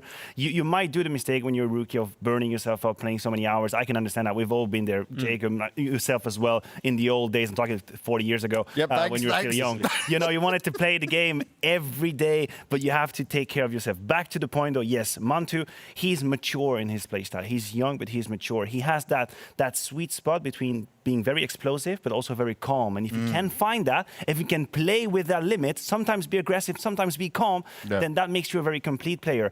And right now, I don't even know exactly in what department he could become better, because I think he's already doing great, considering, you know, his positions, his role, his status in the team. But that's a great prospect. He's so young, yet so good.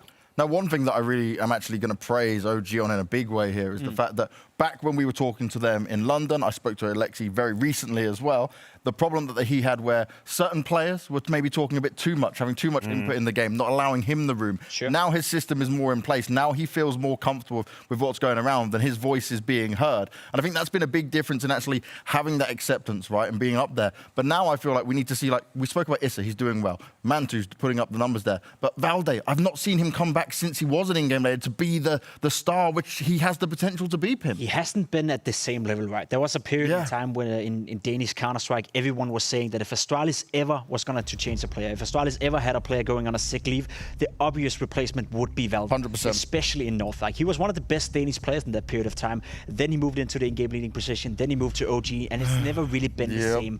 That said, though, I think he is getting better. I've seen, you know, more glimpses of the old Valve, so to speak, that we've seen over the last couple of months. And if he can find that form together with a guy like NBK, sure, he's never going to be the star of this team, but he's going to be a rock-solid player who can help Alexi B with the calling. And if they can, you know, find that synergy together, I think that's when OG gets scary. I completely agree. I want to bounce back on that point. Valde right now in his game, if you look at OG structure and plan in general, he's not a superstar, but he's playing really well. And that to me is absolutely invaluable for a team. Not to be put in crazy positions, but still doing your job. He's fitting when he needs to fit, and he's doing a great job at that. Isa and Mantu, they're the ones supposed to go absolutely crazy, right? Valde, he's that guy experience. He's got the game sense, that flair, that finesse, and he's using that for his team. Sounds like me and Liquid.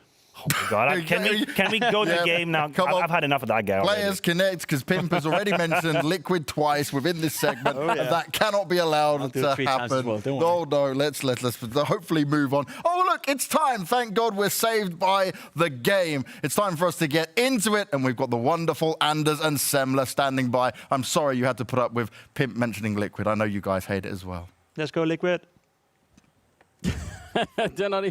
Listen, I appreciate the effort. I think I like it from Jacob, you know, like he had a huge highlight playing in Liquid himself, like keep it alive, you know. Listen, I'm all about NACS, boys. Yeah. Somebody's got to carry that torch now that Moses has jumped ship. He's actually joined Liquid. He's joined Liquid. He's joined Liquid as the coach, so he has really gone full in. But yeah, I'm gonna go back up my boy Pimp. Let's go, boy. Let's go. Don't blame you at all. Odds certainly looking interesting as well. And I mean, I don't really know what to think about this game. I think it could go a bunch of different ways. I think I picked EG, and I don't know. I was feeling pretty good about it at the time, but since then, like I've lost a little bit of confidence. But I'm still gonna stick with them. I feel like it could be an interesting game. I've got my hopes set high.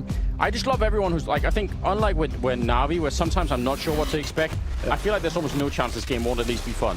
Like, I just think it'll be a fun game, even if it could get a little bit scrappy. So, we shall see. I like it. A little bit of banter going on between the players as well, welcoming each other. You know, welcome back to EU. Welcome back to NA. Just bringing it, but we are actually going to get it. NA versus EU. Let's see who stands on top right now during the Rona times. It is going to be aggression from Mantu, top mid already, taking a little bit of a peek. And Breezy's got his back as well. But Evil Genius is starting on the T side of Mirage, OG starting on the CT side. Yeah, that's exactly where we're at. Smoke and Kit on Alexi B, so looks like he's already got the smoke primed, which I'm so confused about. Does he really have that? Because I feel like you'd normally try and do like a smoke defuse on the A-bomb side if you had that kind of a combo. But yeah, I guess he wants to block the hallways. Interesting. I don't think I've seen that very often in a pistol round, so I'm ready to learn. I want to find out what this is about. It's crafted. Oh, Nathan is going to jump. He's going to underhand it the other way instead. Now I'm even more confused, but he is in this cool spot. Missed the chance. They don't know. Oh, well, now they definitely know. He's going to get a headshot, but Cirque will pick up 2 in return. And that is a great trade favoring EG and a bomb plant to boot. This is looking good. Yeah, this is all so solid now for Evil Geniuses, especially because Valdez down to 5 HP, so you might as well be a 2-man right now going in for OG, trying to make this retake happen. The whole thing is it lynches on hoping that Evil Geniuses make a mistake. Somebody on Evil Geniuses needs to overstep, needs to get out here and take a risk, and it's Mantu taking a bullet to the face from the Glock already. So OG this round is pretty much scrapped, and hell, they're even thinking just get out and hold on to the Kevlar, which I really do like to see. Yeah, it's definitely preferable, isn't it? Like, there's no point in fighting that, so not at all bad.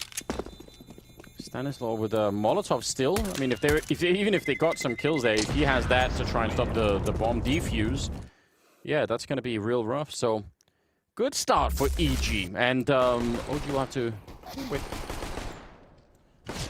so they can really start to pick it up.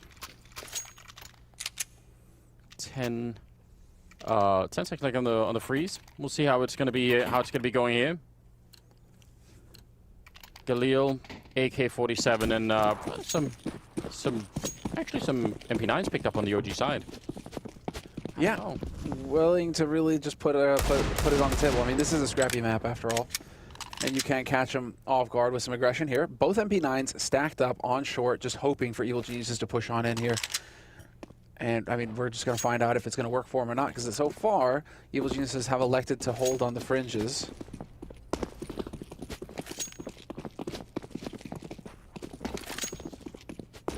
Those AKs, though, are going to be in a pretty powerful position compared to pretty much anything. I don't know why those MP9s are there. I feel like on this map, there's such a huge distance to cover. Why not have the Deagles? Show us what you got. Valder and Isa, maybe you could.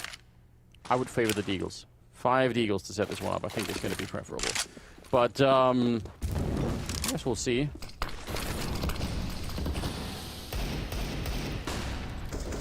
Action. Seconds here. Yeah, action already, though. This is where you just take your time with the rifles, play to the advantage of the smokes, and AlexiB! 3 shots in a row.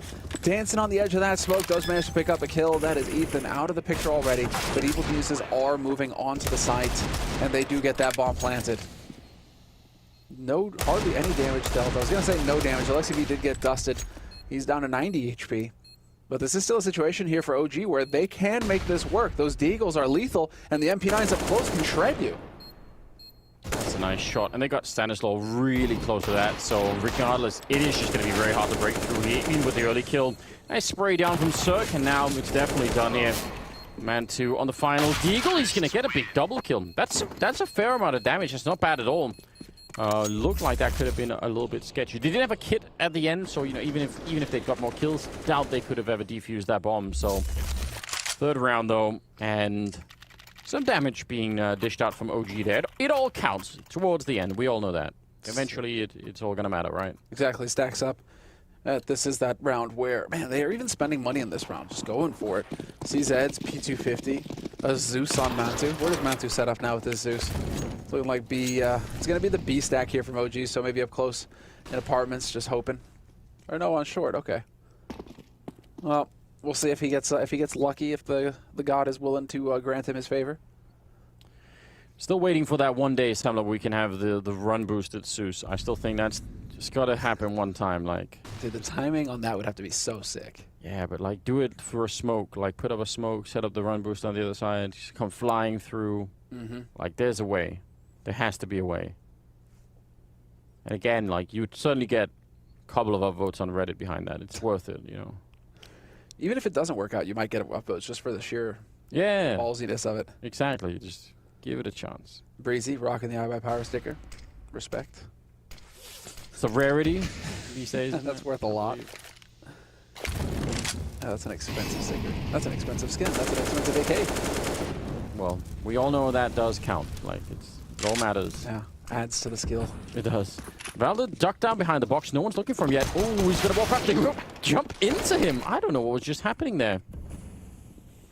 Did he think Valder was the box, Tarek? He was just thinking like, oh, with this box is weirdly human shaped. I don't understand. Kick him in the face. Yeah. Well, now, I mean, OG are just going to be kind of camping around, waiting for their opportunity to pounce in here and hope to get a shot. Not going to really happen. Isa is going to be over in B apartments, and so he's got that CZ, and he's just going to be holding on to it. Nothing really going to pan out here for OG in this round. And Stan can even hold on to the MAC-10 for the next round if he wants. He's out there hunting, obviously. He wants to try and find, yep, bonus $600. So there we go. A little bit of moolah in his pocket. He's going to be happy about that.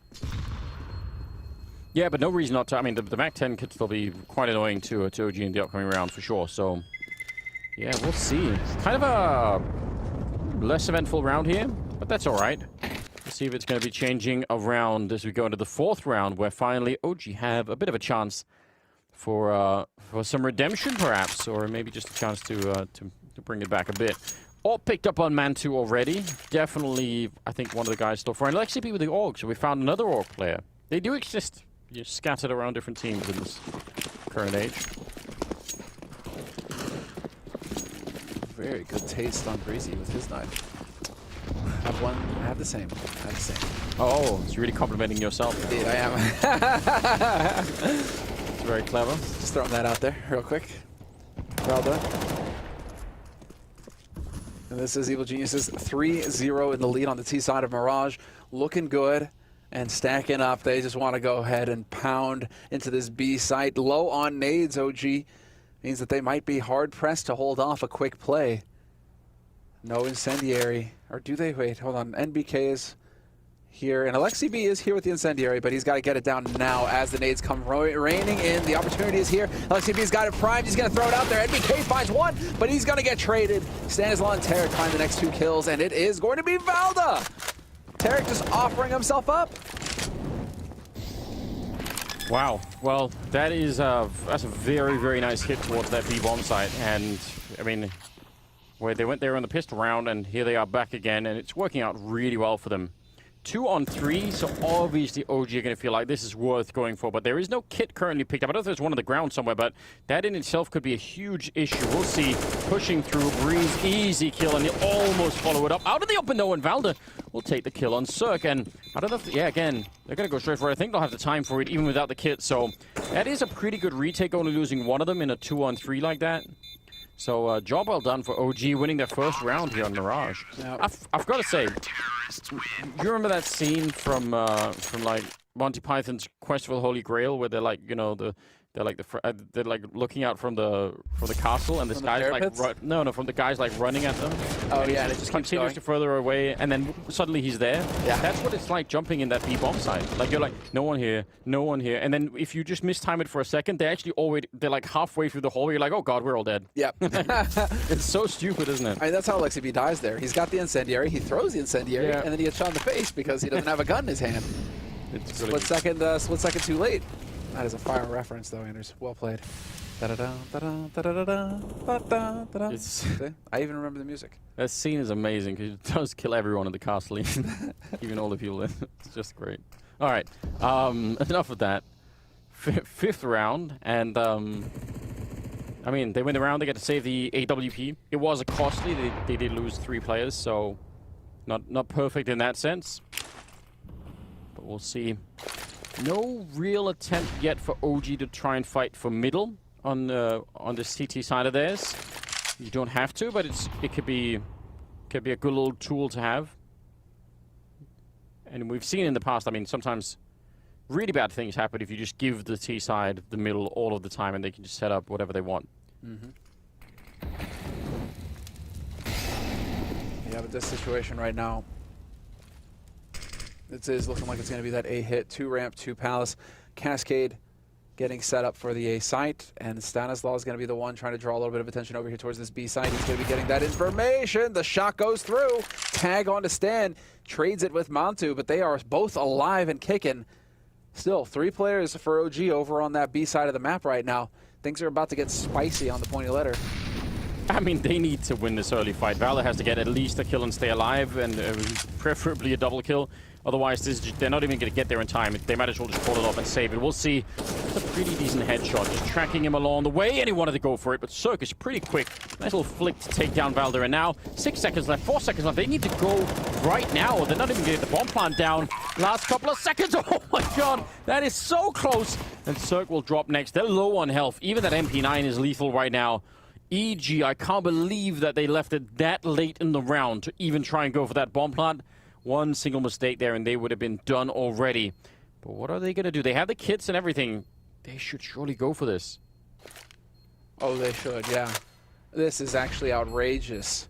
How low, how close it's gotten. And it is NBK running right in behind that flash, hoping to capitalize on it. Alexi B with the wall bang. And now it's Stan. 1 bullet will do the trick. Alexi B's got the kit and the bomb not planted. He decides to back off. Stan gonna hit the shot, and he is gonna go up with the bomb, but he doesn't care. The job is done.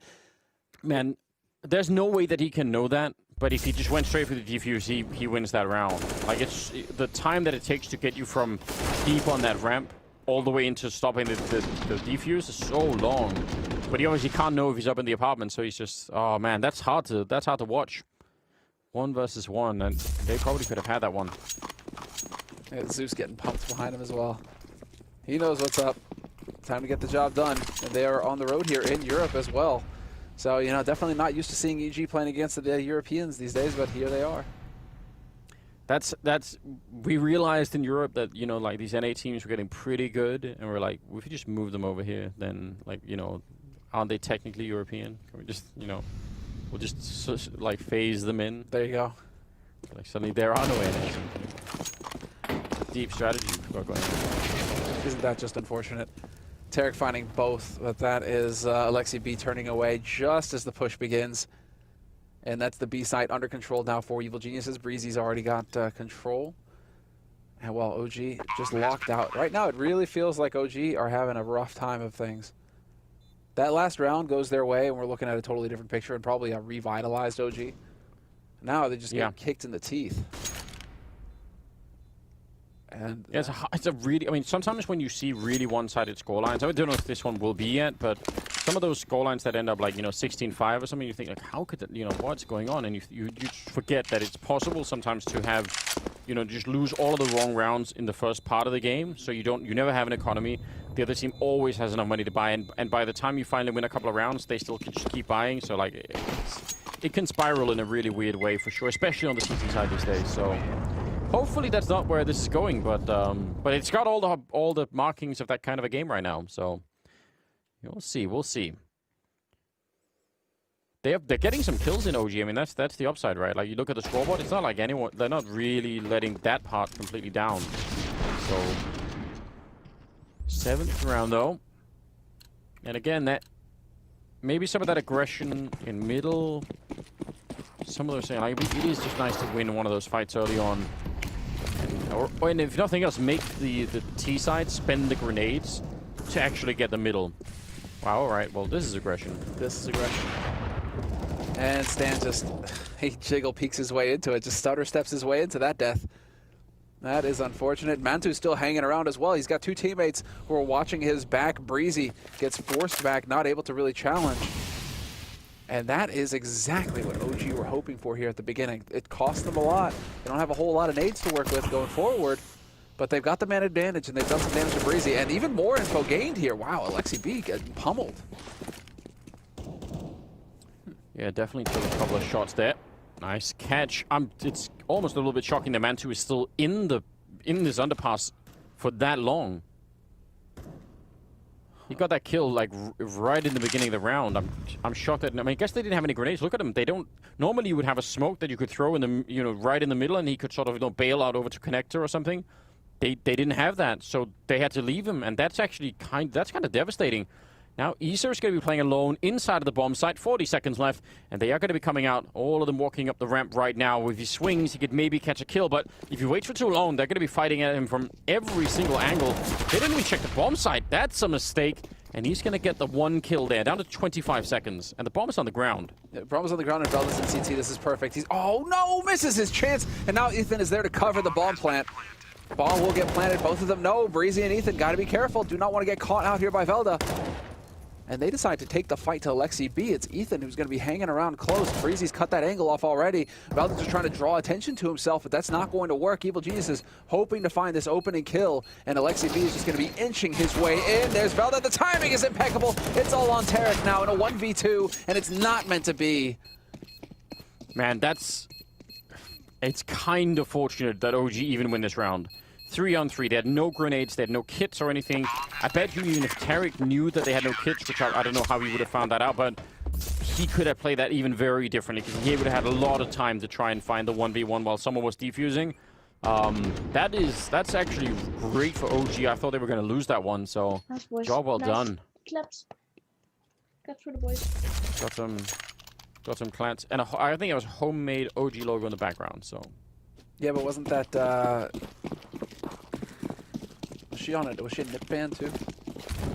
I don't even know. Ooh, hold on. Am I just calling out the fans that change the jerseys and all that, you know? Get the internet detectives on it. Can't be on both fan cams now, can you? Or maybe you can. Maybe you can. I obviously haven't read the rules, so maybe it's allowed. Be on all the cams. Yeah, just do it. Pretty sure that's oh, he's gonna get a follow-up. Oh, and he gets the follow-up. Isa, that sets it up for Velda, and this is brutal. OG, Evil Geniuses don't know which way to look. Tarek gonna get legged, and this was a very clean round coming in here from OG, and all off the back of Isa getting a tremendous 2 kills up on the balcony. Nice to see. Again, that was the turnaround that they really needed here, OG. Not just, there's no bomb plant. EG can't buy in this round. That's going to give them, I think for the first time in this match here, just a little bit of time to breathe and just think like, yeah, that's it. Like now we're starting to feel it. Valda playing really well at the moment. 8-3 on him. That's impressive. So likely a 4th round being picked up here by OG, you have to assume. I mean, Glocks and a few nades has to be. They are going to go straight out from pit. If they get the bomb plant here, that would be fantastic. But Issa with the M4A4, he's got plenty of bullets. And they're made for snuffing evil geniuses. Yeah. Oh, they... Unbelievable! They still got it. All right. They still get a bomb plant despite all of that. It really looked like they were being sorted, so I just assumed that was I did too. Off, but fine, great. Issa with a nice triple kill, getting some frags in that round, and yeah, they're almost tying it up here. This next one is going to be critical, though. I mean, look at how much money they have, OG, after having essentially a fairly bad start. So, like, once they've turned it around, they've actually done an amazing job. That's some credit to them, I believe. We'll see. 10th round. Already pretty deep in this first half. Looks like a fairly straightforward A execute coming our way. All the smokes and everything. They're probably happy with how that went with Glocks. They were like, all right, if we can get the bomb down, and like, great, let's just try it again with rifles. Yeah, have a few nades to work with, and exactly some rifles. It's looking like Evil Geniuses might be feeling pretty good about their read on this A side defense. 3 players currently set up on A for OG though, but 2 of them about to get walled off, and it is going to be Mantu with that AWP. He needs to hit that shot. As they make their way out, Breezy's going to be taking point from pit, and it's Mantu with a nade. Needed to be that bullet. Instead, it is going to be Breezy pushing out onto the site, and Evil Geniuses, all 5 players so far alive. They're out here. Perfect. Yeah, what a great, but look, it cost them all the grenades. They have nothing left for the afterplant here on the EG side, so that's a bit interesting. Mantu going to take down Ethan. There's a smoke and a couple of flashbangs on OG sides. Let's see if the grenades will make the difference. It looks like it's just all rifles at the moment. Issa with another kill, Valda with a double to take down Tarek and Stanislaw, and that leaves Cirque in a 1 versus 4. And man, that is just so much to ask for. What a beautiful headshot, though. Tries to do it, but there's the smoke coming into play, and that is what makes the difference at the end. I mean, I don't blame EG for wanting to do this, and I think it's still pretty cool that they managed to get in there without losing anyone. But just a couple of flashes, a little bit of extra utility at the end there makes a big difference. Did you notice as well, when they do that smoke for like the top of stairs, and they do the smoke for jungle, yeah, and then they actually throw 2 Molotovs to make sure that no one can run through the smoke, because it's one of the most common things, people playing on the edge of that smoke, right? Play on bench. Yeah, so they really wanted to make sure that no one did that. That's kind of an interesting emphasis from EG's point of view. That could be that it is just the A execute. Everybody on CT needs to know how to handle that, and so OG are just feeling good about that. Right in their wheelhouse. Damn, this is... He threw a Molotov and then an HE grenade, and it actually caught them, so they were sort of slowed down inside of the Molotov. And then a little bit more, but... All right. Well, that's unfortunate. Yeah, and Cirque was flashed, it seems, from the icon up at the corner, and I think that was OG throwing the flashbang. So that flashbang became like the point in time where Cirque was like, I'm just going to click. Yep. I'm blind. And there's the molly, gets canceled out, forces Lexi's smoke, and he wants to get out of there. 4-on-4 situation. Decent nade count for both teams still. And now, well, Evil Geniuses, they're looking exactly. Put some pressure over here towards B. Mantu, though, going to take the shot. No, misses. Cirque is there to win it. He's going to be mad. That is a big shot. And now, well, does Alexi manage to get out here in time? I'd actually love a slow motion replay of that shot from him. It looked like he shot like right between his ankles or something. That must have been really frustrating. Good shot from Alexi B, though, taking down Tarek, and 2-on-3. Another nice shot coming out from Alexi, and a third one to add. That is just beautiful defense on the B-bomb site. I don't know how he turned that around. That looked like EG were easily going to have that. That doesn't do anything, but it's fine. Fancy. Can he get that bomb planted, though? Oh, man. Bold. Spotted him. Yeah, that was wild. All timing. MBK runs out, and this is winnable. Ethan gonna clutch it. 1v2. OG walk in one after the other, and Cirque can't even believe it. What a grin. I can't believe it. That's out there.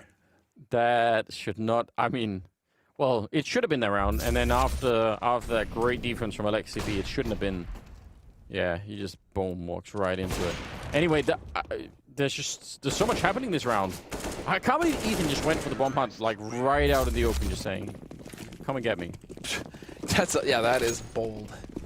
We'll put it that way. Bold as brass. And while Evil Genius is now straight in, no fear, only dreams. Get it done.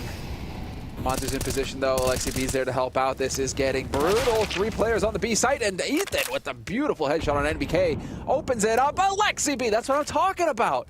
Those HEs, you can get that lineup every time behind those smokes and then just do tremendous damage. Yeah, that really delayed the bomb plant as well. It's going to buy a little bit of time for everyone else to get here. They are low on health on the EG side, so this round is looking very unfavorable at the moment. Maybe unless Zerg with that AWP could show us a little bit of magic. I don't think it's going to be Breeze and Tarek in this one. Trying to be active. Tarek's gone down. A bullet would have done it. Zerg is next. So yeah, Isa with a 3 kill to get into the site and retake it. So going to tie the scoreline 6-6, and they will have just a lot of money now to work with on the OG side. So that was, I think, EG trying to say, well, that B-bomb side that we've hit a couple of times before, it's worked. Let's go back to it again. And finally, OG saying nope. They're doing a really good job stabilizing. It almost feels like OG are just warming up. They came in cold a little bit there. Evil Geniuses came in warm. They hit the ground running, putting the pressure on. But now OG, you know, it's just they caught that punch midair and they just stacked. Yeah, and they were further back, right? Like they didn't have MBK jumping close to the hallways. They were like a little bit further back. So maybe that also made a difference. Nice double nade. You know, Valder and connector. Get out of there, Valder. When you get that double nade, it just sucks. Because you're just like, well, that's me. Yeah. They got me. That's what my life was worth. $600. $600. That's a very efficient eco frag. Yeah. It's not at all bad, is it? MBK still jumping. They have deagles. Surely they're not going to hit the shot anyway. Like, there's no way. It would be sick. Underhand HE though, not going to happen. Falls back to the bench. Crossfire scenario here. AlexiB and NBK going toe to toe. Tip to tip, and Evil Geniuses are just caught in the middle. It is unfortunate. Getting picked off one after another. Leaves Stanislaw alone, wondering what happened to the rest of his team. Isa's going to spot him in a moment. And there it is. 7-6. OG take the lead. CT side Mirage looking very good. Yes, it is. They're really starting to step it up. Like, it's nice to see this this kind of a turnaround. Again, the beginning of this match really had like all the hallmarks of just an OG team that would never get their feet on the ground and just run out of money and all the rest of it. So it's impressive to see that it's played out in a different manner here. 14th round, and EG. I mean, I think the 6 rounds still pretty decent on the T side of Mirage. Not you know, somebody to really celebrate. Sure, they'd love a couple more, but I mean they've laid in the foundation that means they have a chance pretty much no matter what here on Mirage at least. Mantu's everywhere. B side early on, you know, holding forward. This time, I mean, Ethan is probably thinking like, what? Isn't he playing B? Playing B or playing underpass or, you know, where else has he been? Whoa, I like this though. Quick up short with 3. That's a great reaction. NBK overwhelmed. Not really too much he could hope to do there apart from take somebody with him, but he didn't manage it. So 4 players alive on the B side now for Evil Geniuses, looking very comfortable here. And you can see OG, I mean, unless you get a kill very quickly. And the flash, impeccable. Cirque finds it 1 for 1, good enough. Yeah, definitely good enough. And how do you do this now? Great spray from Stanislav. One of those is an AWP trying to retake it, and that in itself makes it just a bit too uncomfortable, so they're going to walk away from it. That was a very quick call from EG, right? They know that the AWP is over there, and they're like, all right, let's just go. Like, we're already at the catwalk. Let's run right into that B-bomb site before they can rotate anyone around. So that's I think the speed of that call from EG's point of view is probably what surprised MBK. He's like, what? Yeah. All of a sudden, just, again, like you say, there's nothing there, there's nothing there, there's nothing there. Oh, there's 3 people there, and I'm dead. And you swung right into them. Yeah. But again, also maybe a slight side effect of the fact that that OG aren't really keeping that much of an eye on middle. They probably smoked off half the time there, but Again, they're not fighting for it in the same way that you maybe sometimes would. They've had a couple of rounds where they've sort of shown up and thrown some grenades, but it hasn't been that crazy. Well, I was going to say there's still time. It's 15 rounds. There's not time to try and change that. This is it, yeah. Double up, though. Double up on the CT side, a very even 15th round for these teams. Breezy just got pummeled. He got slowed by the grenade. Yeah, that's just painful. I'm angry on his behalf. Everyone knows what that is like. Half HP, and then the op, just overkill. Man advantage for OG, and putting themselves in a favorable position to take the lead at the end of this first half. Well, what are you going to do? Stan could be thinking once again, get up here in connector. You've got Ethan alive, lurking in Palace. So long as Ethan is alive, you've got options here towards the A site. And OG, I like this from them, making early plays for information here. Minute 10 on the clock, and they're already pushing Pit, just playing for info. Yeah, I mean, it's kind of strange they haven't done that too much. I mean, Manto's been aggressive, but he's more or less been the only one, and he's been doing it on his own. Now, double pushed in there. Manto going to pick up another kill on Stanislav. Starting to look real good. Oh, he must have seen that. Not quite able to land the shot, but it's still a very powerful round here for OG. A chance to get that 8th round on the board, and it's looking like it's absolutely destined to be Cirque in a 1 versus 4. And with 40 seconds left, he's waiting for MBK to show up. That will be a bit of a free kill. Oh, but he can't even get out. Manta catching him 8-7 at the end of the half in favor of OG. What a great recovery. We'll go to a break, and then we'll be right back with the second half, so stay tuned.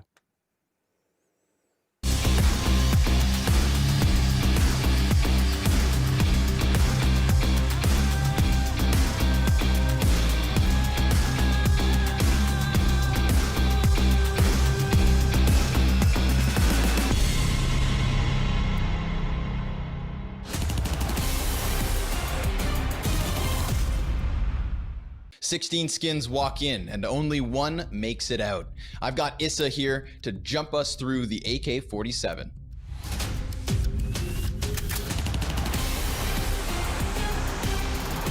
Issa, welcome to the show. Thank you for being here. Thank you. Thank you, you too. We start with 16 skins in a head-to-head, rapid-fire answers. AK-47 with Issa. Let's get it on. Asimov. The first one. Second. Yeah, I will go for second one because I like red color. Black lemonade. I'm old school.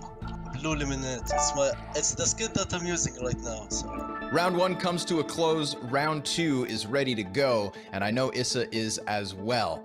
But this time, I'm gonna pick your brain a little, man. Your choices might get more difficult because it's the head-to-head between your first 8 picks. Let's get round 2 started. Legion of Anubis or the Asimov? I would pick Asimov because it's white, and for some reason, like the Legion of Anubis is just dark, you know? Aquamarine Revenge or the Wasteland Rebel? Like, I would be happy to play with any of them if someone drops.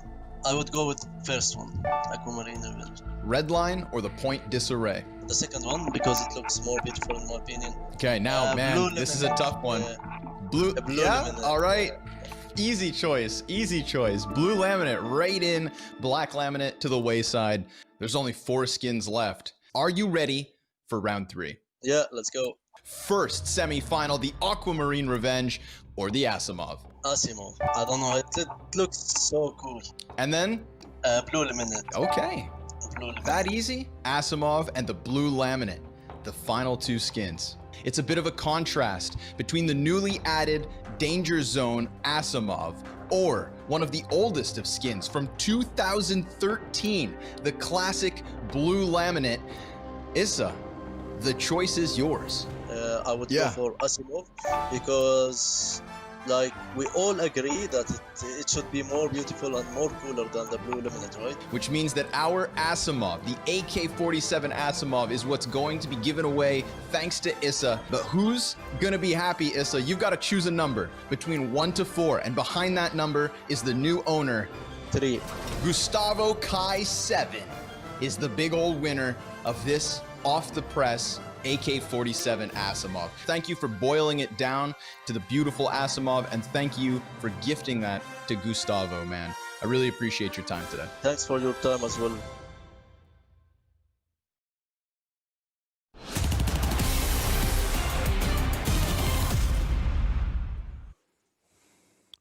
Well, here we are, already done with it. I think like that second half went really quick. I wasn't even, expecting it, but here we are. It's 8-70. They cut it right down the middle. Yep. Second half going to be coming up now on Mirage. It's EG versus OG, and I think we've got a great game ahead of us still. You got Zeus in the background there getting his pace on. Always pumped, always bringing the energy, Zeus, as the coach. And he's on Evil Geniuses now. I'm so used to saying Team Liquid with that guy or MIBR, but I know.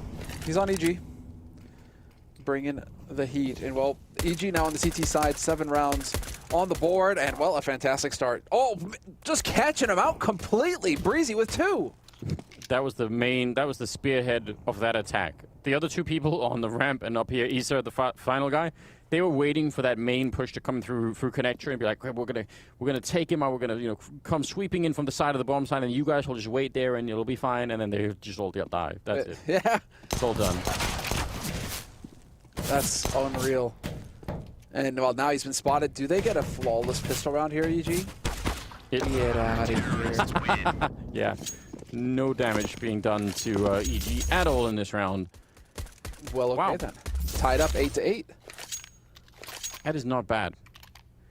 Oh man, and this is going to be very interesting to see how EG do. This is OG's map pick after all, and so we're not even. EG have picked Inferno for the second map of this series, but I don't know. Do we get 2 back-to-back 2-0s? I doubt it. Come on, man. This is. Again, I would assume this would be a 3-mapper. I just think it's in the cards. I thought the same thing for the last one, and NAVI proved us wrong in a bunch of different ways. But got to be careful again. All right. See, Tarek is not going to be doing the jumping game like MBK was doing. He's going to be up there to keep an eye on it and make sure that he can see what's happening. I do really think that it is like playing a dangerous kind of roulette when you're over at that B-bomb site doing those jumps. I don't like it. There's that technique, otherwise you get your head taken off. Yeah, but I feel like the problem is the safest way to do it is to jump from the bomb side in towards the hallway, your left side. But the problem is you actually are jumping into the battle at that point in time. So if you mistime it and they're halfway through the hallway, then you're actually on your way towards them. And if you jump the other way, from the truck and out in towards the bomb site, you're way more exposed, but at least you're trying to get away. Sure. But that's usually where you get shots. I just don't like people jumping there. I think it's a bad choice, many times at least. Now, if you have an AWP or something and you're in a major, then whatever. And you can do it. Maybe Max 7. Wouldn't see many jumping Max 7s for a long time. Gotta get that swag. And here we go. YOLO.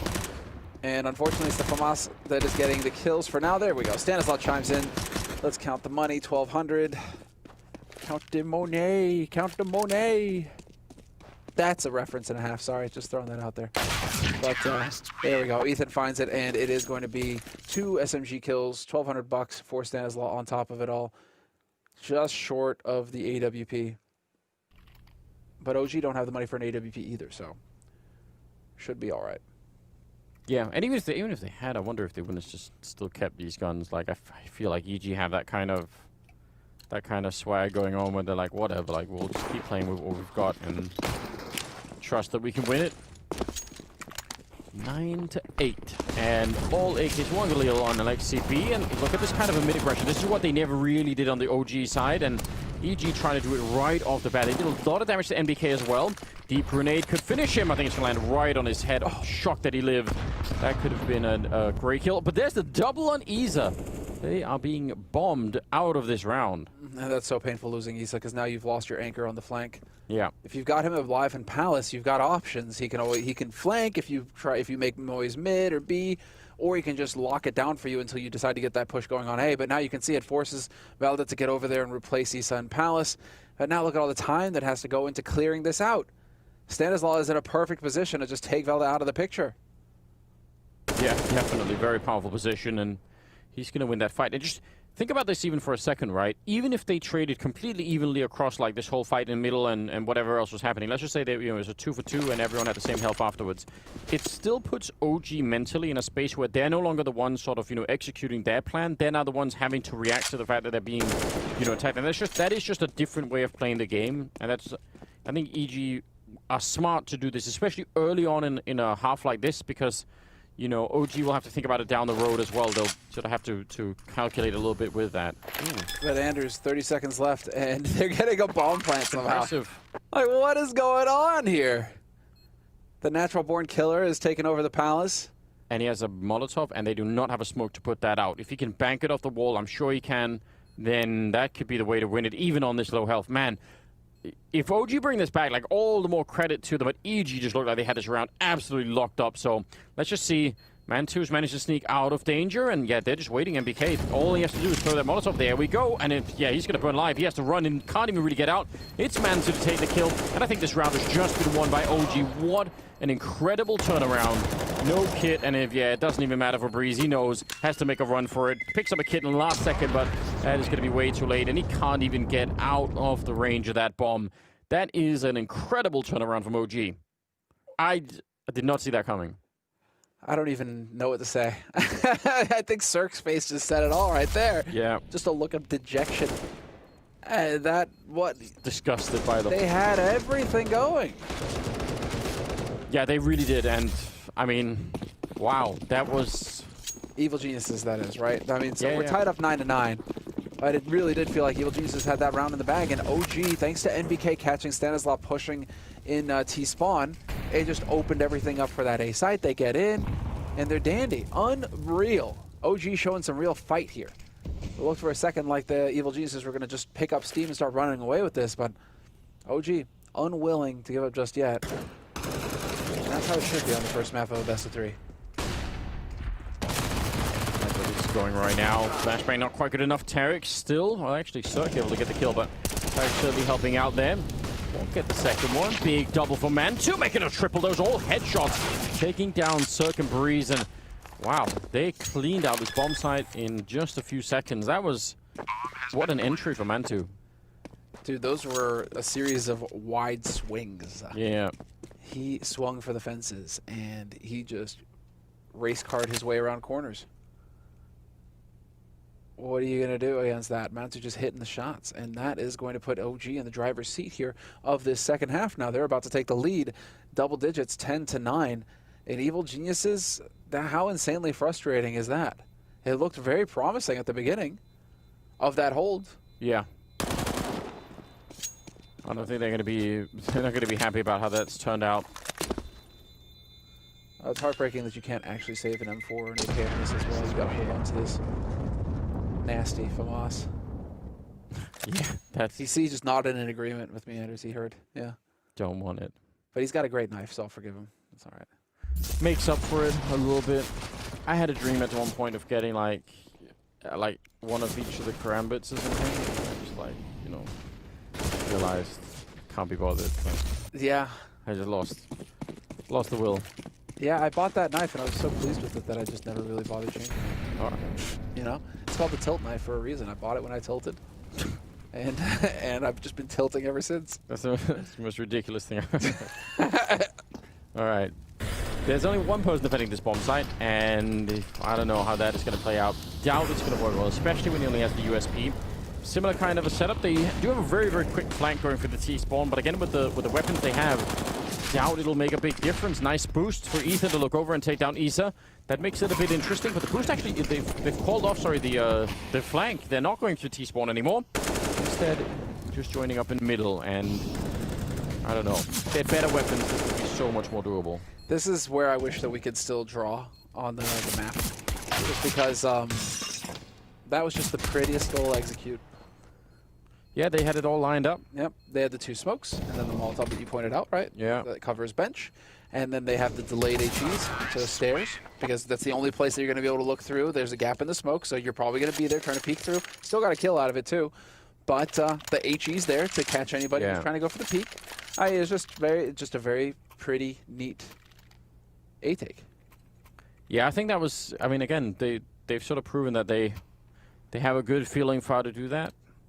And a lot of variety in what they're doing as well here on the OG side, making it continuously harder and harder for EG to really predict what's coming. I wonder if EG will start to do some more reconnaissance type play. They have been aggressive in middle, but I mean, Mirage is a map that sort of invites the CT side to try and find information. Here we go. Wow.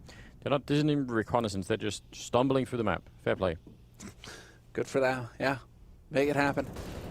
And Evil Geniuses are now the ones on the back foot, and this is going to get nasty because OG have already made it up ramp, putting pressure on this A site. Alexi B in connector, setting up the flash for CT, and that is going to just be so frustrating for Cirque.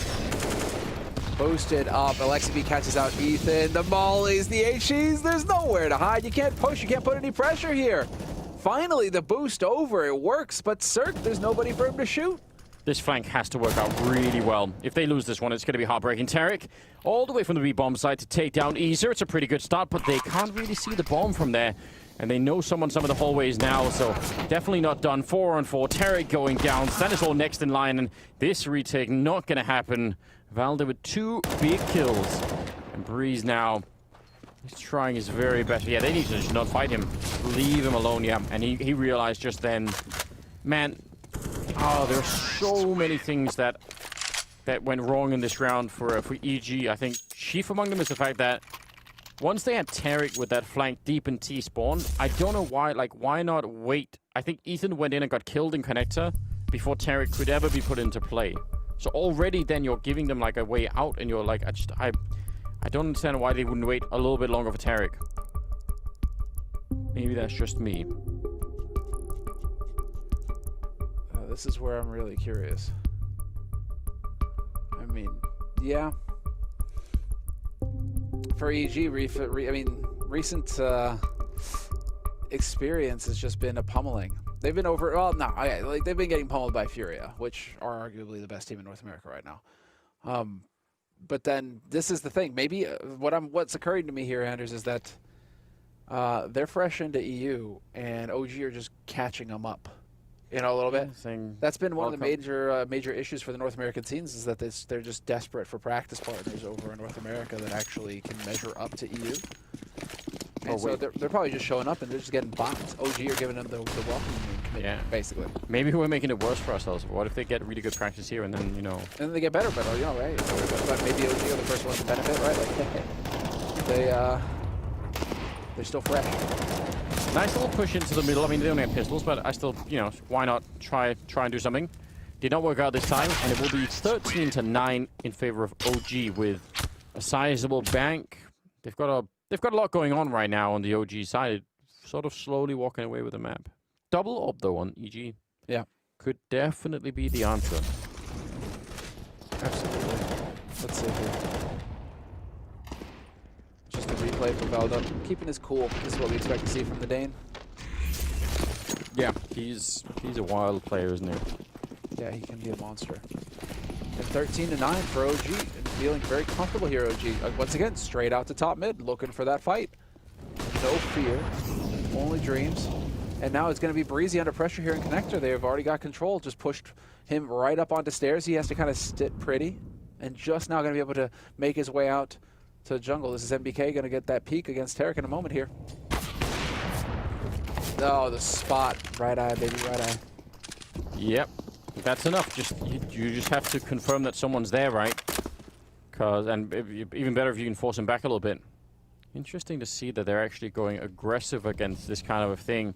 It's the M4A1 on the other side for Stanislaw, so not really the best gun for spraying down a whole army of people, and he's being covered by an AWP, so this could go horribly wrong. Tarek, he has to get another kill, otherwise they're not going to win this round. He's trying his best, but he gets baited out at the end, and Valda will take him down, and yeah, they don't have the money to fight EG. They have to back out and save this, so a 14th round for OG. Man, that's very, very rough indeed. Agonizing. Yeah. And again, they saw it. They sort of saw it coming early on, right? I don't know. I don't want to claim that EG did anything wrong in trying to go aggressive. I assume that what would happen is that they would sort of say, okay, well, we're falling back to like a secondary position because we've already been spotted, you know, up in the hallways, being a little bit further forward, right? Sure. Man, I don't know. Maybe if they get that first kill from Stanislaw's M4, it's all going to be fine. Hard to say. But 14 rounds, they have all the money in the world right now on the OG side, and EG are just, like, losing the rifles at any point here would be probably completely devastating. So this is where it just gets completely out, yeah. And look at the, I mean, the money is obscene on OG's side as well, so they've got to just be feeling fine and dandy. Yeah. But Evil Geniuses now, we will have a full buy coming in here for EG. Getting the replay here. I mean, this was just pure patience coming in from Valda. All you're doing is trying to jiggle peek. It's an impossible situation for Tarek. Yeah, it really is. I don't know what you do at that point in time, but you die. Pretty much. Just hoping you take one more person with. I wonder even. It's also possible that if he got one more kill, then that would bait the rest of his team to try and retake, and then they still just lose everything. So yeah, you never know. I watching this, it does feel, and obviously you gotta just keep things in check, not get too ahead of yourself. But it is feeling pretty brutal here for Evil Geniuses. Yeah. Early days, first map of this best of 3, let's keep that in mind. Inferno is coming up next as the second map in this series. This is OG's map pick as well. And they are on fire with the streak right now. So, I mean, you can see, 14-9, looking very good. I say Chiana Issa, though. Definitely impressive what they're showing us at the moment. Got to give them that. Strong presence in middle with a single lurker, and I think Man2 up in the A hallways. Let's see how that's going to turn out. I mean, once you get this connector control on the T side, you can be that A-bomb side in 3 seconds, and very, very often you can catch the defense off guard. And especially right now, because the defense actually focused towards the ramp, so they could be in a lot of trouble. This Breeze going down in jungle, Ethan turning around, but yeah, they're going to swing wide against him, and they're always going to be able to trade that fight. If Cirque goes down here, this round is going to be done, and they'll catch him at the end. Absolutely brilliant here. 30 seconds for the 1 versus 3. And again, I mean, as ridiculous as it sounds, that one rifle there on Stanislaw is actually really important. They really need it. Man, that's unreal that works out. And that Cirque doesn't make it down there. I thought he was going to survive 100% there, and that it would be at least an interesting position for Evil Geniuses. Maybe they could make something happen. But OG now, map point for them. And Stanislaw, you gotta hope that you can just make something happen from short in that position. It just did not pan out for him this time. OG are just looking very confident. They're just hitting all their shots. They're powering onto the sites. It does feel like Evil Geniuses right now are just not quite up to speed. They're not quite with it. Yeah, they've made some really questionable choices. I'm still so confused about that round where Tarek was flanking through T-spawn and Ethan went and died in the connector. I think that's one of those rounds in my brain where I'm sort of thinking, man, that probably should have been your round. And somehow, the timing just wasn't quite there for it, or it's hard to say. Tech pause being called for. Fair play, we can accept that. But yeah, 15-9. They would have to win 6 rounds in a row here, EG, to try and get into overtime and play that out. 6 rounds in a row, it's doable. I mean, they can do it, but it's looking less likely at the moment than some of the other options. At least they have money in this round, so that's the important bit. That matters at the end. Yeah, full buys on both sides. That's what counts here, and so we will get the full gamut. Yeah, I think they fixed the tech problems instantly. Yeah. Good job. Quick little hiccup, and luckily for us, we're going to be right all over things here. Cirque spots the quick play, straight up A ramp, and there's the shot. Takes down Man2 already to kick it off. Man advantage for Evil Geniuses on map point here for OG. He almost got caught, though. I mean, you saw him sort of looking towards the ramp for a second. He was like, oh dear, there's a lot of people. Tarek is down, Breeze is next. It's Valda with another double kill. He really has been the star of Mirage. So far, up to 26 kills and just 9 deaths. Absolutely amazing.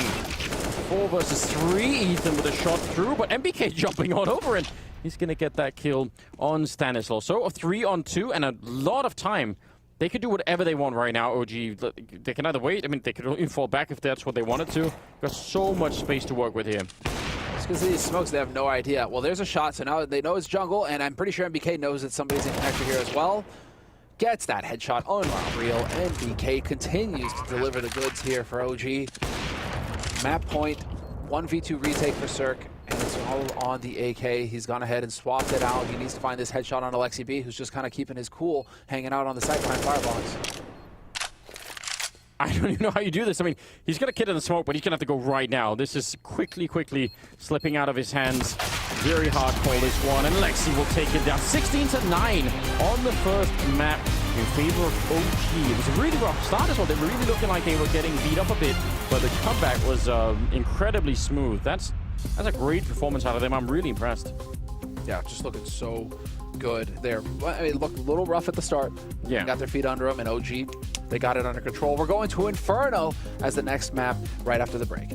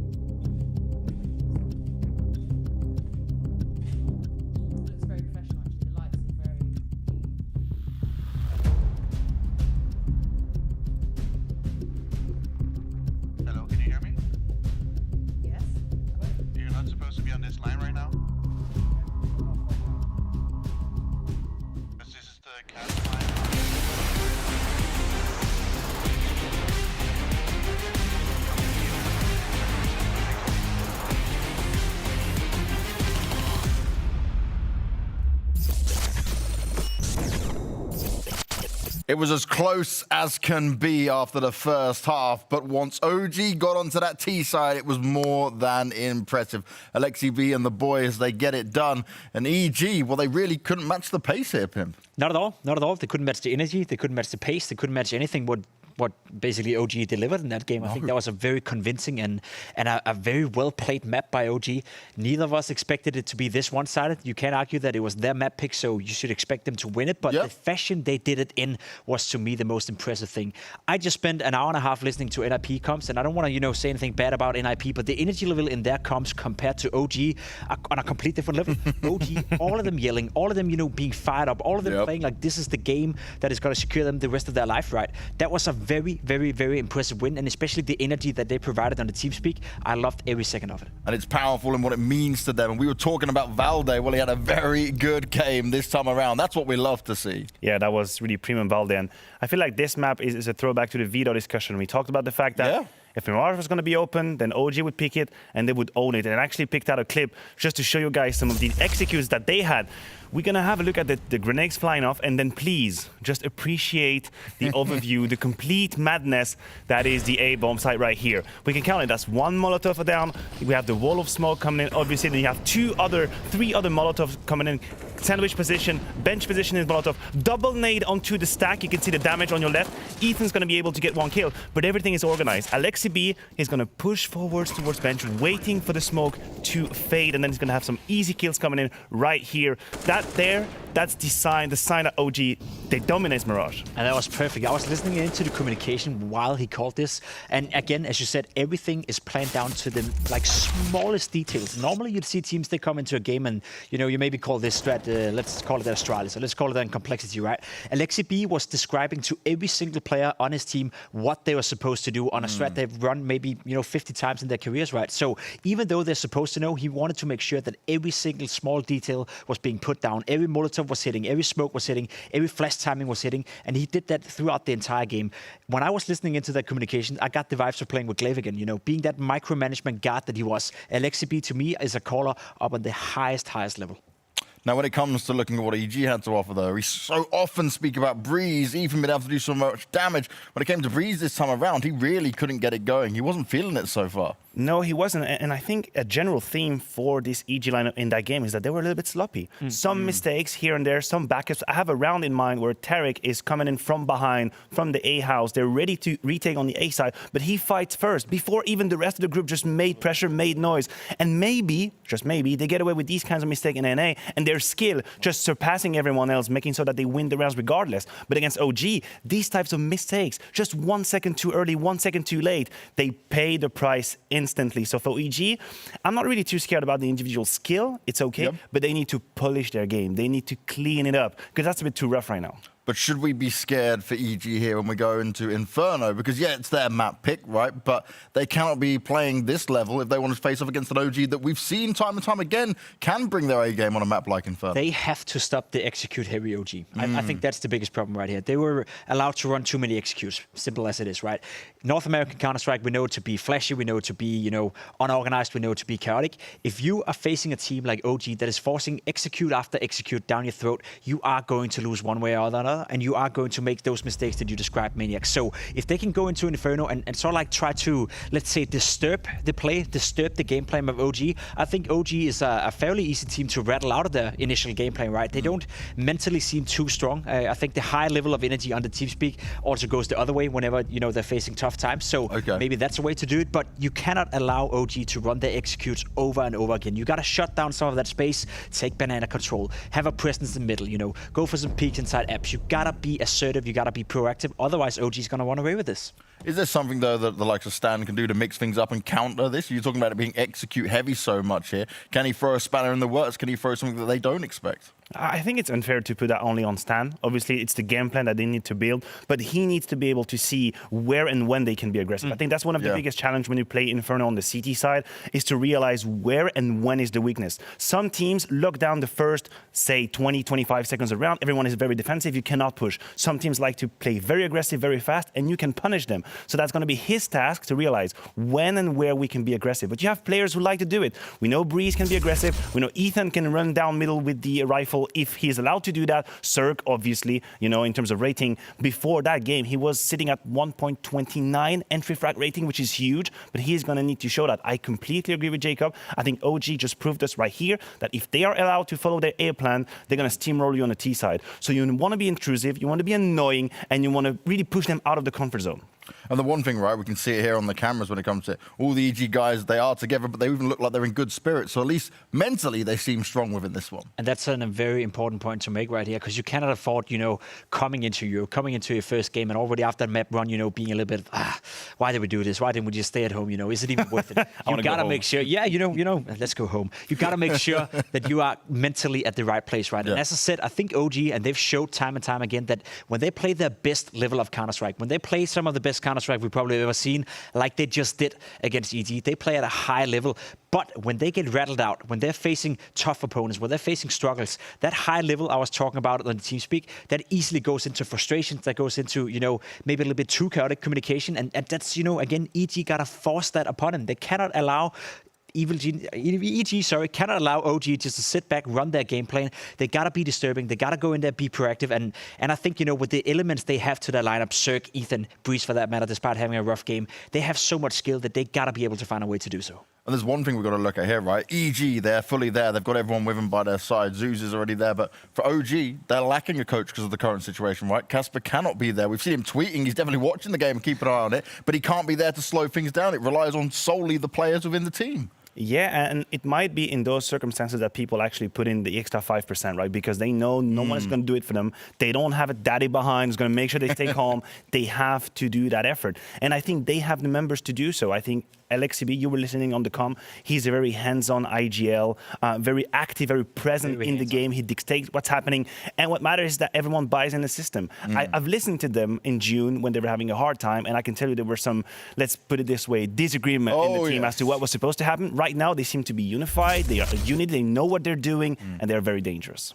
And that's what a team that we like to see, but a very dangerous team from start to finish is what they can deliver with this. I guess, though, right, when it comes to what we look at here with the EG guys, they said about it. They've only had 5 days in Europe to be here and get ready to change things up. Do you see that as enough time to be able to adapt so quickly to this style that you haven't faced off for months? We did talk about it coming into the game, right? The lack of preparation, the lack of good practice within NA, and then coming into, again, a new region, you know, only having 4 or 5 days to settle down in this time as well. We got to give them respect for even coming over here and actually dedicating their, let's say, entire life to this game, to this tournament, and to what they do.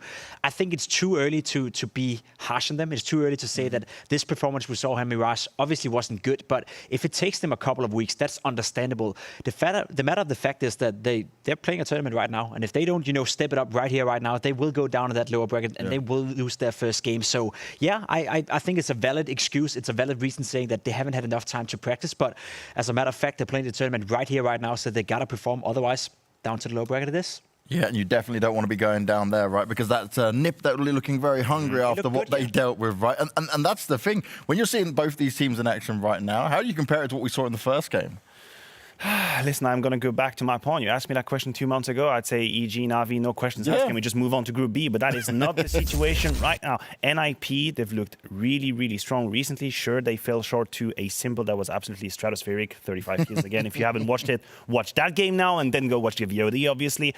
So the problem for me is that NIP have made a lot of progress tactically, and we have just had an example here of EG finding weaknesses against a very tactical team. OG, they executed on them again and again and again. So if they're going to make that kind of mistakes, if they play against NIP, because that is still a long way. Let's not get ahead of ourselves. They could still win that map, push it to a third, and they could be in the winner bracket. But that could be a trap in which they could fall. I just quickly want to note that despite EG, you know, they've been in the North American scene, they've been playing against some low-tier opponents. Their last Inferno results are absolutely insane. 16-5 wins, 16-1, 16-1, 16-6, 16-4. Nobody has been able to get more than 6 rounds against them, and I don't care if you're playing second-tier North American teams. That is absolutely insane.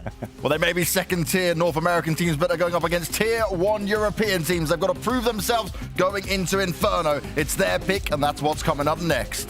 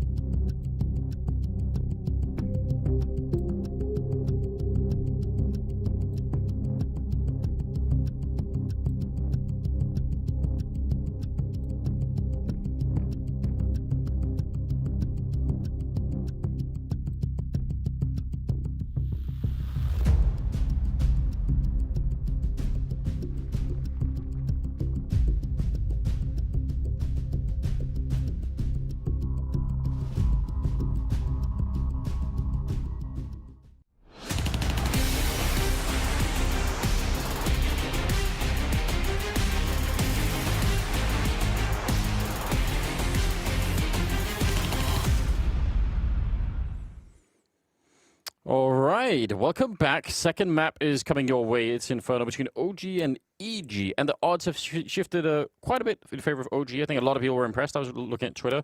All the usual, commentators were out there. People saying, "Wow, great job, OG." But I think a couple of people, Maui Snake was making this point, saying essentially it's not that often you see someone like Breeze, for instance, being bottom fragging. Probably wasn't like the best individual performance from EG, and that's a lot of what they do. So I think that there's a lot still left that could happen here. But I mean, OG impressed me as well. I was happy to see them play this well. 100%. They played it well. You can't take anything away from them in that case. No. But I stick by my analysis, Anders. Go on. And that is that EG has been, lounging about over there in North America, playing against a certain level of opponent. All right. And now they're over here in Europe. Dissing the whole continent. Yeah. Listen, go play for Rito if you want over there in North America, but over here we play a real game. And that is Counter-Strike. OG, they have been playing Counter-Strike, Anders. Yeah, they haven't. There's such a strange mix of characters in this particular game, or in this team. So I'm happy to see it work. I'm happy to see OG doing a lot here. But yeah, maybe EG are just a little bit slow to start. Again, if 3 out of 5 members of EG are having a good game, it's so incredibly devastating. So I don't want to try and short sell them either. Man 2 close with the C-set 75. It's an excellent kill to begin with, taking down Breeze. And Tarek, he has the bomb, so as much as he may want it to sort of like swing for it. Oh, actually, that's incredible. Turning around and some backup up there as well. Yeah, I think it would have been very hard for Tarek to take that fight and not just lose the bomb. He's dropped it back there, but I don't know. They're still in trouble. Oh, man, and he spots another one, so he has no idea. He does manage to, Ethan does take out Montu. Okay, so that solves his equation there.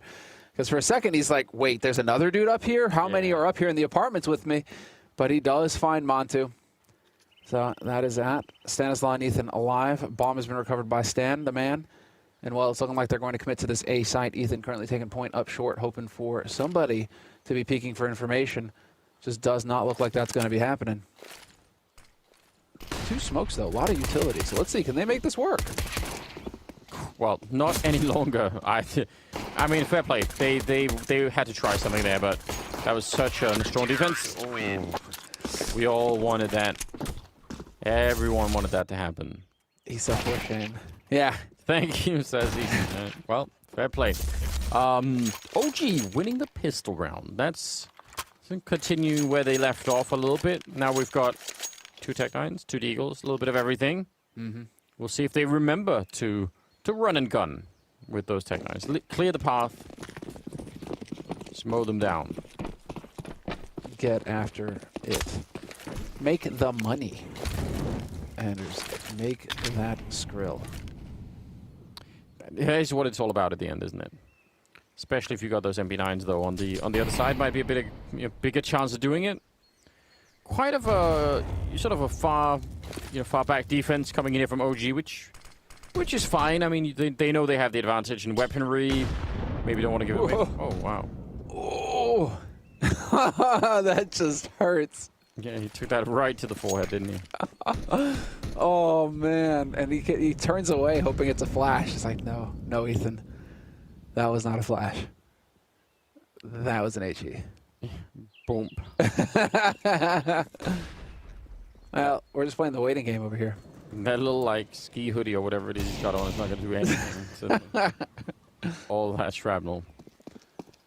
Oh, no. Wait a minute. There's only one guy on the B-bomb side at the minute. So, I mean, she's got some backup coming back in. Valdez sort of there to help out. But that could have been very interesting for a second. Lexi B's at 62 health. If he was alone when they hit him, they have armor. I mean, these MP9s are not going to just mow everyone down immediately. Ethan drops quickly. And Valda trying to do a little bit more. Alexi B there to pick it up as they're all looking towards the smoke. And this is working out so well.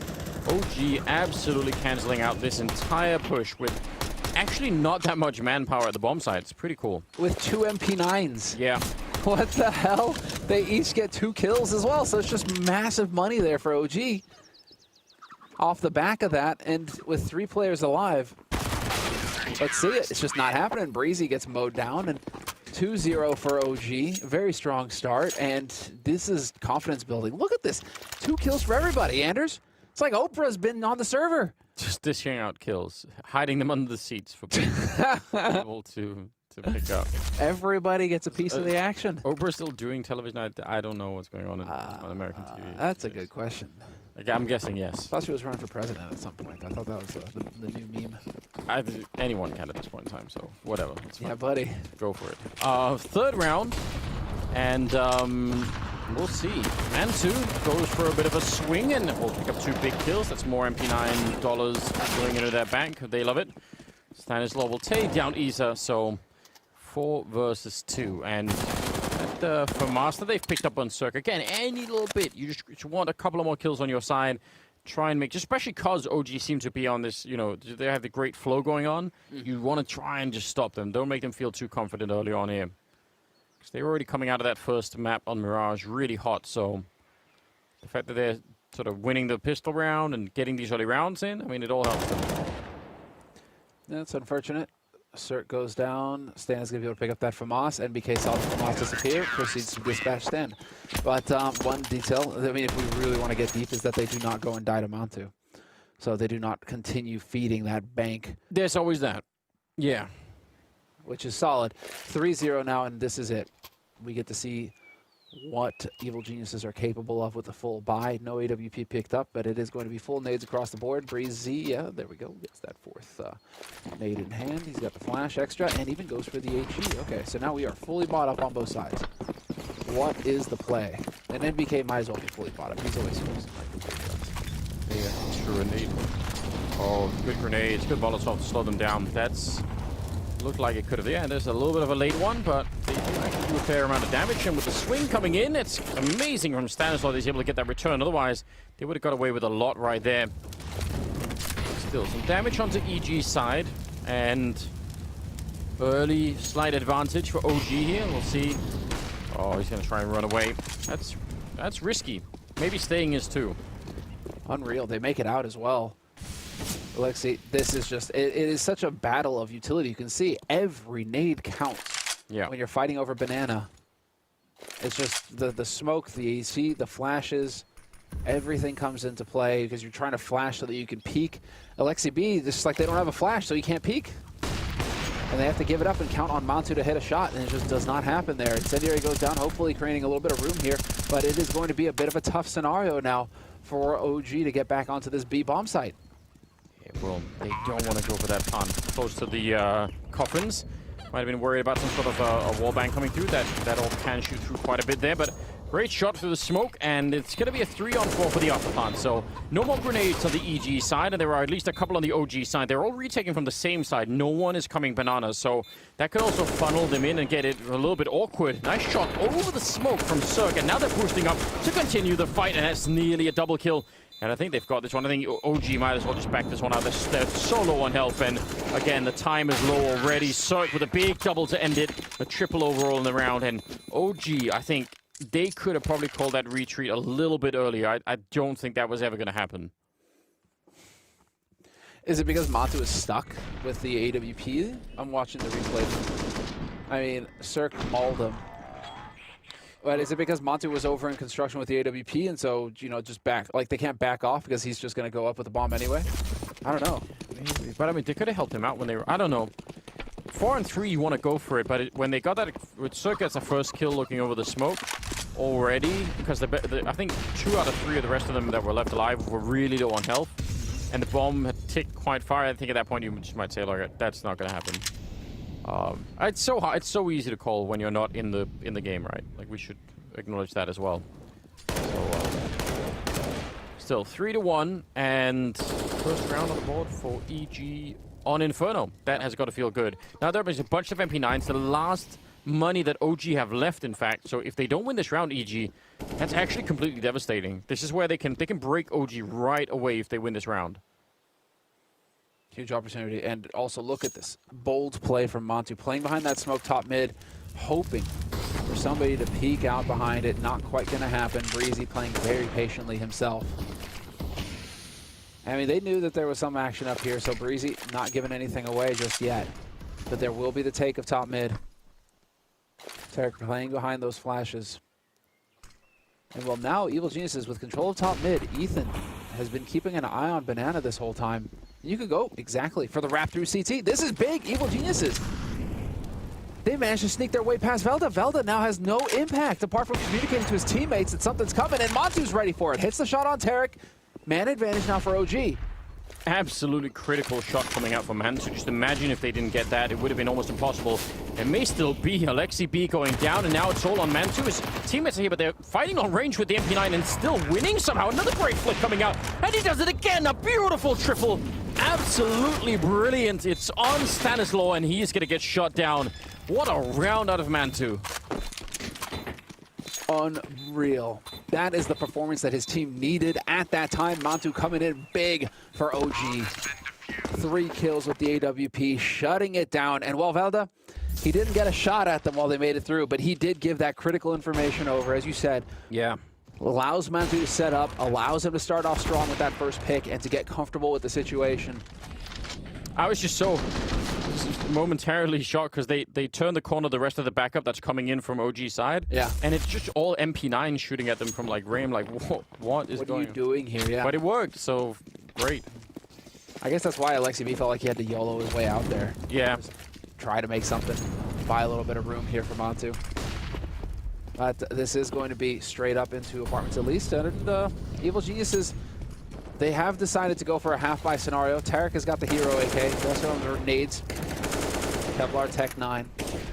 But it's 4-1 OG on that CT side, and Mantu and Issa just stacking up on the A side as Evil Geniuses try to push up short. They are going to get mauled. Not a whole lot to work with here. Even Ethan with that AK not going to find a kill. NBK survives it, and it's Stanislaw once again alone. OG looking excellent so far on this CT side. I mean, that last round was the big chance for EG to bring themselves back in the game early on. Now it could, you know, who knows when the next opening is going to happen. This one certainly was it. And wasn't it? And Mantu's, he's so sharp right now. It's a real joy watching him play with this sniper. Stanislaw, I don't know, doing a bit of dancing, feeling paranoid. They are out to get him, so it's fair play. Woo! That'd have been sick. This is NBK, low HP. Yeah, steps 1 out too far. Alexi B gonna be able to catch him, and 5-1 for OG. Money is going to be good enough for a buy now for Evil Geniuses. It's only Tarek who, sadly for him, you know, just kind of has to take the hit on the head there. Goes for the Deagle, Kevlar, and some nades instead. And I'm kind of surprised, given the fact that Zeus is over on Evil Geniuses' side, that we're not seeing any timeouts here. You know, at this point, crucial round like this, where you're going to get a buy, Cirque's got an op. Why are you not calling a timeout just to maybe set things up, figure out a game plan? Yeah, and alternatively, you can just cool some of the players down a bit. Yeah. Because you actually look at the scoreboard, they really don't have that many kills on the EG side. That's even and again, I don't think it's their only strength, but it should be something that makes them really dangerous. Just the output normally from each of these players is quite high, you know. So that's a bit of an issue. Incredible grenades on top of the Molotovs and bullets and everything else. A lot of things. They're creative in taking those 2 players out. Yeah, this is a rough one. Tarek is working on a double A on a secret agent as well. Yeah. So he is 1 frag, 1 death rather, off of a James Bond. Must be careful.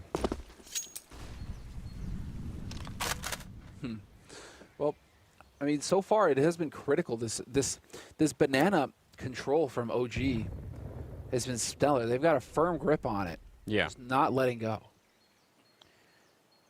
Definitely not letting go, and I mean having just a nice sort of temperamental mix between being aggressive, but then also, you know, like falling back when you need to and just playing it safe like now. Good trade. Breeze will pick up 1. That's not bad at all. Valde gonna go down, and Tarek avoiding the 007 scoreline and getting an entry into the bomb side. That's actually huge. They need to win this round. This would be huge if they could turn this here one into a victory. Ethan, nice shot on Mantu, actually out-opping him in this moment. And now they've got a real shot at it here. Smoke is going to be huge. Can they maybe focus just on the CT spawn entrance? It feels like OG would be nuts to try and come through that smoke on that side. Another good shot coming out, but NBK did walk through it, and they weren't expecting it. Flashbang set up, he jumps out with the AK. He's got the right idea. He needs a single bullet to try and find Ethan, and he's not going to get it. Ethan having a beautiful round, and that would, I mean, that surely should fire them up. EG, this is their chance to really get back in.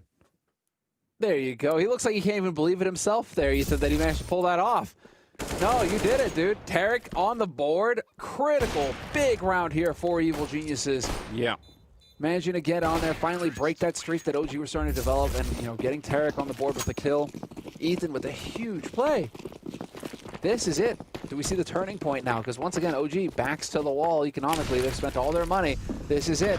And I like the focus on Banana here from Evil Geniuses. If OG are light on nades, EG could take control here. Well, they really wanted to take that fight with the MP9. Don't really blame him for it, but again, they sort of feel like, right, we had our chance and there was no fight to be had. We're gonna fall back. But EG have already had one chance to break OG. This is their second chance to do it. If they don't do it here, and look at the money on the OG side, it's practically all gone. So if they don't win this round, EG, that's 2 rounds that will have had an unbelievable impact on the first half, and maybe the map in general. Like that, you need to win some of these rounds when they come up. Because the problem is, if EG win a couple of rounds, like a little bit later on here, it could be that OG will have enough money to just buy, and then they just don't have the same impact. So these are the rounds you really want to win.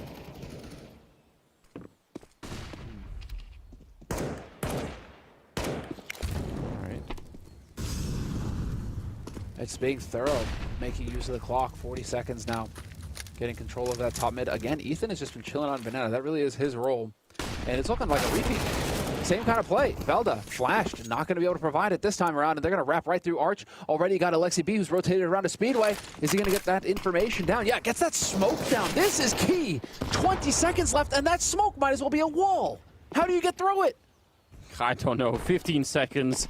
Isa goes down, but that's on the other side. Jumping through. At least Mantu picks up the kill and the follow-up as well. 9 seconds. Can they make it past? They need that bomb plant down. Yeah, they're going to have to go straight through. He almost catches the timing. 4 seconds. He really wants to stop them. He's going to get one more kill. Taking down Breeze. Oh, God, Mantu, he's playing such a high game at the moment. Absolutely amazing. MBK taking down Tarek as well, but Mantu has got to be the hero right now. I can't believe it. I mean, he just wanted to beat the time. He just wanted to stop the bomb and then win by default. But he actually still got the kill. Absolutely brilliant. Ice cold, too. Look at that guy. Think he's showing any emotion right now, Anders? I don't think so. Probably not. He's here to get a job done. Wow, that is so cool. And again, EG's chance gone. Like, that was the chance to collapse their economy. This is nuts. That is crazy. Yeah. Oh, yeah, you know, that's a real frustration. That is not going to be great. And this is going to be our first tactical timeout called by Evil Geniuses. So there it is. Finally, they're tapping out, but they're tapping out on a round where the beatings will continue. It's going to be a half buy coming in here from Evil Geniuses. So Kevlar pistols, but it's not a full buy. You're not setting yourself up to slam OG in this round. You're probably still going to get beaten up a bit. Yeah, so could just well be one of those, like, just calm down, everyone. Like, there's still much to be had in this first half, so don't start panicking. But it must be real frustrating when you know that you've had a couple of rounds like that could have been the big game changers, and you can't pick them up, and they keep on fighting. They keep on having rifles. If they win either one of those 2 rounds, then this is a completely different first half. So real interesting. I've got to say, I'm so impressed by Mantu's AWPing in this map so far. It's brilliant. He's had 2 monster rounds that have radically changed it for his team. Yeah. So you got to give it to him. You're right. He has certainly performed on that individual level. And well, once again, he is going to be here. The brick wall, there's a nicely timed flash though, and he eats that one, and so has to back off and wait for the cavalry. Oh, or NBK could just spray Breezy down through the smoke. Yeah. Still, bomb gets planted. Do we see another timeout from Evil Geniuses going into this next one is what I'm wondering. Or does that serve a purpose? I think they're going to try and just get it done with the rifles. I mean, they're going to have plenty of rifles so for this next one. So I imagine they're just going to power through and see what happens. But I don't know. It's starting to look a little bit dark here. Stanislaw, very unfortunate scenario. He's going to try and spin for it. He didn't have any head armor either, and they do have a kit, so a little bit close, but they will be all right. 7-2 in favor of OG. very early on here in this first half.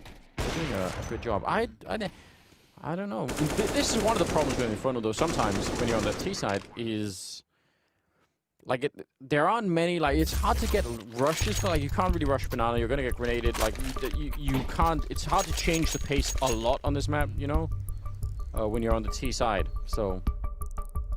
Well, it is going to be the second tactical timeout called here by Evil Geniuses going into this key round of this first half. I mean, they're trailing 2-7 on the T side of Inferno. Yeah. Big buy round.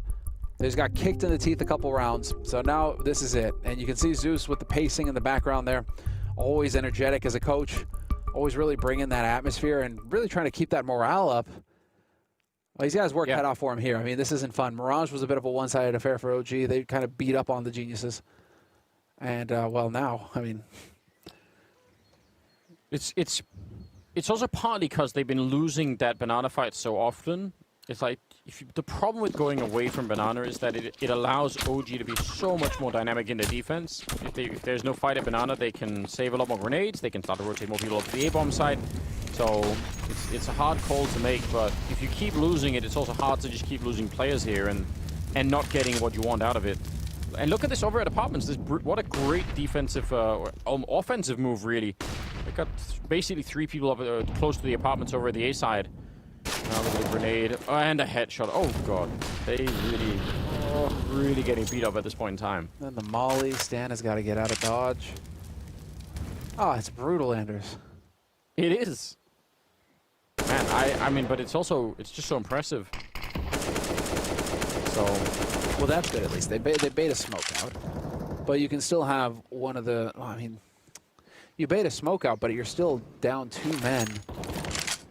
And I do like this here. The smoke over towards the CT side of things on B, just going to keep things honest for OG, not let them just cheat over to A and start stacking it. But it's still 3 players alive here on the A side. Those 3 players pretty much, Isa and MBK, you know, fully equipped with the nades. But you can see the bomb making its way back towards Banana, so it's looking like this is going to be B after all. Once the smoke is gone, this is going to be it. Yeah, I mean, Tarek must have been calling him saying, I'm basically looking into the site, like, let's just go here. Like, you know, all we need is one fight to be won. Like, if they swing and win the first fight, they probably at least get one part down. And it's going to be a trade. Tarek, now they need the second one. If Alexi gets one here, it's definitely done. So, yeah, get the kill quickly. And he's doing such a smart job. This is just hiding. He knows the teammates are coming. Good kill from Cirque. But again, 15 seconds left. Through the smoke? No, they're not going to try and shoot him this time around. There is a chance. This can be done here. 2 versus 3 for EG. And, I mean, the whole map could be on the line right now.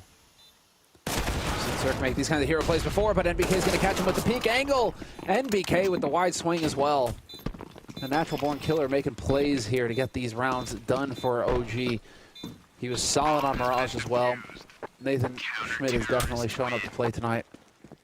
And well, that's again peak angle. He's getting that right. He's getting that right swing. Just a little bit. Just works his way there. And it also sort of felt like EG, like in that 2-on-3, like they didn't even really know where to stand or run, so they just all like, oh, we'll just go this way and stand in a corner. Like, I don't know. It's rough right now, and that's not the first time we've seen Evil Geniuses kind of stumble around. Let's say in the post plant. Yeah. Not quite know where. It's not clean. It's not looking tight. It's looking a little sloppy there in the post plant situation. And I think they had no grenades. Like there was just a bunch of things working against them basically. OG, I mean, again, the only slight silver lining is that OG don't actually have that much money. So again, like EG are kind of within striking distance if they can just win like a good round here where they clean everything up, and then another one, they could go from like 8-2 to like if they win a couple of rounds here, they could go to 8-4, and then they probably get like a free round after that. So sure. Like it's something like that you have to think in your mind, like yeah, just try and get 2 rounds, and then it'll look a little bit brighter pretty quickly. So trade though, Isa for Breeze, and does leave a very light defense over on B this time around. It's a very clean smelling offense though. For Breeze. Yeah, I see what you did. Listen, that's not bad at all. Maybe let's see. I might not be the target audience but I like it anyway. Well, what a call coming in from Stan. This is a 4-on-4, and they've walked onto the B bomb site for free, Evil Geniuses. It doesn't get much better than this. Now everybody gets to set up in post plant, And OG, do you even bother with the retake? Yeah. Whew. Well, there you go. They finally break that streak. Yeah, but now, this is such a great call to save, because if they actually successfully save all of these rifles, they will have still taken away EG's chance to completely reset the match here. So that's just actually incredibly annoying, right? You think we finally win the map, but what we really want to do is not just, well, we not win the map, but win the round. We finally win the round, but what we want to do is also take the rifles. Like, those were the two things we needed, and whenever we get something, it's like only half of what we wanted. That's also frustrating, right? So, because now OG is just going to be dangerous in this next round again. Yeah, Isa's got the money for a buy. So it's some really, really good calling coming out of OG in a bunch of different ways. The whole banana strategy has always been working incredibly well for them, but just little things like that, not giving them the rifles, it all matters. Oh, tech pause being called for. Interesting. On the side of Evil Geniuses as well, those guys are in a similar location, and it would appear it is a mic issue. So hopefully they can get that squared away quickly enough here. I'm sure someone will be on the spot, figure it out. The technicians and all the rest of it. There's got to be a solution.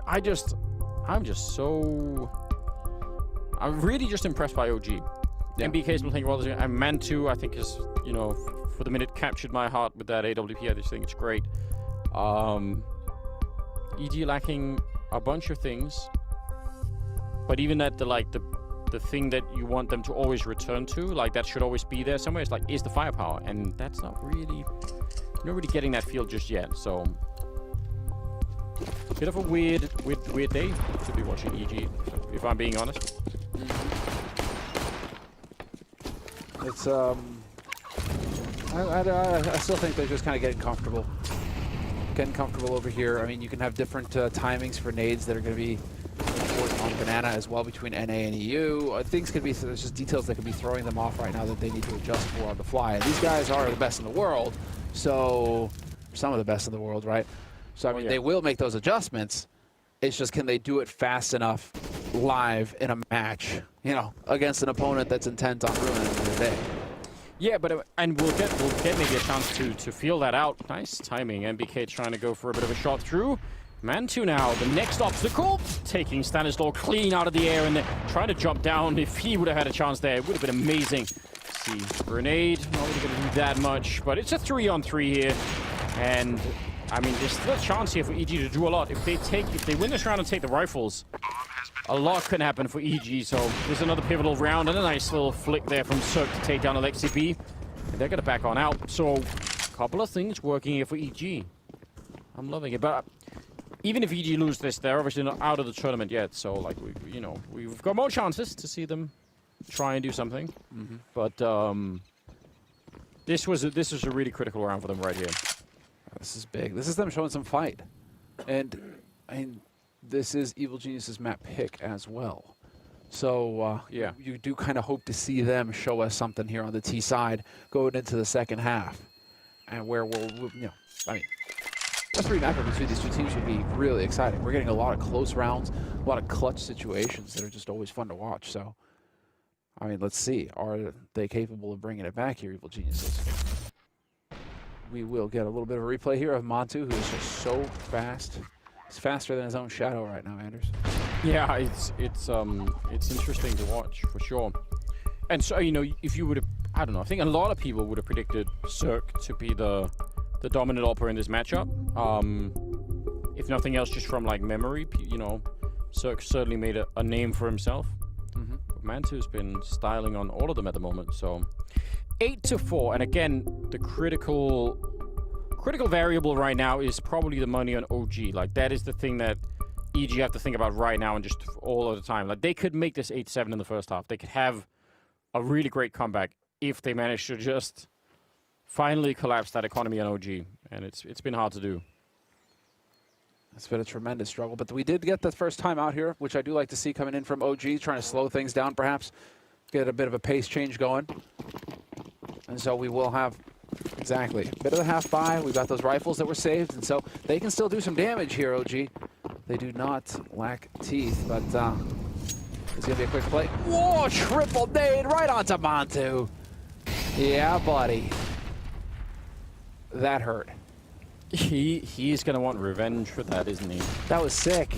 That was sick. Where's the op gonna set up? You know?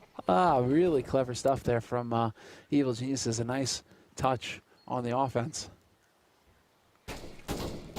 Yeah, I mean that definitely makes him a lot less aggressive for sure. So he's going to be sticking around. We'll see if they're going to rotate. Is it Valda that's over there with him or Alexi? I'm not sure, but they could maybe try Alexi. I guess they could try and rotate full field A and just leave the AWP, even if it's low on health. You might just be like, oh, well, the rest of them don't have that much. Let's just try and go for it. But no, they're going to keep Alexi here, and so the rifle and the AWP are sticking on this side. We'll see. 50 seconds. Looks like they're regrouping towards top mid. This should be a successful push from EG. They have all of the advantage. Even with the fourth player now rotating in, they still should have the advantage.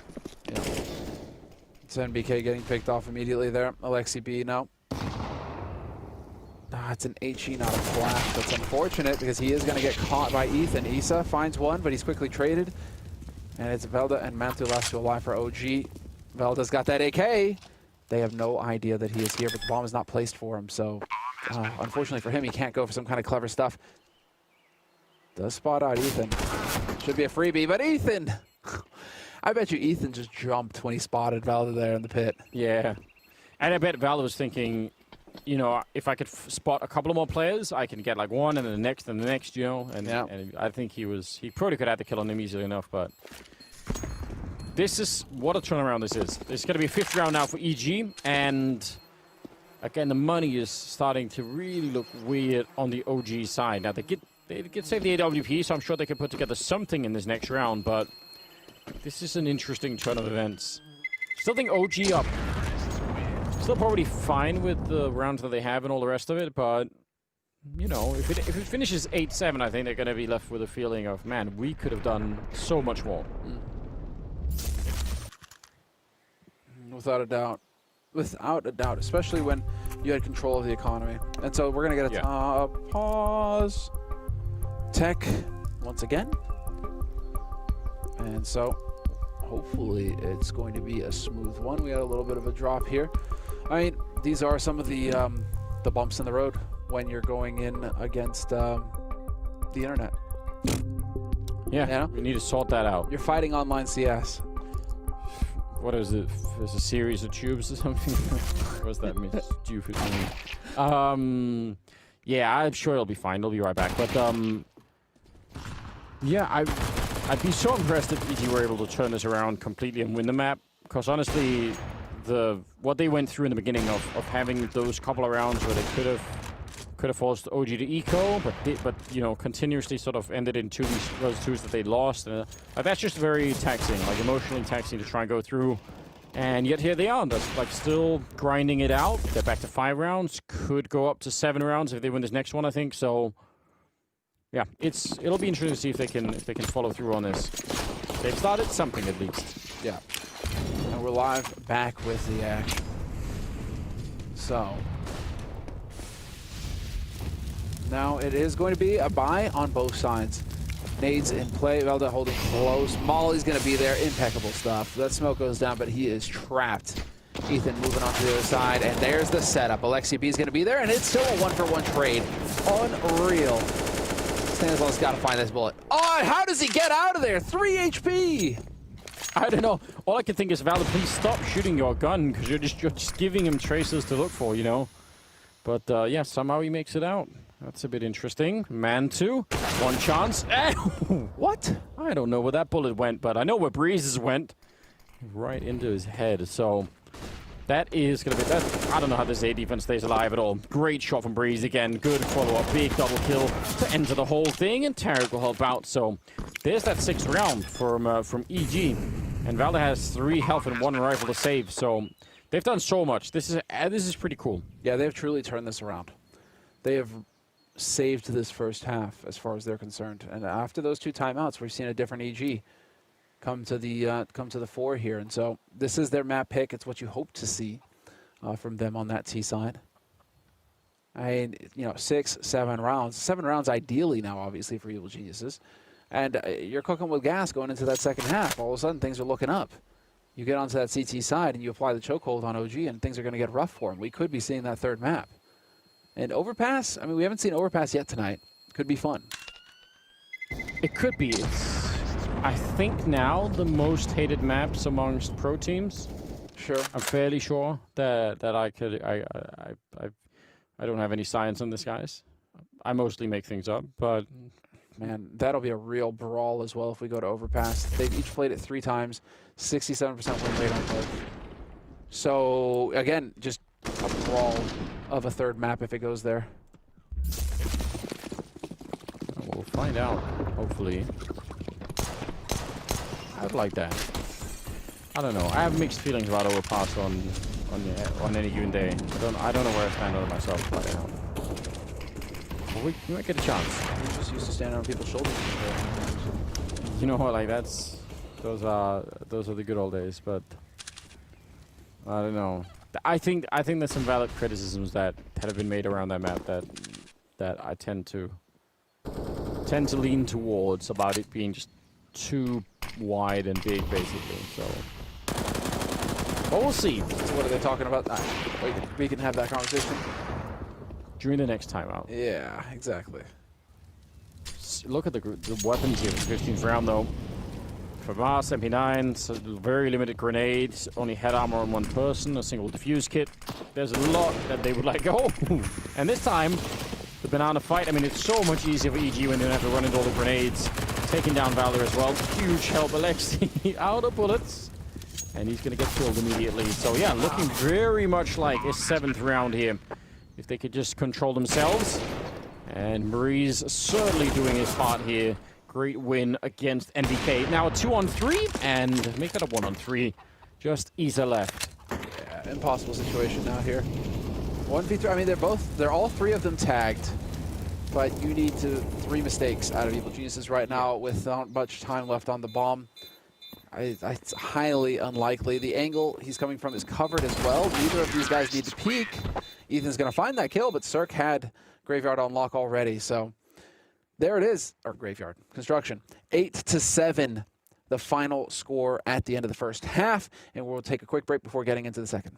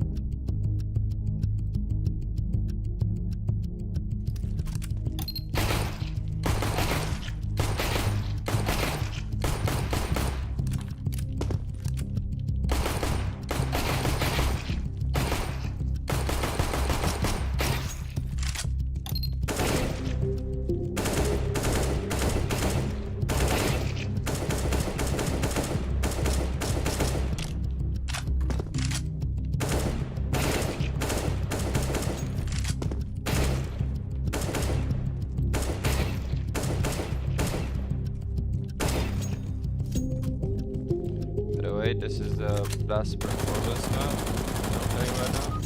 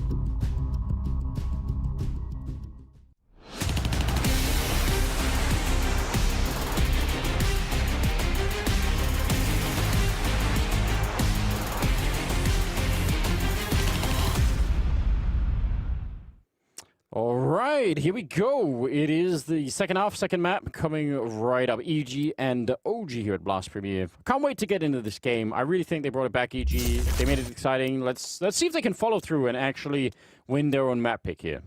Exactly, win their own map pick. Yeah. Mirage did not go their way, didn't look good, but now Evil Geniuses, after a rough start, I mean, if that's the thing, it was the OG show throughout the entire beginning of this first half. Yeah. And all of a sudden, Evil Geniuses managed to put together 5 rounds, a streak at the end of the first half to close it, save the first half, potentially save this map. Evil Geniuses now, they've got a shot, Anders. This is it. They can make this happen. Get this pistol and hit the ground running in the second half. Yeah, it all counts right now. Like every little thing they can get, I think it's all going to matter at the end. So I'm impressed that they managed to hang in there mentally after what was going on at the beginning of the half. So we'll see if they can find a way. It would be, I don't know, it would be distressing if they sort of started to build it back, but it never really did it. I feel like we deserve a little bit more. As you said, Overpass would be the third map, so we're all interested in that. Couple of smokes and a couple of flashbangs on the OG side to set up something. Could well just be the default smokes towards the CT spawn and coffins over at B. Mm-hmm. And they got the P250 on man too, so could snipe away at someone. He's in raid boss mode. P250 Kevlar looking for a fight. And, you know, give that man a fight because he's just been hitting shots. Let's see, NBK just getting tapped in the back of the head. Tarek eventually going to take that.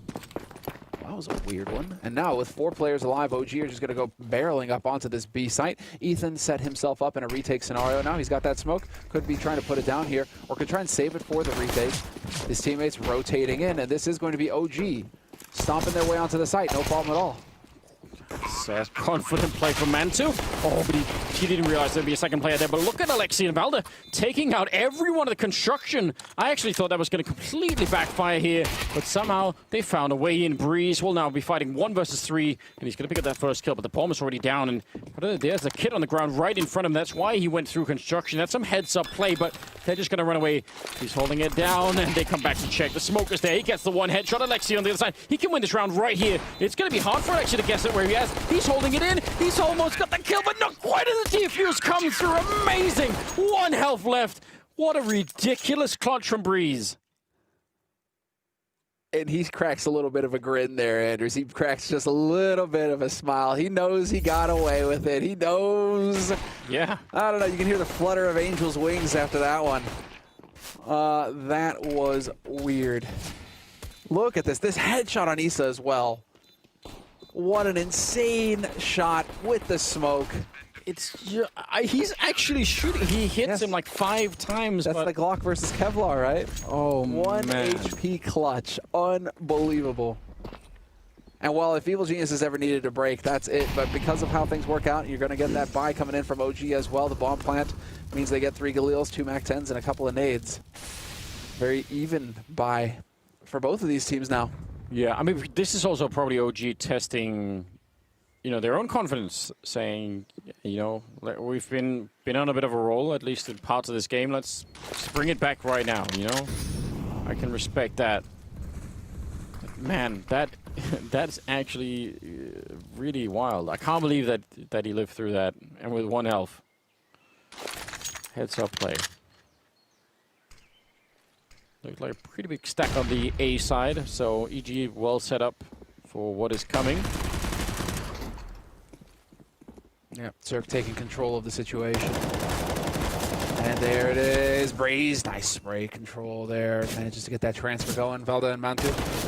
Last 2 alive, and Velda's going to make it a little bit more expensive at least. Manages to find 1 kill. That should not be a gun lost for Evil Geniuses. 3 alive on the site. Ethan stopping the rotation, and OG just kind of walking into the grinder this round.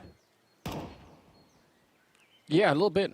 Didn't really have much of an output, it felt like, so he wants it. Just being baited into it slowly. I don't know where he is. Would have been nice with another couple of kills, but I guess it's all fine at the end. EG though, 9-8. EG are in control now. They're starting to feel it. Stan is even cracking grins. That does not bode well for OG. OG, though, buying 3 HEs. Do you think they're going to go for the triple nade that they themselves... Yeah, let's do it. Straight up banana. Just catch them.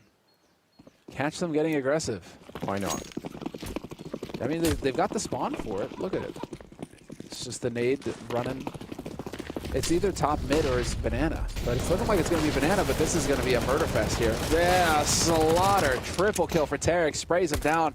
And it's all Valda, and it's not for long. He is caught. He is gone. I mean, we appreciate the effort, but yeah, they did just get those slightly out of the way, so it's fine. 10-8, quick round. Now OG have money, and this is where the real sort of tug of war begins, because I mean it's only a 2-round gap. A lot of stuff can still happen in this game. We'll see if OG are looking good on the T side or not. This is really the first real test that they're going to have here. Zerg will have picked up the AWP early.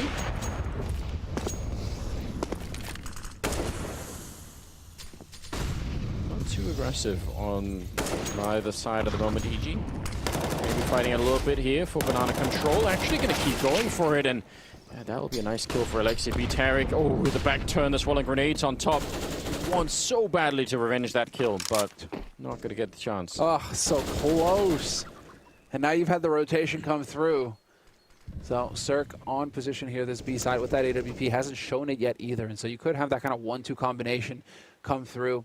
They could catch OG off guard. As you see, nades come sailing in. Tarek about to get very lonely for him, as Cirque is finding it difficult to back him up just now. But again, Ollie's in. Oh, it hits him in the face. Mantu there with the headshot takes Tarek out of the fight. If he had a smoke, I mean, at least he could have put it down and called backup, but that's a very effective Molotov. Valda got tagged through the wall down to 60. I don't know. They have a couple of players that are tagged up. Cirque, yeah, he's burning while he's trying to take the fight. Another great flick. Absolutely brilliant double kill.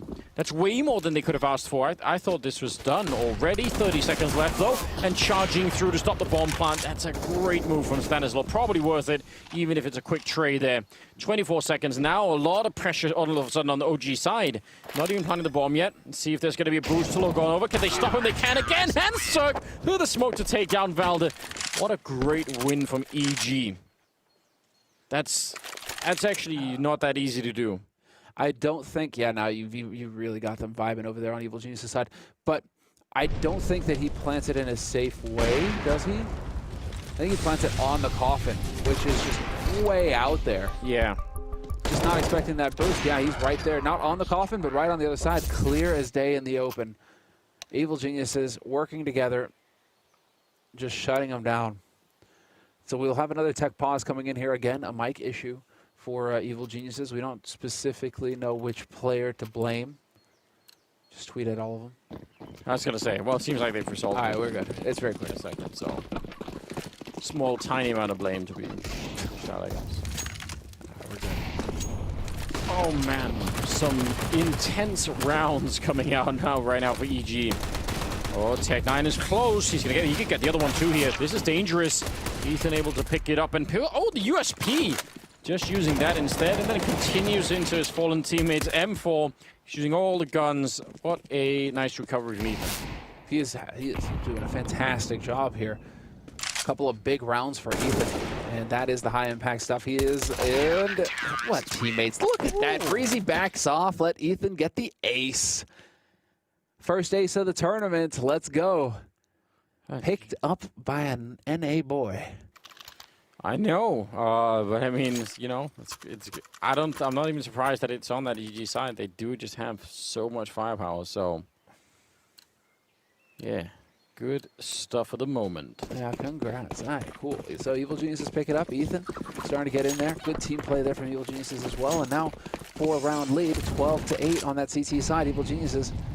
They have really got to be feeling confident now. The nade control is real. Alexi B just getting swarmed. And Tarek, he will not be denied. Picks up an extra one. Even gets to play loose with the smokes because he knows he's going to get another one off of Alexi. Well, Ethan went down. Wait. I'm so confused because he took so much damage, Valda, but then he somehow got the headshot on Ethan anyway. I really don't know what just happened, but Tarek still coming out ahead on that whole fight. Really well done. And suddenly OG, I mean, again, they are starting to look quite lost here. They've won no rounds on the second half, is that true? Didn't they finish 8-7? I feel like, yeah. Oh, this has been just straight. OG have not won a round in 10 rounds. This is the 11th round of a of a beating. That just never seems to stop here for OG. That's pretty unreal, all things considered. It's not a good sign, is it? It's like they just plunged off once they actually hit, you know, the wrong bump there at the end of the first half, and then it was all downhill. That really cannot happen.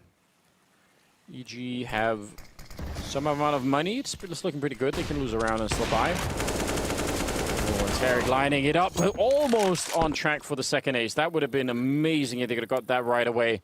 I feel like he deserved it. What a round from Tarek. Really impressive stuff. And Cirque playing it smartly, saying you only got 9 seconds. Try and go for the bomb plant. I mean, all I really want to do is just not become an easy free kill here. Yeah, this is so much smarter. Why? If you fight him and you die, even if you get the immediate refrag from someone else, you still probably lose that AWP on the other side. So just well done. Yeah, and no bonus money either for OG. If they get that bonus, yeah, they're looking at a pretty healthy buy. Yeah. But now OG are in an awkward spot. Tactical timeout rather. Getting called here by OG. Their second one so far this map. And 2 out of 4 used. And yeah, look at that. Tarek just getting in there. This is starting to be pretty frustrating for OG. 11 rounds in a row. Just getting battered. And likely to continue, considering you can't really put together a full buy this round. You would love to keep Evil Geniuses off of 14 rounds. But I guess you go for Tech 9 Kevlar, a couple of nades, and just hope that you can run and gun a portion of this map down. It's definitely getting to the point where they're not going to have that much runway left before they have to find a way to make this work. 22nd round. They're going to go for a half buy in this one. Fair play for OG. I think that's fine, but it's really been a while since we've seen them. And they've been close in some of these rounds here on the second half, but that doesn't really matter right now. Money again, pretty decent bank on the EG side, so. It's a strange feeling. If you only tuned into the first half of this map and then, you know, I don't know, went to have some food or something. Yeah. You come back and you think, what is going on here? Yeah, you're probably thinking this was going to be a quick 2-0. Yeah. And no. In fact, Evil Geniuses are setting us up for an overpass as a third map decider between these two teams. And I'm happy to see it. To be fair, I'm happy to see it. To see Evil Geniuses recover a bit that mental game and get back into this. Because had they just shown up, you know, flown all the way to Europe and got blasted in the face 2-0 by OG, that would have been a bit of a rough start to a campaign here. I agree. I mean, we love the redemption arcs, don't we? Where a team can sort of turn it around. This round, 22nd round, a lot of waiting around for OG without much really being accomplished. They've checked out Banana and found no one. Now, seems like they're going to regroup and try and see if they can go for this bomb side on the A side. But they're going to have to maybe a double position in pit. I don't know. I was going to say graveyard and pit is usually very hard to deal with unless you have the right grenades. Double pit might be something similar. Nice Molotov to time it. Yeah, that's just so good timing on that grenade. And with 14 seconds, I think this is almost already done. How are they going to make it through at all here? Breeze with a nice triple spray down. And that'll be the end of it. Very clean stuff. And well, now, yeah, this leaves us wondering, what is the play coming in here for OG? Because that was a round of half buy. So now we're going to get the Kevlar, now we're going to get the nades, now we're going to get the AKs. And to be fair, we kind of need to get some kills. OG are kind of struggling on that front right now. Mantu started really strong, really hot at the beginning of the first half, but he's kind of dropped off, kind of gotten a little bit quiet on that side. Yeah, I mean, it's interesting because he was having such a huge impact, so I would have wanted to see that continue for as long as possible. Well, not everybody can be simple in Cup 34, right? Just no, keep that same intensity up the entire map long. feel like it's especially tricky on this map if you're playing the AWP and you now have to go to the T side and do it. I mean, fair play, he hasn't been AWPing a lot on the T side. I can understand why. It's just not always the same experience. Nice win for Breeze. Setting up that kill on Isa. Yeah, Breeze is just... He is starting to slam as well right now. Molly's flashes, everything falling onto this A site. And that is Valda just trying to draw attention over here to the bomb site. Trying to create a little bit of room for his team to work with as they begin to clear out Banana.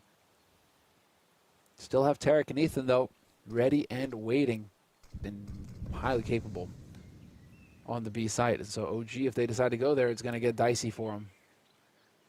And it's looking like that's going to be the spot, Anders. 38 seconds left on this clock. They need to start going.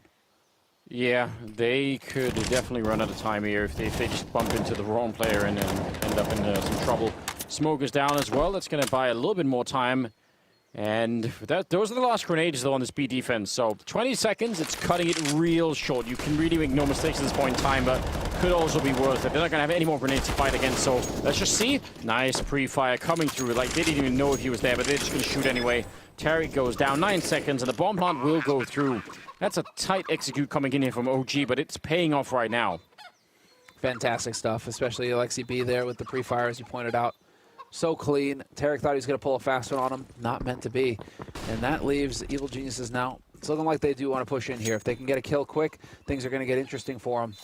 They know that OG don't have mountains of cash, whereas they do. So they can't afford to lose a few guns. And Breezy, oh, Breeze continues. 2 kills. Ethan's there with 1 as well. Valdo's now going to be the last man alive here for OG in a 1v2. Needs to hit this shot. He's going to get it. And this leaves it all on Breeze to step in and get obliterated. Triple kill for Valda, and he even saves the op. That is, I don't know. They should have never even been close to reaching that on the EG side.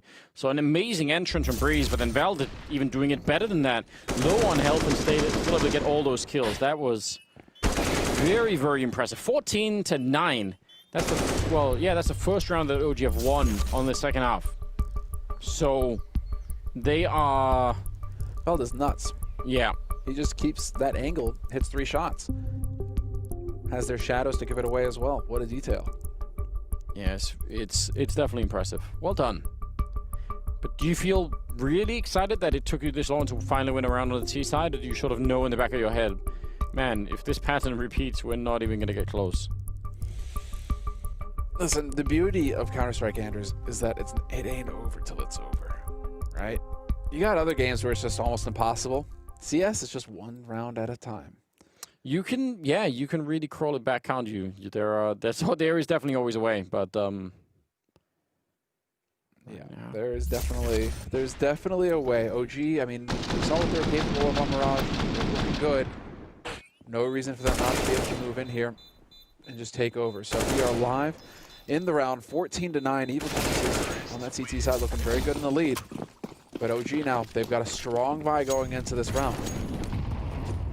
And again, the nade game, trying to put pressure on Banana, trying to get control of this key part of the map.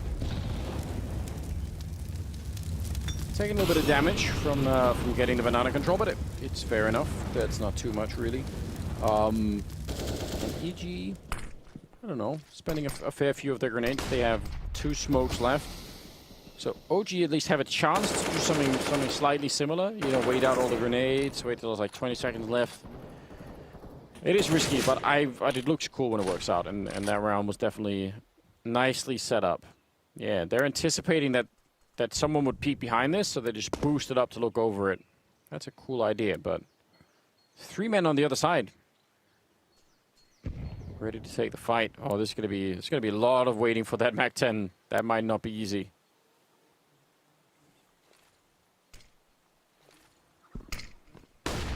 There's the flash. Ethan was waiting for it.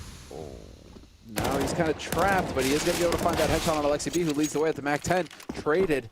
And that's exactly how that's supposed to work. Now OG need to keep this rolling and keep pressing onto the bomb site, but that Molotov is going to stumble him. that is going to buy very valuable time here for Evil Geniuses to get set up. And he still has a smoke, so that was just the one. He actually still has a smoke. He's just put it up. They have to run through. They can't stop. Wow, yeah, they're just going to go for it. Not checking the boost, and a nice kill from Tarek. And still trying to fight their way through that smoke. It's still a problem for them at the moment. 14 seconds, and a little bit of a shot ringing through, but not connecting with anyone. 10 seconds now, and they're going to go straight for the bomb plant. If this gets interrupted, and it will be, I think that's the round. I think that's EG finding 15. Yeah, they're simply out of time. Man, they left it just a bit too late this time, almost trying for a repeat. But the fact that they had the Molotov, the fact that they had another smoke there on Cirque, that made a huge difference. 15-9. Yeah. Well, what a comeback from Evil Geniuses, showing some resilience here in the end. This is excellent stuff from them. Map point, and it looking like they're going to take us to a third map in this series. So solid. NBK getting denied at the end there, as you can see. Just all Cirque had to do. And that's just really unfortunate for NBK that he happened to be planting there and just open, vulnerable, not able to get it done. So here we go. OG, they did manage to save that AWP and an AK as well from the last round, so they do have some firepower here. It's not all doom and gloom. But they do have their work cut out for them. They've got a long way to go. 6 rounds in a row. Flawless CS is what OG need to take us to overtime. It's such a tough position to be in. Good to see EG really fighting back. So doing some good work. Oh, and the Molotov right on top. They're going to go behind it. They just want to see if they can finally get a second round. Only one on the T side, and it is not looking good. Ethan with 2 big kills. Tarek going to follow that one up, and that's it. 16-9. Tarek with a couple of nice kills at the end, and just an overall really impressive comeback from EG. This map started off terribly for them. It looked like they were getting completely beat up, and somehow they managed to find their way back. I just think that's amazing. We're gonna get Overpass third map after the break, so stay tuned, and we'll be right back.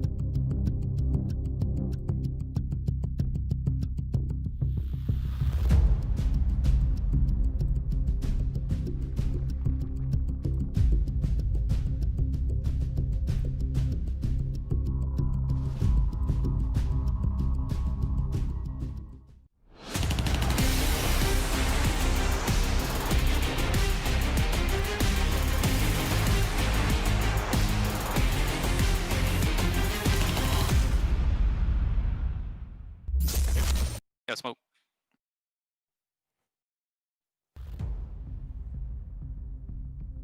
Good job. Oh! Oh my god! 1 HP! Let's go. It was a dream. It was just a dream. Yeah. You threw it on top, baby. Yeah, he can see your legs. He's horrible. Don't worry about it. Now that was a pivotal round for EG to win. And we're all big smiles on this desk right now because we saw and we heard a lot of that coming out of EG, right? They came back ferociously and they put some hope up on NA's name. Sure did. They played a great game of Inferno here, and there was a reason why they haven't lost this map the last 5 times they played. We did mention, you know, that they've won 5 in a row. They've only given up 6 rounds against those guys. Gave up 9 against OG. I think they're playing some superb Counter-Strike when it comes to Inferno as of right now. I was listening in to the OG communication throughout that entire game, and the one thing they couldn't handle was the banana presence from OG. No matter what they did, they had 3 different variations of the way they wanted to take banana, 3 different flashes, 3 different smokes, and every single one of those attempts failed. So the banana position, we talk about it all the time. We sound like a broken record sometimes, me and Maniac, when we say, you know, banana control is essential to a game of Counter-Strike on Inferno. This time around, that was the game deciding factor right here. They couldn't deal with EG's banana pressure. And when it comes to EG, right, we say about it being their pick, we're saying them something a bit quiet. Well, certainly towards the end of that, Maniac, there was no quiet to be heard from these guys because they were loud and proud from start to finish. Yeah, when we were in the green room, we were hearing them from the headset. They were shouting after every round. We were hearing them, right? The distance, I don't know, further than us all the way over there, and we're like, wait a second. Oh, yeah, okay, that's still EG, that's still EG. Yeah. And you guys mentioned it, right?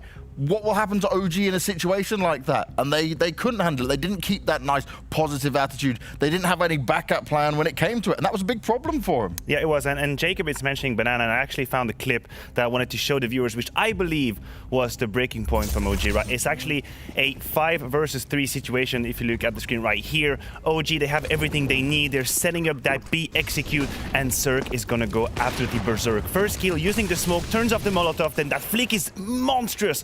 3 versus 3, and this is where you see the experience. This is where you see EG knowing exactly what they need to do. The flash is perfect, Stanislas in, the bomb is now. 2 versus 2, 25 seconds. They're gonna wait the perfect timing to go through. Again, reminder, this right here, 10-8 scoreline was a 5 versus 3 for OG. They're gonna end up losing that cleanly. Zerk did a beautiful job there, but that was a breaking point. And we got it right, because we saw the pistol round. We just saw it with the team speak. They lost that one. Definitely should have won that one. It was a 1 versus 3. They move into this one, a 5 versus 3. They lose that one. And from that point, as you said, Maniac, that was the breaking point. Let's imagine OG would have won those 2 rounds. We would probably still be going on right now. It would have been a very close and intensive Counter-Strike game on Inferno, but they couldn't capitalize. They couldn't close out the rounds. And despite even going, I think, 13-13 in opening duels or something along those lines, they still just couldn't close out the rounds. Simply not good enough from OG. And when it comes to this, right, I want to stay on this point that we ended the last segment before going into Inferno on, is the fact that, okay, what does OG do when they start to come up against this brick wall, right? And I feel like it just came, their heads were down and there wasn't much hope they were giving themselves at this point. They didn't have that extra man there to keep them pumped up and going. And that was really vital for them in situations like that, especially when it was getting so close. Absolutely, and one of the win conditions for OG, if Evil Geniuses individuals are going to be activated, is to have some tactical diamonds here and there that they can pull up. We've just seen it on Inferno crystal clear. If EG are fired up, you cannot just basically re-execute on them. They're going to destroy you. Ethan was lethal with the M4. We saw Zerk with the AWP over here. Now we're moving on to Overpass. Very tactical map. We haven't seen EG play it so much. They've been destroyed by FURIA. They won twice against Triumph.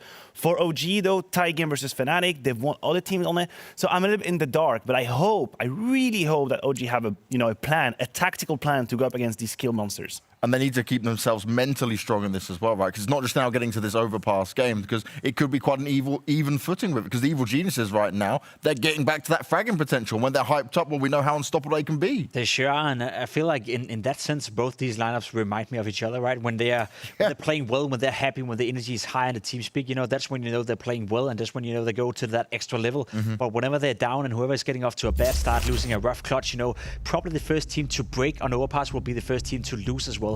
I don't see these 2 lineups, as teams that is fighting back when it's rough.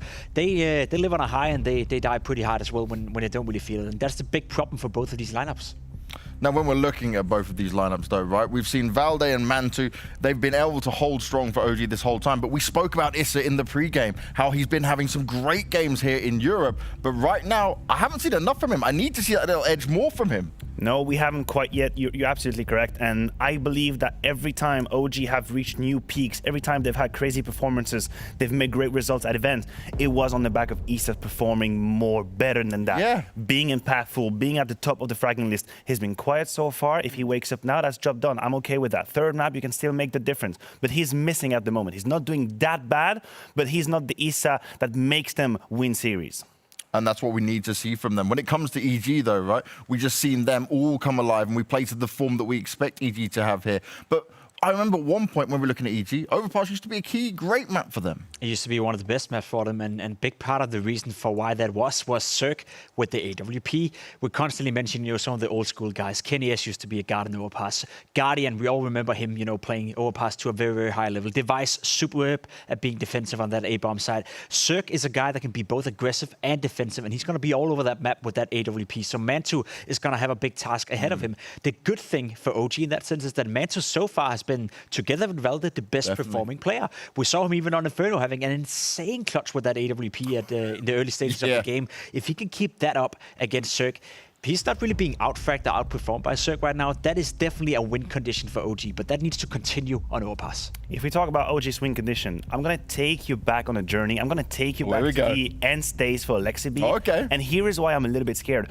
Overpass was not a map where I felt ends. The Alexibi ends was absolutely dominating. Tactically, I thought they were a little bit lackluster. They were relying a little bit too much on gambles and stacks and whatnot. So I don't see Alexibi with that same flair, that same finesse that he would bring to on a map that he's comfortable on. Yeah. So if I'm OG right now, they cannot heavily rely on him, having just godlike instincts and finding the right strategies. They have to make individual differences. Hopefully Valde taught him a few lessons, right? Because Heroic back in the days when he was playing for Heroic, that is Valde, right? They were one of the best teams in the world on the map of Overpass, despite only being a top 15, top 20 team in the entire world overall. They were not good on maps like Train, Dust 2 and so forth, but on Overpass with Valde, with Glaive and with Snappy, when that lineup was together, they were absolutely insane on Overpass. So hopefully he have taught Alexibi just a tiny bit of how to call on that exact map. I want to get both your thoughts on this one as well. Do we imagine this now, given how this game has gone, given how the scoreline's gone, coming into Overpass for things to get a little bit more chaotic and scrappy like EG are kind of used to?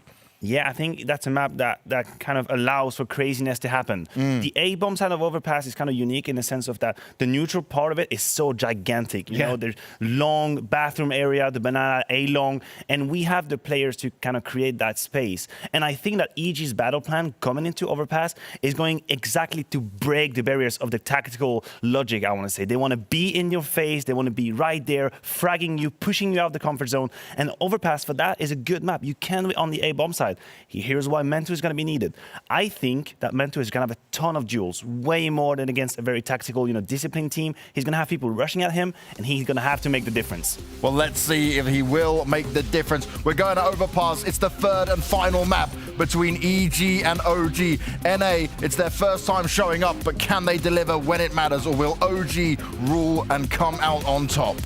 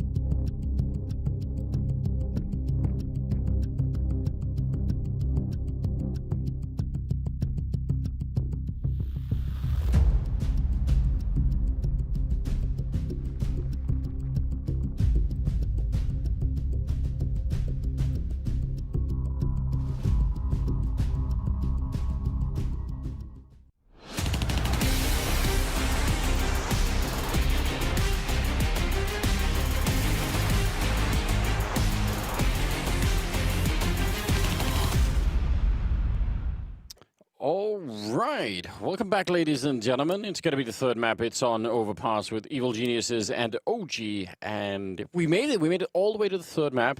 Great comeback from EG. I'm super impressed on the second map on Inferno. So now, who's going to take the third one? We just don't know. It feels like it's going to be a real split one. This is going to be, let's say, a rumble, just because both of these teams are dead, even in terms of their results on this map. And it should be close, except that Evil Geniuses are the ones that feel like they've got total control of the situation out of me. Like, if we look at the map results, like, yeah, cool, it should be close. But let's not forget how Evil Geniuses just completely and utterly dominated OG in that second, and at the end of the first half and the entire second half, it felt like it was just... They got one round, I think, OG on the T side of Inferno. Yeah, they just got the job done. Like through. It really feels like they just kind of ran out of steam at the end, didn't it? So, like, I don't even know what to really make of it, but I don't know. I mean, we'll have to see how this goes. Third map coming up, and yeah, we're getting right into the mix already. So let's just see how it all plays out here. Looks like they're going to be starting on the CT side there. OG leaves EG on the T side. And definitely a, I don't know, a map that can be very hard to play, this one, I would say. So I'm interested to see if either... I expect both teams here, to some extent, will be probably not that well practiced on it, to be honest. Even if they don't have many plays on it, yeah. Yeah, I think it's going to be a little bit sketchy, but we'll find out. Usual nades coming through, and it's a very explosive play. Top of mid, right at the entrance to the site, moving on up, and it's going to be Sir taking control. MBK gets overwhelmed. Alexi B with 2 headshots, though, and he gets robbed by Mantu. Mantu collects 2 of his own. Was definitely looking for that third one on Alexi B. But Tarek putting up, what is this? Tarek turns it into a 1v1. Alexi B on the other side of the smoke has not been spotted. Who hits the shot first? Alexi B taking the fight, and it is a fadeaway near headshot from Tarek. It was so close. He's looking for it, but it's Alexi B to come through in the end. Wow. I can't believe it. That just looked like Tarek should have won that after all of that work. Absolutely outrageous, but didn't turn out that way. So, yeah, I mean, nice job at the end, I guess. Still, this is just a great control to Glock here. Alexi B, though, able to pick it up, even stealing a Glock to get that one. Leaves OG excited, and I can't really blame them. I mean, this was definitely nice to be winning a round like that after having just won a single round on that second half of Inferno. So we definitely want to try and get off to a slightly better start here, or maybe at least just get back in the game a bit. Some microphone issues popping up. Don't know what kind they are, but I guess probably they could be again. Any number of them could be there. So we'll see.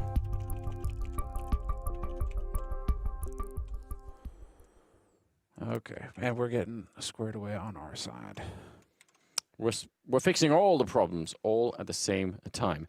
Yeah, I don't know. I think the problem with this map is just that it is so huge that you generally you tend to just like it's very easy to lose sort of control of where people are, and like, you know, you can't really cover the entire map, especially on the CT side. It's just, I don't know. I think there are some issues with the map in that sense. I don't know how I would make it smaller. I like the map in general, but I can see what people say when they say that it is just so wide, right? Like if you're all the way down long on over by the playground there, just get rid of long. You're just, yeah, maybe just get rid of long. Chop long off, lop it off. Make it short. How about that? Yeah. Short and long somehow. Still call it long. I mean, or make it so that the back portion of long is gone. I don't know. Yeah, it's an interesting question. Open for discussion, I'm sure. And well, now, I mean, as far as Evil Geniuses are concerned, I was thinking that usually the way that you go about these anti-ego situations is you go long. You know, with the pistols, you're hoping that, well, you've got the rifles. You're hoping to take advantage over there, and it just doesn't pan out. This time around, they went over towards B. They were hoping for some close conflict over here at short. Don't find anything towards sewers or short. So now we're starting to take over mid for Evil Geniuses, and it's looking like this is going to wind up on that A site in about, only got 45 seconds left in the round. And they might get spotted by MBK. This is kind of interesting. He's walking up right behind them. Oh, man. Even with the MP9, Hard to get a lot of kills here, but just getting the jump on them. He's going to spot 2. He wants more than that. He's got a line. Did he get spotted yet? I'm not sure he did, but 2 big kills just as they were setting up. That's plenty enough. They're going to be just fine with it. That is some excellent timing from NBK there.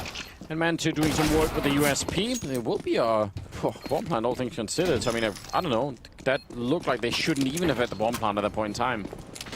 OG, though, winning the 2nd round. So, good timing on NBK there. Yeah, just maxing out. Yeah, that's just NBK. I see what you mean, though, where it looked like he got spotted. So I'm guessing he's like, right, got to pull the trigger, at least take one with me. That's what I thought, yeah. Maybe he thought that, too. I don't know. Yeah, CZs are still just so insanely strong. It just feels like these guys, Ethan's just a magician with these CZs.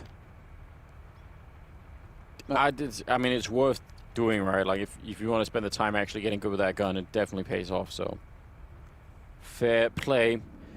3rd round, even with the bomb plant, not really too impressive. A couple of things here and there for the EG side, but a slightly slower start for them. And it was on the, well, towards the end of Inferno for sure. Stealing that AK-47 on Easer is kind of a nice pickup on the CT side. We'll see, yeah, they're falling quite far back. I like this aggression, though, over by the B bomb site. Pushing out, that's cool. Although, as you said, Ethan, pretty sharp with the CC. He's ruthless with that CC. It's crazy. He just keeps getting kill after kill. Same thing on Inferno, same thing on Mirage. The guy was disgusting with that pistol, so he's clearly figured it out. Maybe not Senor back. Maybe he's like... Yeah. Can't have too many of luck now. Oh, that HE. Oh, that HE. Oh, unbelievable. And then Velda proceeds to shoot around him. All right, a 3-on-3. Evil Genius is still finding some results here in this anti-eco round, so solid on their side. That's 1 rifle down. And while OG now, you got to be playing the range game. Don't let Evil Geniuses just walk up close. Got to make them pay. Yeah, I mean, but I think you're right. Like they had the 3 M4s here, but don't give them away. It's not worth it. Just hang out for a while. Make sure they don't get like any easy bomb plants. But otherwise, you know, if you go looking too much, maybe you're gonna get more than you want. So I'm happy to see them just hang out for a little bit. 15 seconds, and we'll see if there's gonna be a bomb plant in this. They do have a smoke. Man2 with a 1 good kill there, and crossing over to the site, not successful at all. So. Patient play that pays off for OG, but this is the real test, isn't it? No op, though, on the EG side. That's slightly interesting. Thought maybe they would have wanted to try and pick that up early on, but not so. Looking like you don't see that op. They're thinking something a bit more explosive, perhaps. Pick up the pace and just get in there fast. Surprised at the lack of kits when the money's there. Montu could pick up a kit if you wanted one. Just have 3 moving around, but only 2 kits for OG. These guys are counting on not allowing a bomb plant to happen. They just want to shut the door hard on Evil Geniuses right out the gates. But OG 3-0 on the CT side, going into the crucial 4th round, and that is a big one. Montu's got to hit that shot. Pot sleeping. Yeah. It's late to pull the trigger. Yeah, that's definitely a nice kill to get. That would set them up so nicely. Regardless, even just the fact that OG have shown some presence on this side of the map means now EG actually have to sort of like, you know, they have to check all the corners. They may have to use a couple more smokes or flashbangs than they want to sort of try and hang out. Unless they just go the other way, which is exactly what they're doing. They're saying, whatever, we don't want to check all of the restrooms. Let's just go down towards B. So that's okay, but they kind of have to go quickly here, because otherwise they don't know if OG are checking that side of the map. So hanging out outside of B for a very long time with no one else looking the rest of the map is generally not a good idea if you're on the T side. So I would say the clock is running down right now for them. Oh, that's an unfortunate miss. Maybe you could see a little bit of few of the cracks developing here, where you start missing nades that should be, you know, be thrown by rote.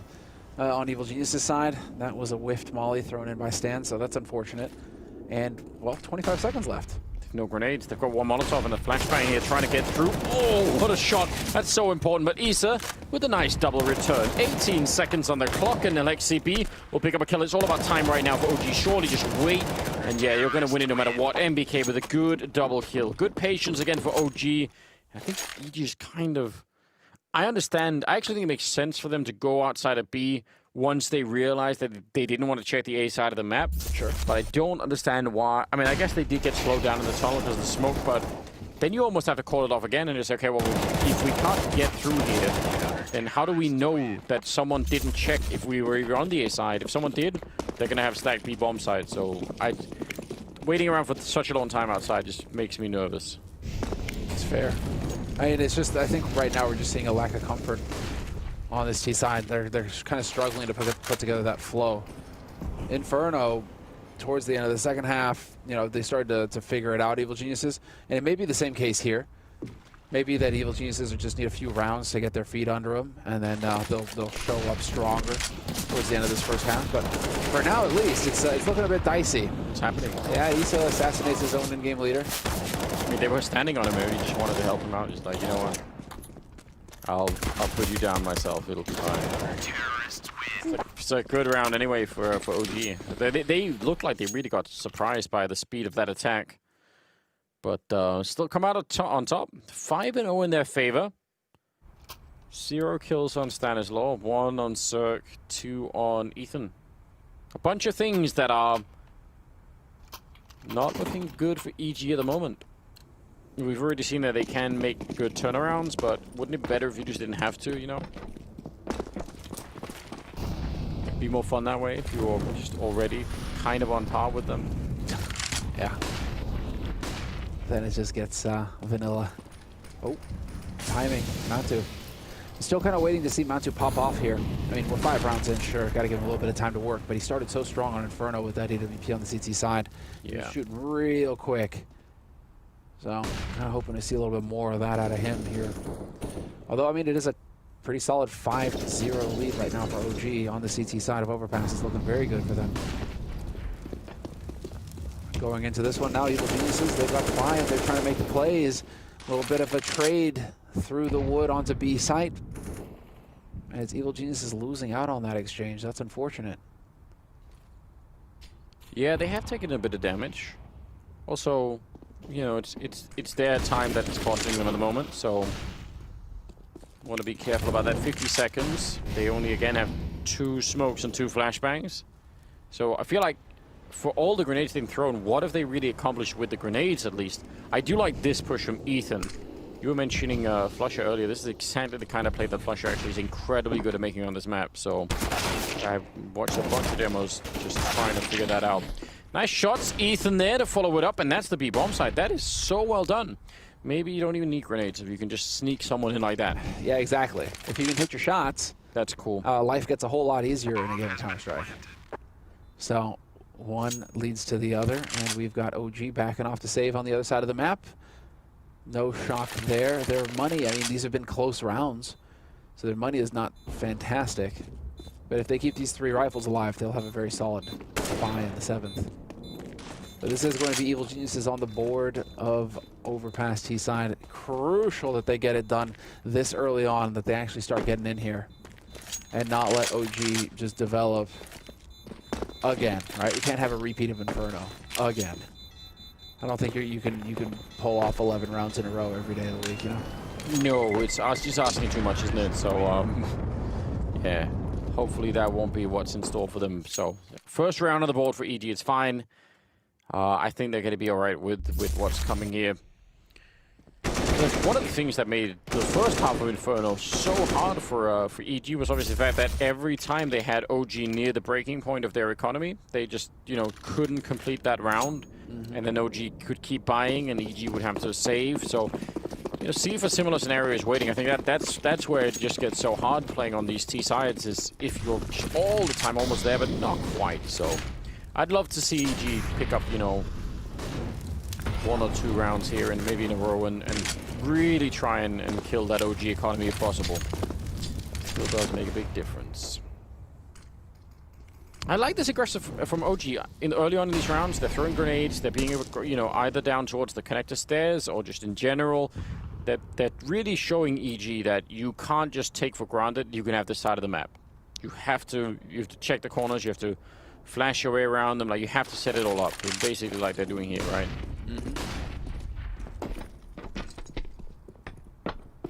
Have to get methodical about it. Yeah. Well, now you've got connector control. Do you set up? How do you set up to take over? Still have Ethan just waiting patiently. And it is going to be the flash over the top. Life is going to get very interesting for Issa in just a moment here. Can Issa see this flash coming? He sees it coming, turns away. He's protected, needs to get one, and he is going to well, he helps out Velda. Velda gets two, and the wallbang coming in from Alexi B. Sick hold for OG. Yeah, that's especially with the wallbang follow-up. That's so dirty, isn't it? Valda, nice triple on him, and absolutely no chance here for Freeze.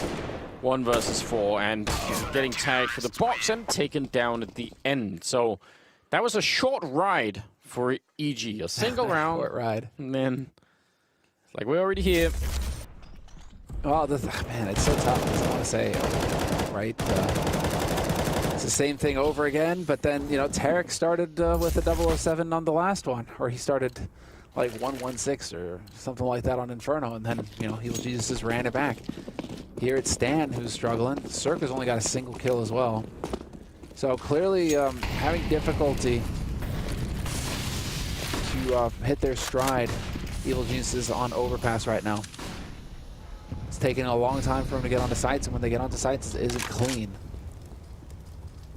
Whereas OG right now on the CT side are looking pretty confident. This is a buy coming in from Evil Geniuses. Once again, they are taking over. Look at how much they know. Yeah. They're already just rotating down towards that B-bomb side. They're about to have 3 people, and they're rotating a 4th one back. If they wait another 10 seconds here, EG, there's going to be 4 people on that B-bomb side, and it's all because of NDK watching this. Oh, but he doesn't win the fight. This should be a huge sign of alarm. If they still go for this bomb side, EG, they must know they're walking into a trap. Good shot, though, from Cirque and Ethan. This is pretty important. I feel like that's dangerous. Cirque getting that one on Mantu, and they still break it out, but I would say if you find out that someone is in those connector stairs and you're about to run into the B-bomb site, man, that's just asking for trouble. It worked out anyway, so job well done, but that had me scared for a minute. It was definitely dicey. Touch and go there, but they're not going to let OG run away with this. OG, because of that last round, getting that 1 kill, I think it was Issa who got picked, forced OG to spend so much money. Yeah. Yeah, so there's something to work for here for sure. And that's unfortunate. Alexei not even going to be able to pick up that one on Stan. So Stan's on the board. Got himself a kill.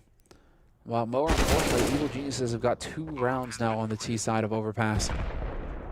OG 6 rounds on the CT side, and it is going to be the force buy coming through here for OG. Wow. They're committed. That's pretty bold. Considering, I mean, the state of it, you just get that hero AWP on Mount 2. And Velda's got an M4. I mean, it's your 2 heavy hitters, so at least you got the money for those guys to be equipped. They're the ones who are hitting a lot of your shots right now. I mean, let's see. Do we get the magic? Oh, well, Mount2's missing jumps. That's not going to help things. The opposite of magic, whatever that is. Yeah, and right now, Evil Geniuses are expecting a Nico round from OG, so they're taking over long. So, hey, we're facing Deagles or whatever. We have the rifles. We should have an advantage. And now OG need to play into this. They need to realize what's going on here, and it's looking like they will. Flash is there. Mount2 gets the 1. It's only a 1-for-1, though. That's not good enough. No. Fair play to him. That's not really an easy shot to hit, but you're right. It's definitely not good enough. Alexi B going to be going down. They wanted to... that's not a range at which the MP9 usually wins against the AK. Indeed. They wanted to go for that boost over by the huge tree that's right by the restrooms there, and they just didn't even make it there. Stumbling around.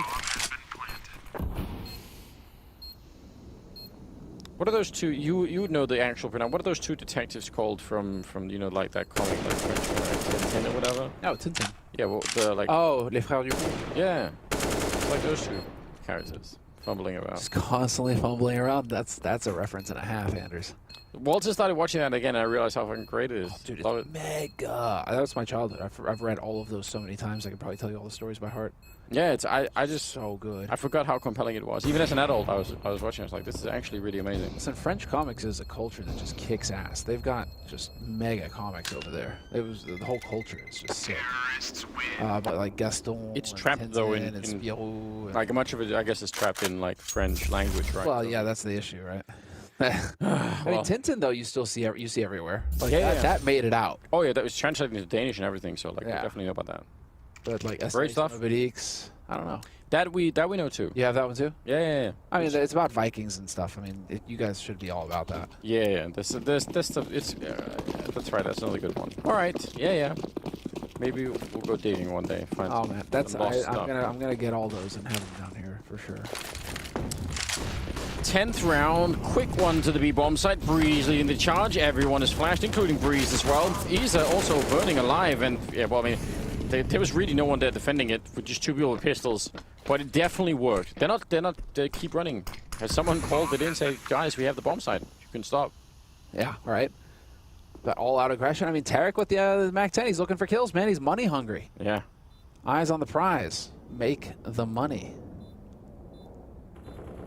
But not going to find a target, unfortunately, for him, or at least not for now. He could still walk into Mantu, who's hanging out with the P250 above him. Oh, no, I mean, did they just kind of cut to the chase a little bit here, EG? Are we starting to see that EG where instead of letting OG get up to 8 rounds, they let him get up to 6, and now Evil Geniuses just lock everything down? I mean, I think this completely changes the structure of the first half. The fact that they've managed to even stop the OG economy, start to get some rounds on the board. This is just a very different feel all of a sudden. So I just think that's a job well done. 6-4 at the moment. 11th round is coming up. OG going to be back into a little bit more cash. Could buy some more stuff here, but I don't know. EG should start to feel way more confident in this whole project at the moment. Yeah. I don't know. I wonder if they knew how many guns they had in the last round. Those B rushes are so cool. Even in rounds where they have like rifles on the B bomb site, it's still really fun to see. So. I just like how efficient they are with it. When you get those nades cascading in and everybody just holds W, it's the pure sense of just aggression. Get you onto that site, run over the defense in the process. And well, Tarek right now kind of playing around a connector, waiting to see if anybody's going to be going for the information on OG's side. OG themselves, however, have set up a trap, expecting Evil Geniuses to perhaps go for the anti-eco strat again and take over long. Evil Geniuses instead played default and held everywhere. And so 2 players here for OG hanging out in the restrooms, giving each other swirlies. I mean, it's kind of a classic setup, but I don't really necessarily understand the fact that they didn't have a third guy. I think Alexi B is now holding the A-bomb site. Yeah. That's 3 people. And especially those 2 of the restrooms are so far away from B. Even through the connector stairs, it's going to take them like a little bit too long. But it might work out again, actually, if they push up without checking this part of the map. No, they're going back down connector, yeah. So what are they going to leave? Breeze here while the rest go for B. Is that the plan? Whatever the plan is, it's got to unfold in the next 30 seconds. They are running out of time. They got to get in here now. Although, look at this. They've got some kind of read. And that's maybe up in Breeze, but this is just a disaster. No. It's done. This round is lost. There's nothing to be done. I think they wanted to call it back. And just when they made the call, Breeze went down and they were like, but... yeah, that's a problem. We're coming up the stairs, guys. You were supposed to be alive and communicating to us that you don't see anybody on A. I mean, that's almost exactly what happened, I bet. Is that Breeze is like, yo, I don't see anybody here. Yeah, nobody's peeked me for info. I haven't run into anybody. It's got to be a stack on B. And so OG are thinking, we're going to pull a fast one. Unfortunately, that is obviously not how it went down. So, regardless, they just also left themselves very little. Oh, quad boost coming in. Yeah, let's see. Can they find someone? Doesn't look like there's anyone in position right now, as far as I can tell from the minimap. So it's still great to see. Taking a while here, but the train is gone and there's nothing left. And they lose Tarek. Oh no, Tarek, because Alexi's pushed all the way up here. It's a fair play. Thanks, guys. Anyway, on the EG side for trying. We all do love the the potential for it, but this wasn't it. Ugh. And now what? You have 0 map control. NBK is pushed up over here towards connector. Yeah, you've given it all away for a tremendous circ attack that really did not play out. So still possibly worth it, I think. Just the, you know. Well, I mean, if you can catch Alexi here, Cirque's been hitting shots. Not particularly on this map, but on Inferno he was looking good. Yeah, he's still kind of cold. And Alexi B now in a position to just continue to ruin Evil Genius's day. Oh, he gets that headshot too. Wow. Some of these rounds seem like really silly losses out of EG. I don't think there was a particular reason why they ran out of time in the last round to sort of make a good call. But they did, and this time, again, the quad boost into getting caught and wrecked by Alexi B. All very strange in the 12th round. 13th round, we can only hope will be different. And now you're just saving and running down that clock. Ethan is saying, can we do another boost? No. Yeah, I don't know what Ethan is doing. Ooh, well that's fortunate. That's one bullet away, Stan. That's just so close. Looked like Ethan sacrificed himself while doing like a 360. Yeah, I guess there's just maybe a little bit of frustration here. They're looking dialed over on the Evil Genius's side. It is going to be a question of whether or not they can start piecing the pieces together here. Tactical timeout getting called now from Evil Genius, the first one of this map. And so Zeus finally deciding it's time to slow things down here. Perhaps Stan as well. I mean, they can both call him, right? Yeah. Time to talk, try and figure this out.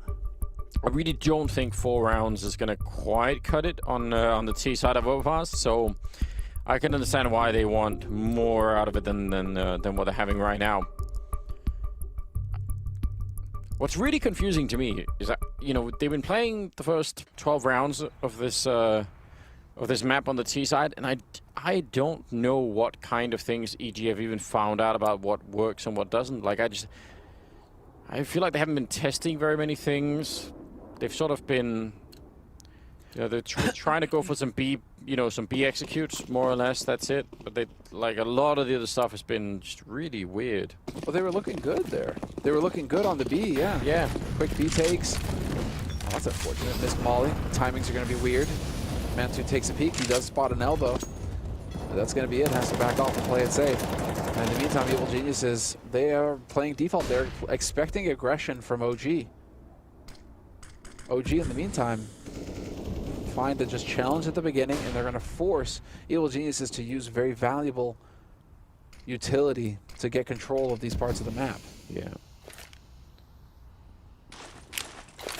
A couple of times when they've been going for the A-bomb site, they've been found out by someone lurking around the bathrooms. This time that's not going to happen. And they still have plenty of time. Could go for just a more regular type A execute where you're out on long and you're near the bathrooms and you just try and pincer that A bomb site. It's all very well and good. Again, the problem is now look at who's in sewers pushed up. Is that Valda down there, I think? He is, yeah. So this is a tremendous amount of information that OG have just from this one position. And it's allowing a 3-man setup now at the A bomb site. So really well done from OG at the moment. This is giving them a big chance to win this round. Yeah, they've set themselves up for success. Yeah. Curious to see if Cirque is going to be able to finally find some value here. Get that AWP in play. Moving his way up long. It's going to be rough. And BK nearly fluffs it. Issa does survive. Man advantage for OG. And a third rotating onto this A side. Again, they are getting replenished, but Breeze is there with the flank. It's Valda, though, the hero from Connector. And well, Cirque, what do you do? You're over here at long. You're smoked away. 10 seconds as well. Nobody's presenting themselves as a target for you over there along with that AWP. So, I mean, it feels like just the value for him this round was nil. Couldn't do anything. Yeah, I mean, it probably would have been amazing value if the bomb goes down and he could go down and sort of try and stop it from being defused, right? But yeah. Never really got to it. I think Valda only got the 1 kill. It's all Valda. Just the fact that they knew they could have the 3-man setup, they would like, that's all just him being in that position. So incredible work. 14th round, and 9 of them are so far going to OG, 4 of them to EG. They have that one AWV on Cirque, and they're gonna go for another one. I don't know. Didn't work last time. They were quicker to do it this time. Yeah. Oh! I think she's gonna do it again. No! The train! I cannot believe it. Is that real? Can we get a replay of that, please, after this round in slow-mo? Did he shoot the train? He must have shot the train. He actually got blocked by the train. That is so ridiculous. Mantu going to be taking down Tarek. If the replay does show something else, like, I'm sure that maybe my eyes just wanted to see that, but it really did look like he shot the train. What a bro that train is. They just want, that train is just, you know, it's clearly, it's an EU train. It's an EU-centric train. Helpful train, like Thomas the tank engine. If they made the train on Overpass into Thomas, I'd play this map all the time. I'd play nothing else. Especially if they added like the jingle when it comes running through. That would change, save everything for me. Sadly. MBK goes down. Oh, sorry, not going down. Getting the kill on Breeze. Getting lost on the tank engine. It's Ethan to go down next in line, though. Alexi to get that one. 24 seconds left. And double all pushing in. No scoping as well. Do it again. 19 seconds. And with that kill, Stanislaw is boxed in. And he actually got the leg off on him. Oh my god, that's way too close. But it's 10 rounds for OG. And leading into round number 15, EG. I wanted to say something that I can't Here we go. He shot the freaking train. He did shoot the train. And that's mental. Absolutely mental. Zeus getting just mildly triggered. Understandable. I think I would be pissed too if you went through the whole thing, you spot somebody, you could get that kill, and then the map plays against you. Yeah, it's like the third time you try and do that boost. First 2 times it fails for different reasons or whatever, and then environmental. And then there's a train. It's like you went sprinting or something and just ate asphalt because your shoes came untied. Gotta check all the things, right? Gotta look up the timing of the train when you're doing that plan. It's true. Yeah. There's the spot. So again, Alexi. Oh. He didn't learn anything either. He was like, Ethan. Just keep jumping. There's the spot. All right, so now we see NBK's going to peek. NBK should be able to pick up a kill here. NBK's going to get one, but he gets traded. Now there's Issa. Finally getting to chime in on his own side. This is it, the final round of this first half. Double digits for OG, 10-4 on the CT side, and they are looking very good for 11 here.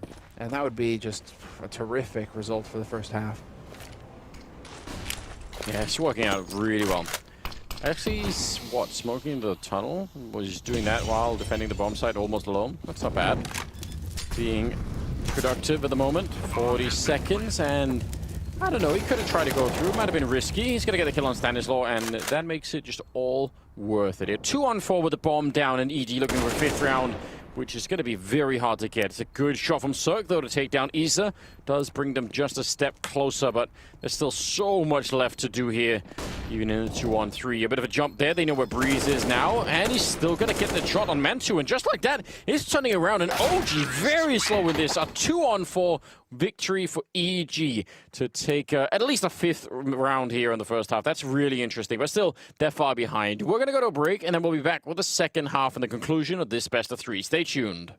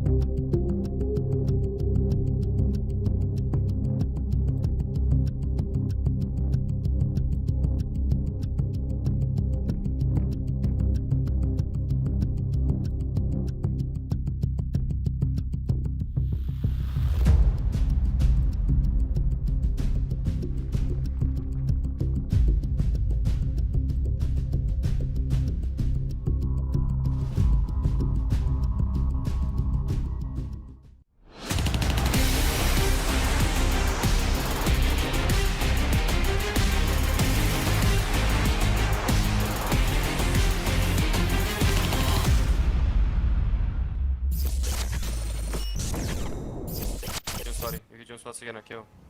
No way. Okay, let's go A. Let's just go A. I can flash over mid. I don't think they're open. I think that's impressively well behaved for what happened. Just a tiny bit of swearing, it's all fine. EG and OG now facing our final half here, the third map, and we'll get to see who's going to walk away with a victory. It's taken a while. It's been actually a really cool game, I think.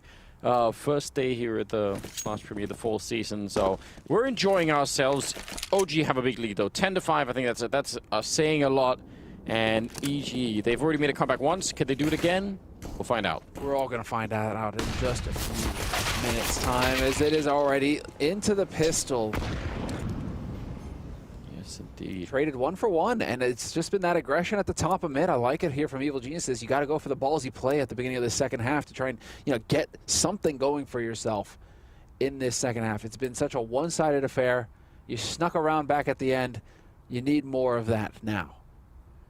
Yes, you do. I mean, get everyone fired up. This team, again, it's just got so much firepower. So don't let them stay in a slump. Just make sure you can get all those pieces in play.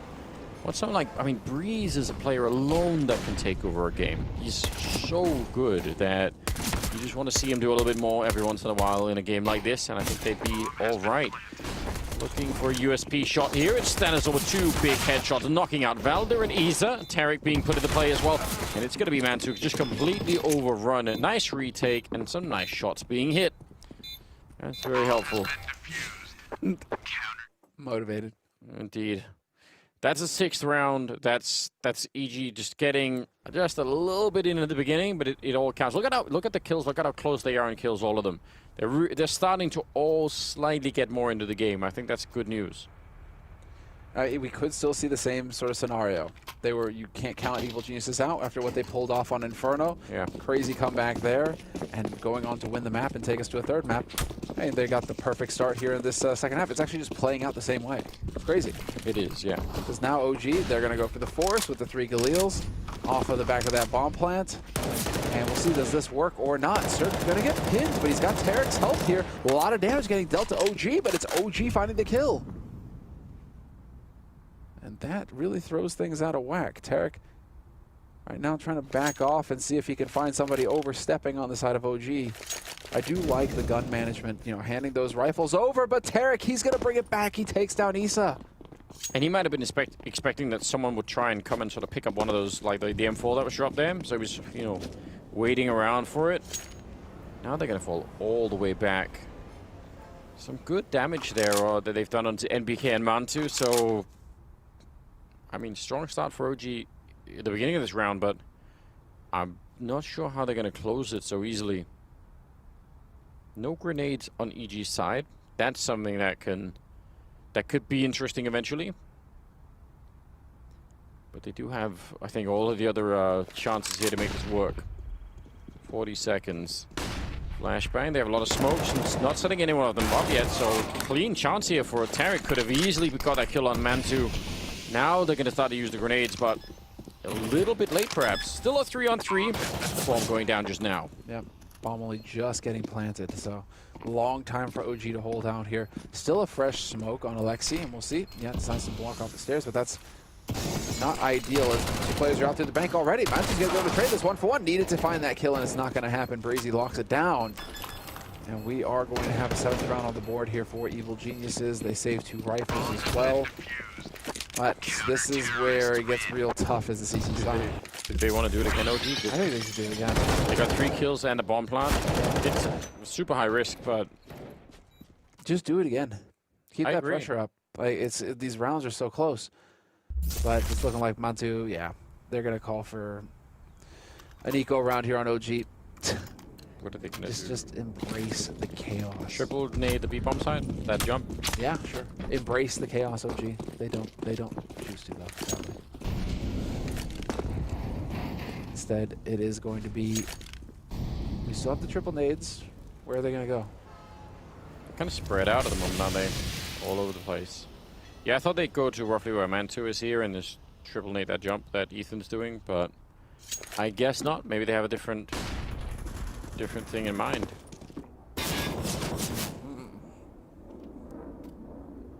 Spot. Lexi B. It's just that standoff right now, OG. Taking their time with it, hoping that somebody's going to get impatient on Evil Genius's side. And EG are now rotating down towards the B site. This could get a little bit dicey here. And it's just, OG, they just got control of connector.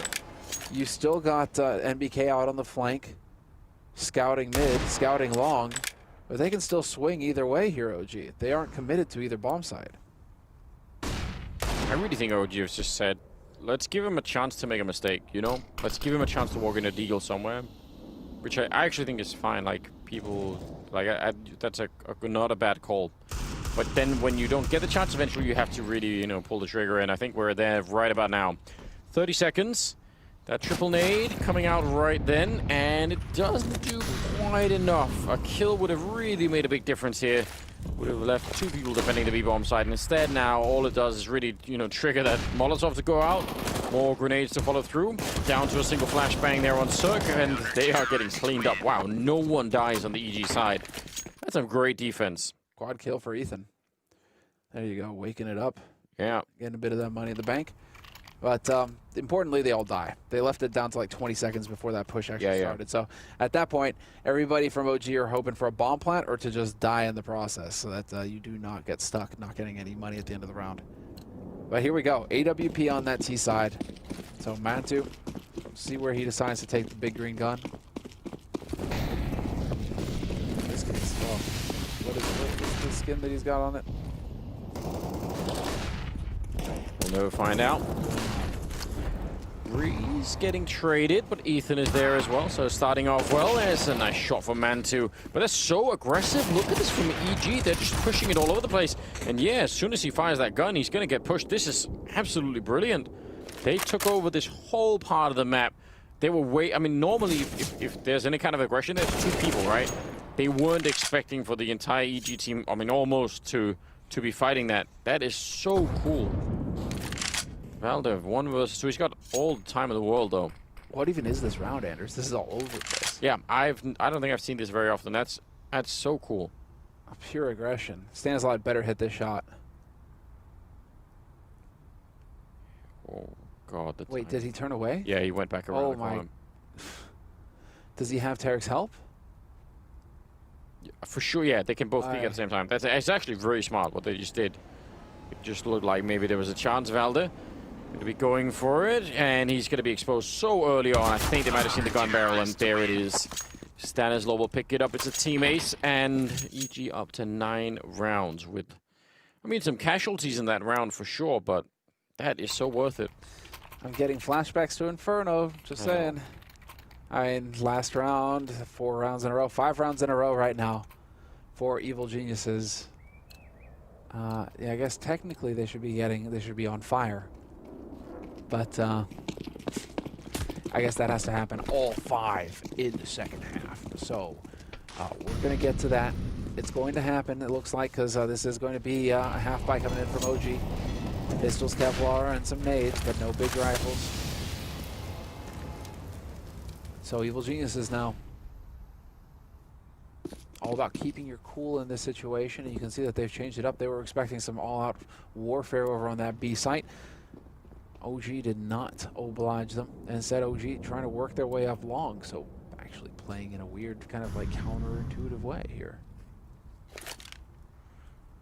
See if it pays off. Deagle's at range. It'd be cool if they could get one of those hits in on the A bomb site, but the way that they're playing that right now, so he's so far back and jumping behind that huge SWAT truck that it's just very hard to catch him. Like, he's a little bit of a maniac at the moment, but yeah, he's got a. You're gonna have to wake up really early with the Deagle to hit that shot while he's in the air for like less than half a second. That will work out though. Catching Tarek wandering around the map. His next 40 seconds. I don't know. EG, why are they being so aggressive right now? They've got so much to lose if they lose some of these rifles. They will clean it up. A great job on Ethan again. Able to pick up those kills, but I don't know. That's not a round where really EG are the ones who should be under pressure to try and make any plays. So I was a little bit worried. But it's fine. They tied up. It's 10-10. It's anybody's game again. OG, why? It's like they burn themselves out at the beginning of these maps, and they're like, yeah, we're crushing them, and then yeah, there's nothing left. What is it to like quote NBK from the other day? They're just getting yeeted out of the server right now. they got yeeted out of Inferno. Yeah. And now, I mean, that is all 5. That is the streak alive now for EG. 5 in a row in the second half. And yeah. They're just looking like they're looking fantastic right now, Evil Geniuses. As I say that, of course, I curse them, as Surf does get burnt alive and shrapnelled. So he's no longer here, and this is the best sort of scenario that OG have had for a while. Oh, wow. Through the smoke as well. Okay. This is it, OG. Your time to shine now. Time to break the streak. I mean, it can't get better than this kind of as a start. Tarek with a nice little pick off there. But it also means they can do the math. At worst, they're having a 2-on-4 down to this bomb site. They know Tarek's on the other side, so you're not going to get that much better odds on any given round. Might as well go for it. Setting this up rather nicely. 50 seconds left. Connector, someone's walking in there. Could be a problem, but yeah, they're going to get the bomb plant here. I imagine EG will just want to save. It's looking like it. They don't have noodles of cash. Yeah. So there's no point, is there? That streak has broken, Anders. It has. That's got to be a slightly better feeling for OG. Still with that AWP on Mantu. Tarek has got 1 picked up, so yeah, this is going to be. It's starting to get very, very hard to predict how it's going to play out. And this was just, I mean, what? The grenade on. Was it Cirque pushing up, and then it was a random shot through the smoke down at the monster tunnel. You can't really replicate that though if you're on the OG side, right? It's not like you say, oh, let's do that again, you know? That's something to think about, but it does give them a little bit. Currently, what? It's Mantu and Ethan tied for top fragging at 17 kills each, and the Breeze is right behind at 16 with Alexi B. So we've got some nice symmetry going on. Yeah, there's balance to all this. You can almost count it down because then it goes Tarek. And then NBK and Valder are tied. Just going to keep going. This is going to be the buy, though. So let's see. Both teams have options to play now. And Breeze trying to return a favor from last round. Not going to quite get it. Velda faced back. And so Evil Genius is looking to go right back at OG. That would be brutal if it happened. This needs to be a clean round win for Evil Geniuses, though. OG still have that round loss bonus. It's not completely gone. If they were to lose this, they've got money in the bank, and they would be able to buy and just get right back into the fight, whereas Evil Geniuses will be hard-pressed. So a lot of pressure on Evil Geniuses right now due to the money. They need to get it done, and they need it to be clean. Otherwise, OG, they've got a good shot at getting the ball rolling here. Yeah, they really do. I mean, OG have a little bit of money to work with, but it's still tricky. Flash setting up against Tarek. Oh, when they nearly catch him, that needs to be a kill. It should have been a kill. He's down to 2 health, but now they're going to be falling back. And how well will EG read this? They've still got 3 people at B. In fact, might even be rotating in another one. It's not that far off. They could be 5 people on this B bomb site very, very quickly. Oh, this could be tough. Stanislaw even has a Molotov, so if they put that at the right time, there's only 1 smoke on OG to try and sort of cancel that out. There are 10 different ways in which this can completely blow up for OG right now. They might be in a lot of trouble hitting this bomb site. 15 seconds left. Smoke is right in front there. They're going to try and get their way through, but Ethan going to shut it down. Big double kill. 10 seconds now. And Cirque, yeah, he knows they're coming. Going to miss an opportunity, and yeah, under a lot of pressure all of a sudden. But 3 seconds, yeah, the third round is done. No matter what here. Going to try and get some. Oh, and he's just cleaning them anyway. No mercy on Cirque. What a lightning fast player he is. Oh. Man, they just ran out of time. Even if they would have got that kill, it wouldn't have mattered. So 11-11. It's just brutal, Anders. Yeah, it is. I mean, Ethan right now, he's had some monster rounds for Evil Geniuses. And Cirque just staying alive here, that made all the difference. But you got to give it to Ethan. That was very clever stuff. Just getting right ahead of the flash. It's a perfect anti-play, and Evil Geniuses tie us back up again, 11-11. Money somewhat slim now for OG. You can see they got to go for a Galil and a Tech 9. Whereas Evil Geniuses are fully bought up. But both of these teams, I mean, they're bruised. This is now starting to turn into a little bit of a brawl.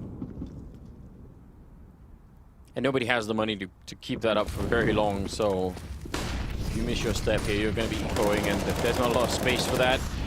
Good trade, Stanislaw for MBK at this point in time, and a quick bomb plant this time. OG have had some trouble with the clock, but this is not going to be one of those rounds. Already the bomb is down. It's lightning fast, in fact, and a very hard retake coming in. They've almost no grenades on the EG side. Almost missing that spray, but Ethan will pick it up. Cirque is there for the kill. They're actually doing a remarkable job. Look at that. They cleaned it up in, what, like 5 seconds? They get 4 kills like that. I thought, you know, the fact that they only had 1 smoke and a couple of flashbangs, maybe they would be in some trouble to get in there and force them out, but yowza. That bomb snipers retook about as quick as the OG took it. That was a chain reaction. I guess Velda just wanted to make a play. He lost a teammate. He's like, I got to get in here. Yeah. Try and make it happen, except that Cirque was holding the angle and it just fell apart completely. Yeah, I mean, I love the change of pace from OG as well. They got in there fast, bomb planted fast. Smokes were still up while the bomb was planted. But yeah, it's looking like EG are starting to feel it, and you can see the frustration here for Alexi B. I mean, when you got everything that goes right at the beginning of the round like that for Alexi B, I mean, what are you thinking at that point? Like, what the hell? How do we not win that round? The frustration has got to be intense on the side of OG right now. Yeah, I definitely agree. Oh, that slide is somehow keeping him alive. Well, at least for a second. A trade is in. He's very low on health, but they occupy this entire part of the map, and there's no one on B. If OG went straight for it, they would find an empty bomb site, which is so odd. Even if they don't, they should go for it, because again, like, they don't control the other side of the map. Waiting is not going to help you. All waiting will do in this scenario is give time for the EG players to get in the position on B. So yeah, they went for it. Good call. Can they hold it this time, or is it going to be a repeat? This is crazy. It's almost a repeat, pure and simple. Cirque finds Mountu though. Now they get lined up. There it is, perfectly timed. Stanislaw with the double, and they know where Velda's playing from. He has got not a chance. Their retakes are brutal, Anders. Evil Geniuses right now just living up to the name. They really are. This is I mean, we already saw the comeback on Inferno. They're doing such a fantastic job here. It's one thing One thing, if OG end up losing to EG, I think this is always, at least in my mind, like a little bit of a coin flip type game. But to lose, and on 2 of the maps, you had a huge lead and you just can't follow through. That is going to be painful if it plays out that way. It is not done yet. The bomb plants mean they have the extra cash. They can still buy, combined with a round loss bonus. It's all adding up to OG being able to still put up a bit of a fight. So that is this is super important at this point in time. Some good money being built up on EG's side, though, too. So I really don't know. They're so scared of these aggressive pushes, though. Look at them. Just they're really looking out for it. This is why CT aggression is so crucial on Overpass. Yeah. Then it's just, I mean, if you get in your opponent's head, all of a sudden they're slower at taking over the map. They're going to use more utility to take over the map. Everything falls into place. But you have to do it because you can see how quickly they can explode onto a site as well. So it's just, you got to be careful here. A second ago, Tarek had someone inside of CT spawn that could help him out.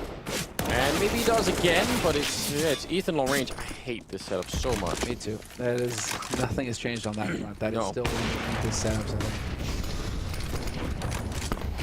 I think. But, yeah, just back out. Cirque, at least he's able to, never mind. That setup is just so brutal because if anybody's there, you're dead. There's no backing off for Tarek. It's a one and done sort of scenario almost every time. I've seen like a version of that setup where, oh wow, like you have the AWP in the A bomb site, and then you actually have 2 players that are playing up at the corner, and one of them is playing like out in the open. He's always going to get spotted, and that's sort of the whole point. And the other guy is essentially playing anti-flash in the corner. Yeah. So if they go and check, you know, they're going to fight the first guy, then the guy in CT spawn is going to, or an A bomb that's going to sort of chime in with a shot. Okay. And then they're going to forget about like the third guy. But okay, fair enough. If you're doing that, I could get it. But it's also committing us so many people to that side of the map, which people don't generally want to do. But yeah, because then it's super situational. Like how many times have we seen them go along? Yeah. But I'd rather see that than what we just saw, where Tarek's just hung out to dry. Boost. You know, I can't figure out if it's because I don't like it that I just always, you know, I memorize all the times that it doesn't work. But I wish someone would do the stats on it, because I really don't think it's a high percentage. It always just feels you're so committed. And yeah. Well, the reality is right now, this is a tapped lead for this buy round. Yeah. Oh, that's I didn't even notice, but you're right. That's hugely alarming. It's not going to be easy for EG here. Seeing as how I mean, Double Digs and the OG just are hitting shots now, so this is going to be it. Tarek needs to catch out Alexi. Smoke goes down, and Tarek is hoping that there's going to be multiples here, but Alexi makes it past the time, and unfortunately for Tarek, he is not going to hit the shot. Yeah, he saw that coming, Alexi B. That was some smart play. Worried about the clock yet again. OG, we've been here before, and we really don't want to go back and visit it because it's kind of painful if you end up losing the time. 25 seconds. They're shuffling back and forth. Like, please make up your minds and go right now. It's going to be the B-bomb site. They're leading there, but shot in the back by Ethan as MBK, and they get the kill on Breeze. If they didn't get that kill, they could have lost it anyway. Valder goes down to Cirque. It will be a bomb plant this time with very few seconds left, but that is still way too close for my taste. Nice shot from Man2. Quick trade. It's still a 2-on-2 with a pretty sizable health advantage now for EG, and they do have a kit as well. Let's see if they can pull off another retake down here at B. How in the hell does Stanislaw get that kill? That is unreal. But now they're taking so much time, and that opens it up for the flank. Cirque can't whip around fast enough. It's all on Stan. Needs to find this immediately. Just stick it at this point. You don't have any time for the shenanigans. Flash over the top. He's expecting some kind of play. It's just Stanislaw. What? He's got it. No. He's got it. No, he's got the time for it. It's so ridiculous. The fire must have spread in the last possible second. I really need to see that. It was so long. You thought that's never going to hit anyone. Did he run into it from fear that the defuse is going on? Yeah. That Has must everyone be lost their minds? I don't know. We got to see this. Okay, so flash. Yeah. The Molly blocks him off. The Molly blocks him off. He has nowhere to go. Alexi B can't make it up onto the platform. I don't even think they seem surprised themselves. They're also confused. I'm glad they are. I don't think anybody can not be after that. 14-12, ladies and gentlemen. That's quite a way to win a 1 versus 2. That really completely fooled me. Yeah, you kind of write that off as an impossible situation for Stanislav, but there you go. Some of that magic. That really is living up to the Evil Genius. There you go. Some of that genius shining through. And Evil Genius is now 2 rounds away from ending this series, relegating OG to the lower bracket. That would be big, and that would be an excellent start for North America here in Blast. First time we've got 2 teams from North America and EU going head-to-head here, second half of this year. Evil Geniuses starting off with a strong statement would be a pretty big deal. Everyone has spent more or less all of the money here, so it's still 14-12. Yeah, but if you lose, you probably go into at least 1 eco, and then you have to go for like some sort of 3 buy. So I don't know. Nice trade. And up on the shelves, still a player waiting, but he's not going to get any targets. He will have heard someone else running back, so I wonder how much they can make of that. And maybe some steps being heard here from Cirque. Flashbang. Oh, he's turned for it. It's not coming just yet. No flashbang is ever going to be coming. And MBK just goes for the raw peak, and another trade is in. 2 versus 3, 55 seconds. I mean, it's entirely possible that Stan could come out of the connector and shoot someone in the back here, and that we're still hanging around. Yep. If they come back for him, he's got such a nice angle, but can he get away, though? I think he has to stay here. Yeah. You're holding the line. If they rotate around you, that just sucks to be you. But if they try to rotate B, you take 1, maybe 2 with you. And otherwise, you're quick to rotate to A, where you've got Breezy just locking it down. Breezy's no longer on the site itself, though. He's worried about B, so this is all over the place.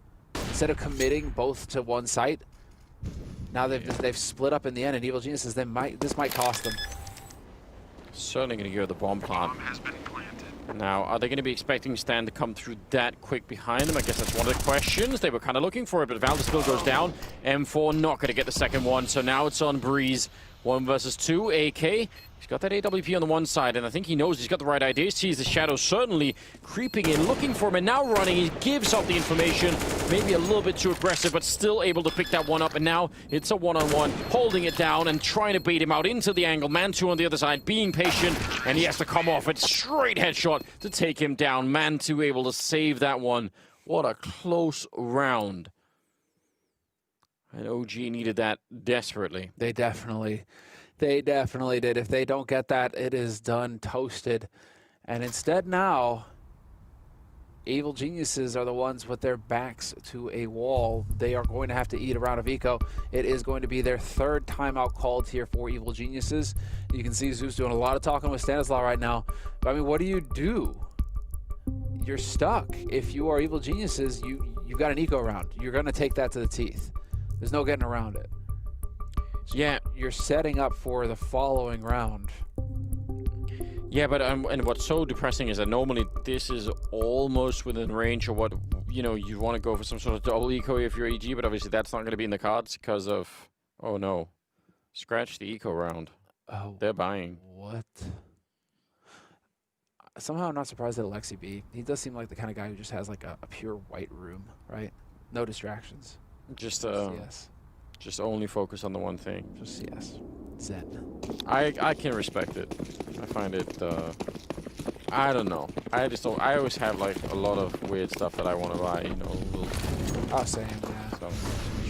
I've got just getting a bit too much. All right, let's see it though. Tarek with the headshot started off. There's a tag on Issa as well. About as good as it gets for Evil Geniuses this start right now on this force buy. If they win this force buy, that would be crazy. You would almost feel like that almost can't be true. They're actually still in the AK-47 as well. Cirque is going to be going down and stand close here with the deagle around the corner. He's spaced it out, and that is nicely done. Well picked up there. Man 2 able to pick up the second kill. Tarek must know that they're going to be out there waiting for him. Yeah, I I don't think there is anything that Terry could do right now, but this is a better choice at least. That AK, though, is interesting. Gamble. Gamble time. Breeze is still holding connector. He hasn't seen anybody yet. You have to commit. If they wrap to B, it's a long wrap to B, and then you're going to have time for it. Tarek gets caught, but there it is. Ethan steps in. He's been doing tremendous work, but he only gets the 1 kill, and it's all on Breeze now. Long range MP9 gets this spray. Obscene. It's a 1v2. Bomb gets planted, and he misses the timing. That's so unfortunate, but it's still a 1v2 with an AK in hand. I mean, if Breeze can win this, he is just an absolute hero. He made it through. That's, I mean, even the flashbang is not bad at all.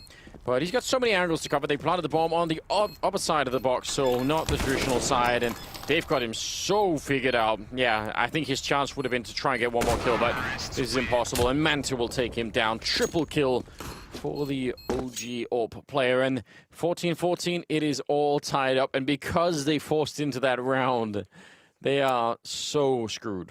The pressure is on. Now you go for the round of eco. Or you go for... I mean, do you? Well, it's OG calling. No, tech timeout. Yeah. I mean, if you eco now, you're basically saying, let's play for overtime, guys. Anyone want to play for overtime? Let's try and do it. If you force again...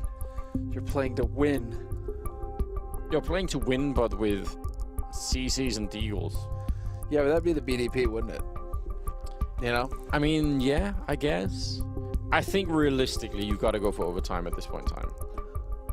Covered in M&Ms.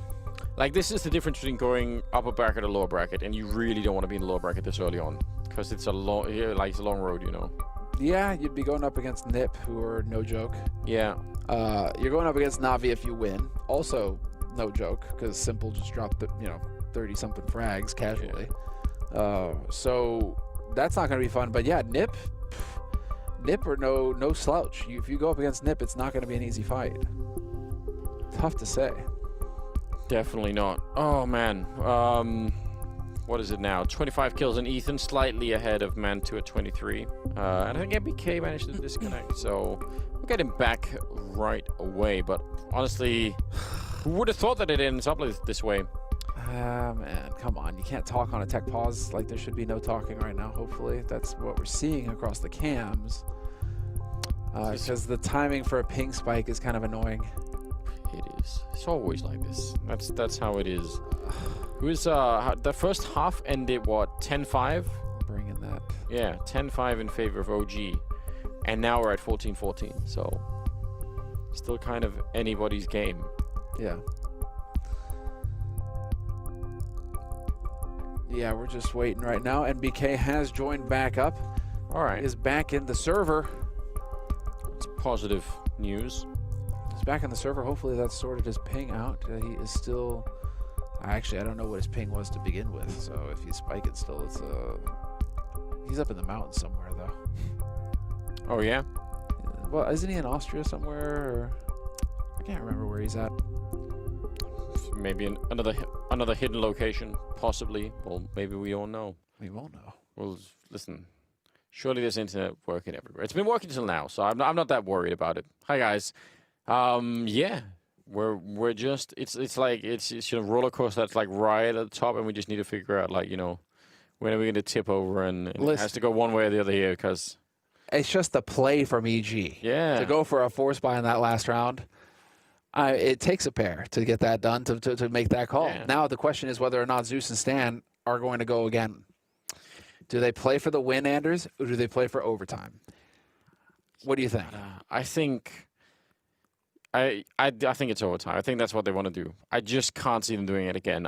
If I think about what has the more likely chance to work out, I would say play for overtime. Hedging the bets. Yeah, basically. Like if we're talking about you want to try and make you as far as you can into the tournament. If you go down the lower bracket, you've got your back against the wall and all that. Just try and stay in the upper bracket for as long as you can. Don't mess it up. I think that would make the most sense. But I guess we don't know for sure. So we're still waiting patiently. They haven't bought yet, haven't done anything yet. So it's unclear for the second. Well, XB's having a snack in the meantime. Good man. Should get a thermos. That's life-changing, Anders. Got thermoses now, dude. It's freaking awesome. All right. Well, listen, while people think about that, I think we do have a clip from TeamSpeak that we're listening to, so let's go to that. You said. Please tell me I got it. You got it. You got it. Please tell me I got it. You got it. You got it. You got it. Nice job. They talk nice, boy. No. You're amazing. Nice. Holy. The gods are. Tag? Or no? Tack. You need to breathe. That's fantastic. Chickens are all the words that have been bleeped out. I'm just waiting for there to be different ones, or is it just going to be the same one every time? I feel like there's a variety of foul out there that we could be pulling from. Yeah, or just different. I mean, we have horses in Counter-Strike, dogs barking, anything. Like, there are different animals we could throw in there if we want to do that. It's true. So there's options. Do an op shot, the bomb exploding. Yeah, there variety of different things. Lots of different opportunities. But yeah, I mean, that was a very, very cool way to win. I'm still shocked that kind of happened. But I think we're right on the brink of getting it back. I think they've managed to fix things themselves. So well played. Yeah. I think that's roughly where we're headed here. What a time to have just a little bit of a delay here. 14-14, and at 14-14, you're calling for a ping spike? Seriously? Listen, can't control the weather or the internet, and you know, it does whatever it wants. Some highlights though for you in the meantime. Been quite a few of them throughout the stretch of this.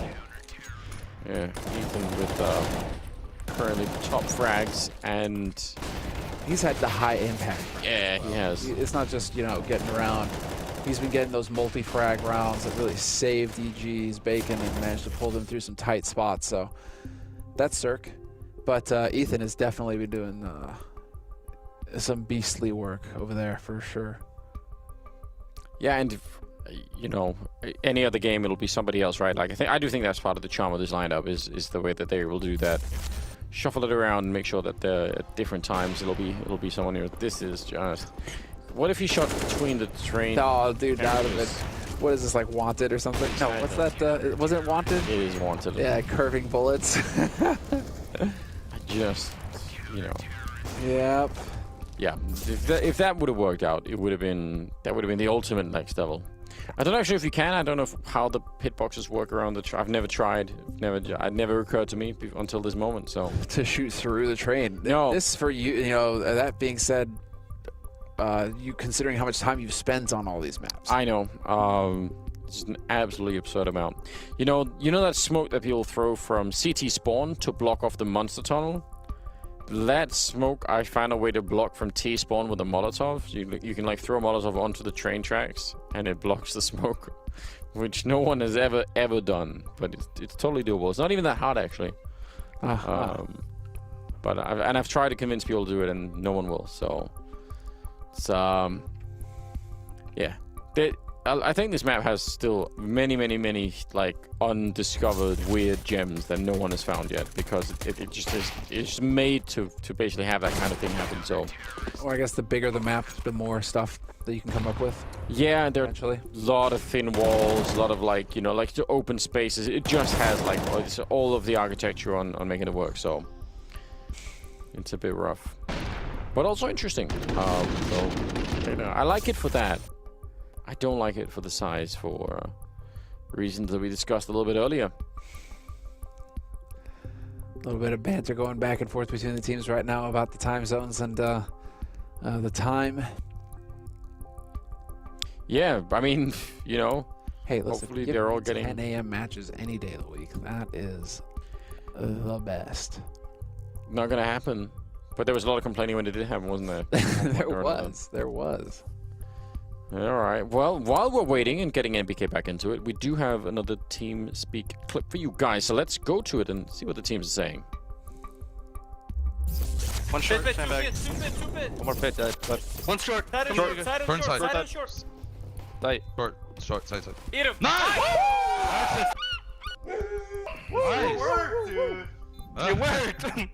Let's go. That's it. Your pistol is good. Yeah, we added different animals. Sounds like really quick work going on in production. Great job, guys.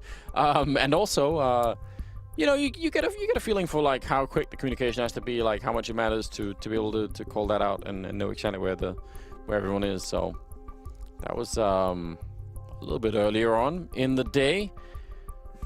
Man, I feel like he's taking his sweet time, Nathan. If he is up in the Swiss mountains, maybe he's just enjoying the view. Maybe Miss Rage had to finish, you know, an instance real quick. Oh yeah, there could be that, a stream or something like that. She does do all those things, right? Mm-hmm. So hard to predict, isn't it? Oh, we've got him back in again.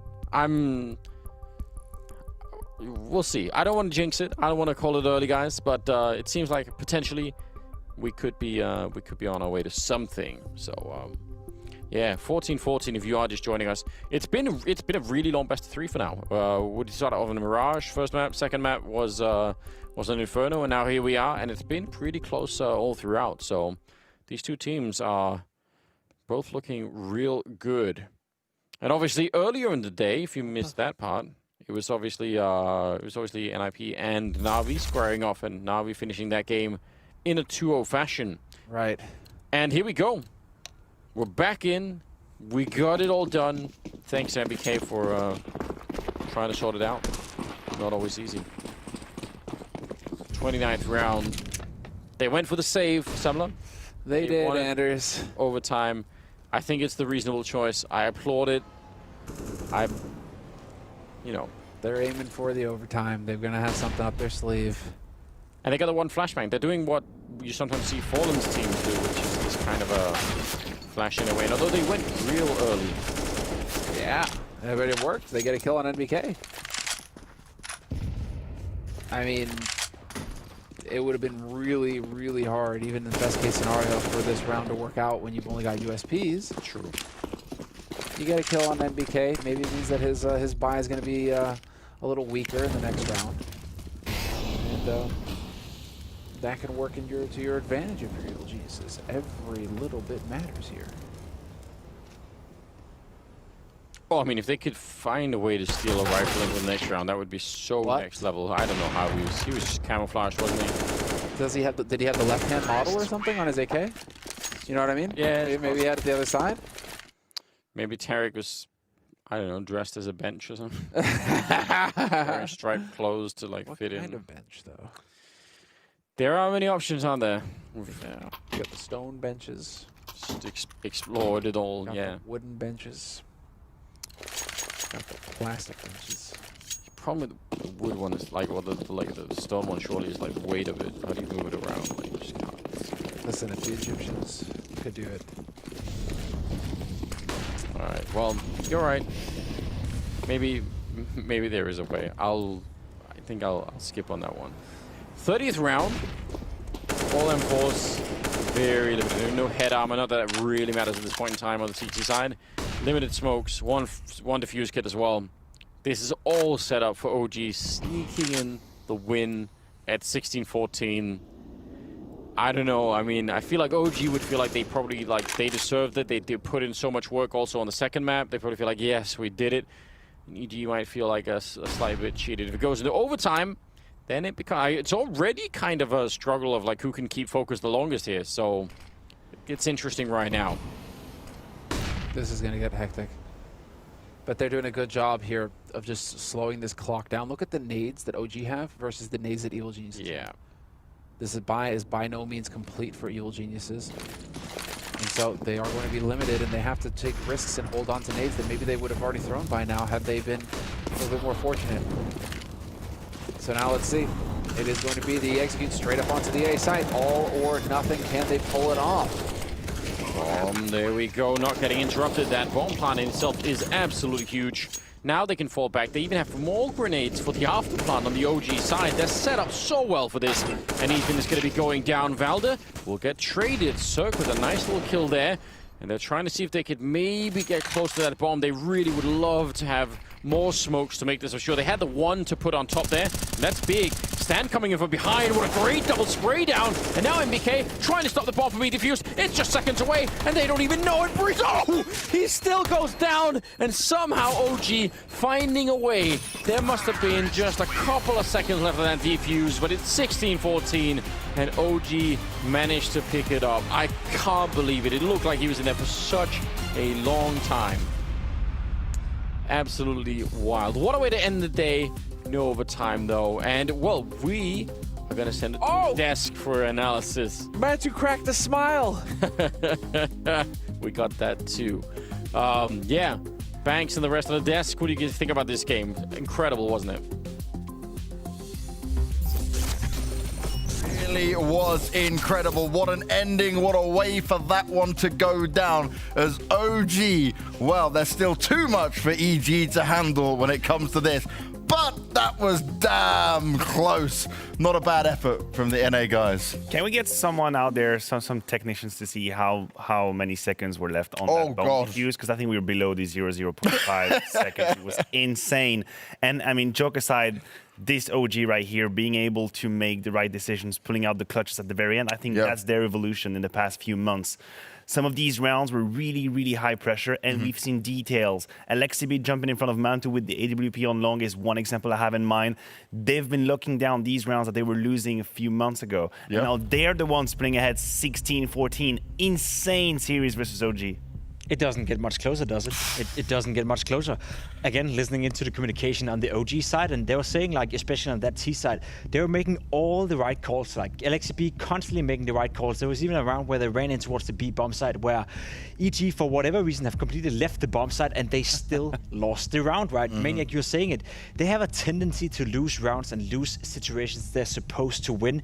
This time around, though, they kept fighting, they kept believing, and it doesn't get much closer, right? I think you're spot on, Maniac. 0.05 or something along those lines. That's what is the difference between us standing right here talking about them winning and going into OT. It doesn't get closer, James. And we're seeing some of these winning and losing moments when it comes to EG, and you can see Stan's frustration because he knows how close it came. He knows how close they were to finally taking down OG, and now they're in that dreaded lower bracket. And Anders and Semler mentioned it right. Mantu even cracked a smile. Not only did they have fantastic performances, my man rocking it from start to finish.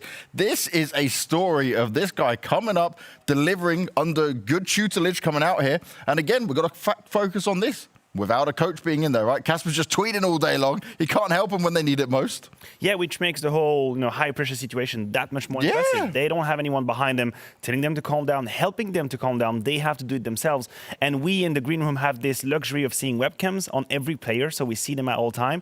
And there are moments in which you can see emotions, you can see frustrations, but they're able to reset. They're able to get back into the next round, refocus, and start at 100% again. So that is also something they're going to need at the rest of the tournament. Now, Mantu, once more, I've said it at the beginning of Overpass, he's going to be needed, and he rose up to the occasion. Yeah, he really did from start to finish. I got to come back to one of those funny rounds, though, right, that we got to laugh at, because it was a Stan in that 2v1. Alexi burns himself down, and I'm like, no, not like this. Like, how is it going to go badly here? If that had been something they died on there, and we see the other way, and EG had won, I think they'd be kicking themselves more than just a few times. Definitely, I felt that could be the cracking right for OG right there. That's one of those typical rounds where they just, it's so frustrating to lose around like that. It was more or less already won at that point, right? There was nothing Stan could do outside of waiting for LXB to burn himself and then all of a sudden win the round. So I wouldn't necessarily say it was lucky. It's one of those rounds where you make a bit of a mistake, and if you get punished like OG did right there, mentally, as Maniac was talking about, it's so hard to mentally reset, right?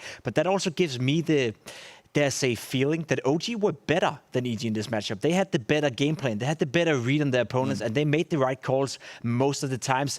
EG were better at closing out the rounds. They were the Harvey Specter of this game. But at the end of the day, OG were the guys who made the right calls throughout the entire series, and that allowed them to win at the end. Well, we always talk about hearing their comms. So let's play the comms from that round to see exactly how they felt with all of that going down.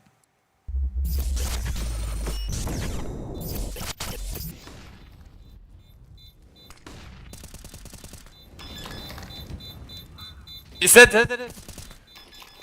Please tell me I You got it. got it. You got it. Please tell me I got it. You got it. You got it. You fucking got it. Nice. They fucking suck. Nice, boy. No. You're amazing. Fuck. Nice. Holy fuck. The gods are on our side.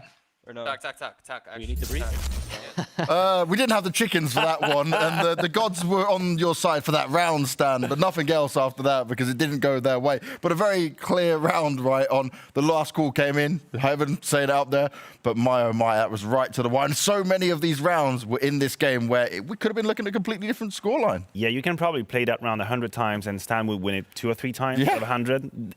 Everything had to come together for him to make the right call, throwing down the Molotov, spraying through the flashbang, not getting any kill, but Alexi B steps on the fire, dies, which forces the Heaven player to go out, dies again, and he clutches it. Well, we've got Alexi B ready for his interview. See how he's feeling after this one. Probably needs to chill out and relax a little bit. Alexi, how are you doing, my man? I'm doing good, I guess. I'm pretty tilted, though. Pretty tilted after a win? Why? Explain. As a team, we really dropped the ball on Inferno. There was a point where I didn't even talk for many rounds. I'm not gonna discredit credit my teammates. I can obviously, as a leader, I should bounce back on those situations, to be honest. But it's only that everyone was a bit too hyped going into the T side, especially, and the rest of the CT sides. For example, at one round, I wanted to eco, and we missed both, and it obviously ruins a bit of your confidence going to the next one if we lack any equipment or something. And then going to the T side, it was we had good ideas, obviously, but it was just when we started to lose, I knew that it's exactly what, we played exactly how they wanted us to play, right? Yeah. And then it was too late for me to come back in it. And I cannot play anyone else than me, because I should really pick the game up straight and just tell others we really need to focus and listen to me now. But they already got the momentum rolling, and we really threw Inferno hard. And going into Overpass, I really needed to catch a mental break, going to the balcony, just breathing.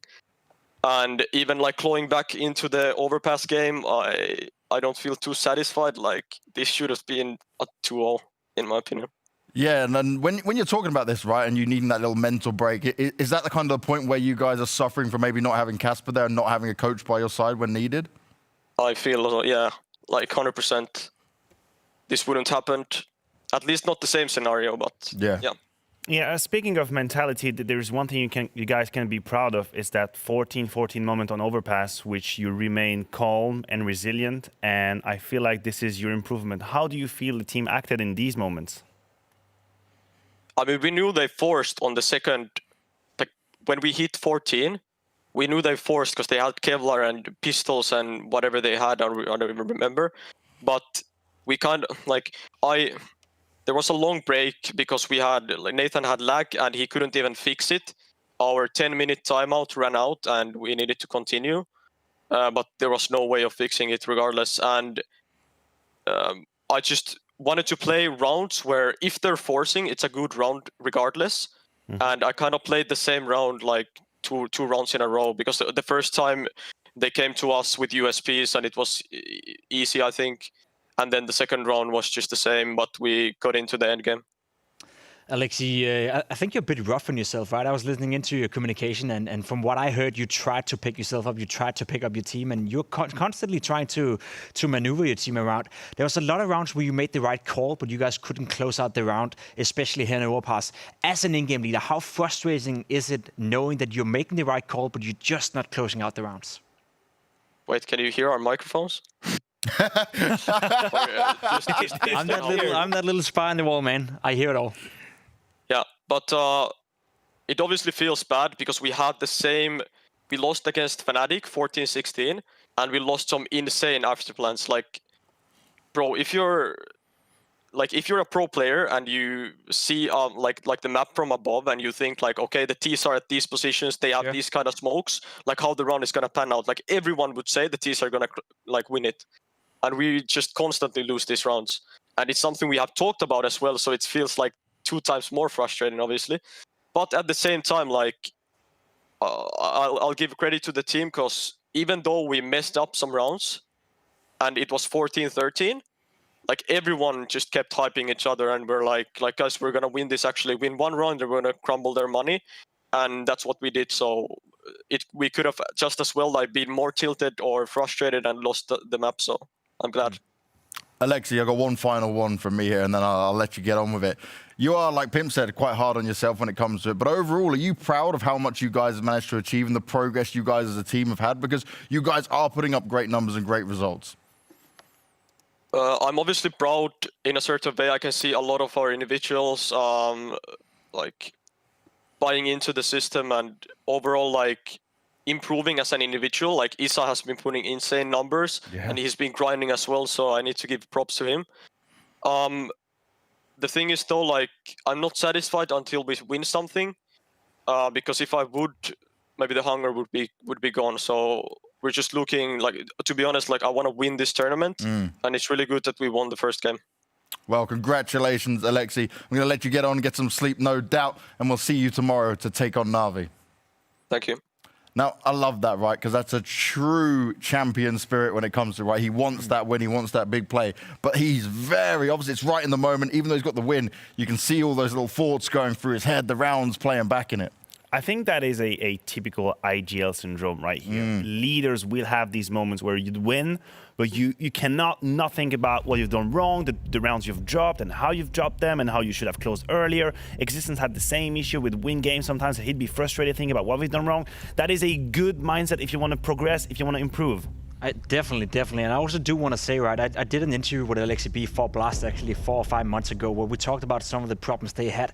You guys can head into the Blast YouTube channel and find it if you want to hear it, right? But some of the same problems that happened today is the exact same thing he described 4 or 5 months ago, right? So yes, they've been improving. Yes, some of the individuals are stepping up, especially Issa. We see Velda today, Mantu having a good game as well. But the same core mistakes they made back then, the same, fundamentals they couldn't really quite fix back then is still a problem today. And I think that's, big part of the reason for why Alexi B is feeling frustrated. Yeah, they had a big win right here, but he felt that, especially on Overpass, they should have won. And even Inferno, as I said, they couldn't deal with the banana pressure, right? He was frustrated throughout that entire game. I heard it myself. They just couldn't deal with the way EG took banana. So some of the same problems they had 4 or 5 months ago is still a problem today. And that worries me a little bit, because, yeah, we see the individuals progress, but if you as a team are not progressing as well, if you're not fixing those fundamental mistakes, well, you're never going to be the best team in the world, which I think Alexi B wants to be. Because as an in-game leader, after what I heard today, he's definitely up there with one of the best. Oh, yeah, and he's massively hungry for it as well. Now, we've got to speak also with FURIA, who's managed to grab Stanislaw to see how they were feeling after that, and I'm sure it's definitely a tough one for them to stomach. Stan here on the line with me, unfortunately, after that loss against OG. And firstly, I just briefly wanted to go back to Mirage, because we saw the first half actually ending up pretty close. But going into that second half, where were the struggles for you guys on that CT side? The struggles on the CT side came from a few mistakes that we made in advantageous positions. We had a couple of, I think, like a 5v4 or 4v2 even that I think I overextended when I pushed, and then they caught me out, and we lost that round, and that was a big momentum swinger. But I think on Mirage, we had the reads on them. We were playing very well. We just made really amateurish mistakes, and it just cost us the game. And then going on to Inferno, of course, your map pick. What was said during those timeouts? Because you guys completely turned things around. You managed to get that streak of 12 rounds in a row. OG, I believe they only got 1 round out of the last 15 in the final. So from your perspective, what were you guys saying in that timeout? We were just adapting. The first couple of rounds, I think we were down 5-1. What we were doing wasn't working, and so we just kept taking timeouts to discuss what we should do moving forward. And yeah, we just had to adapt, and I think we adapted very well. Yeah, and then unfortunately, obviously going into Overpass, it ended up being really, really close. We saw you guys choosing to save your money and have that final buy in that final round. What ended up not working out for you guys in that? I mean, the final round came down to 0.1 second of fuse. I think on another day, we actually win that, and I just think we were really unlucky there. I think we should have had that game. Yeah, there were so many close moments in that. I just wanted to specifically ask you about round 26, I believe it was. It was you in a 1v2 trying to defuse on that B-bomb site. Then Alexi, he dies to a Molotov. You managed to get that kill on Issa and managed to get the defuse. Can you talk to me about that from your perspective and your reaction when you managed to win that round?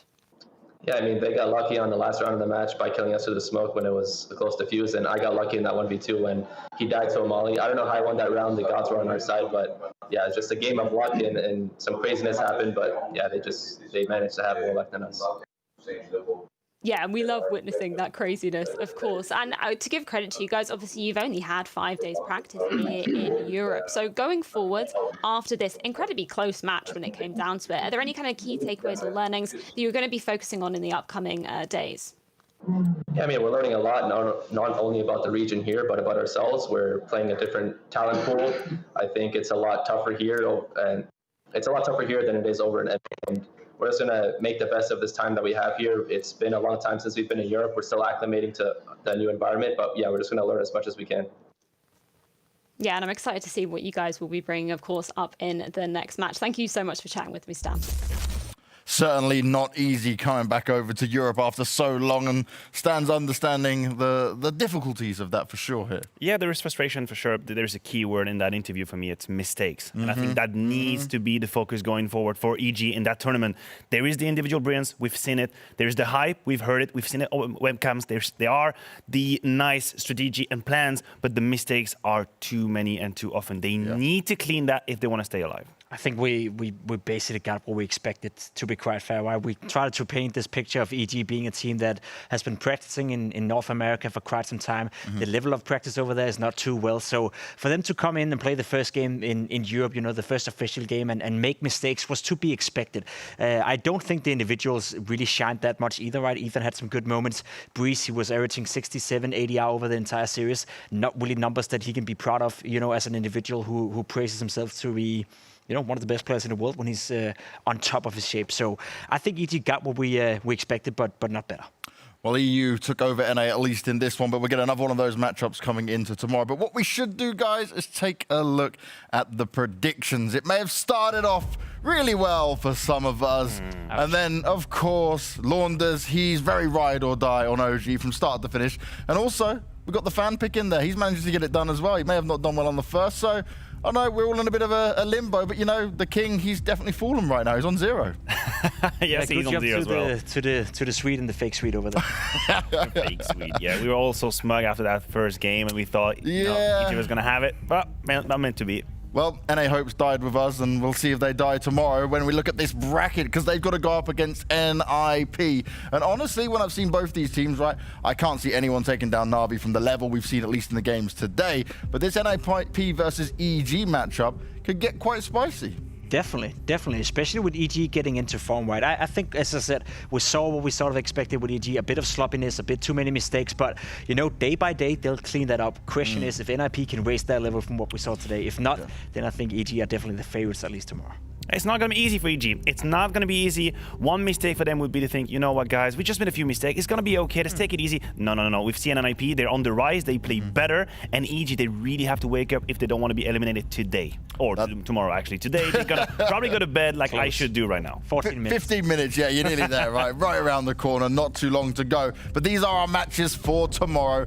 And you guys won't want to miss any of the action. It's been the opening day here for the Blast Full Series 2020. This is a highly anticipated event because it is online, but we have NA finally here. Now, NA may have fallen today, but we'll see how they'll get on tomorrow. Thank you very much for watching. We'll see you tomorrow. You won't want to miss the action. Goodbye.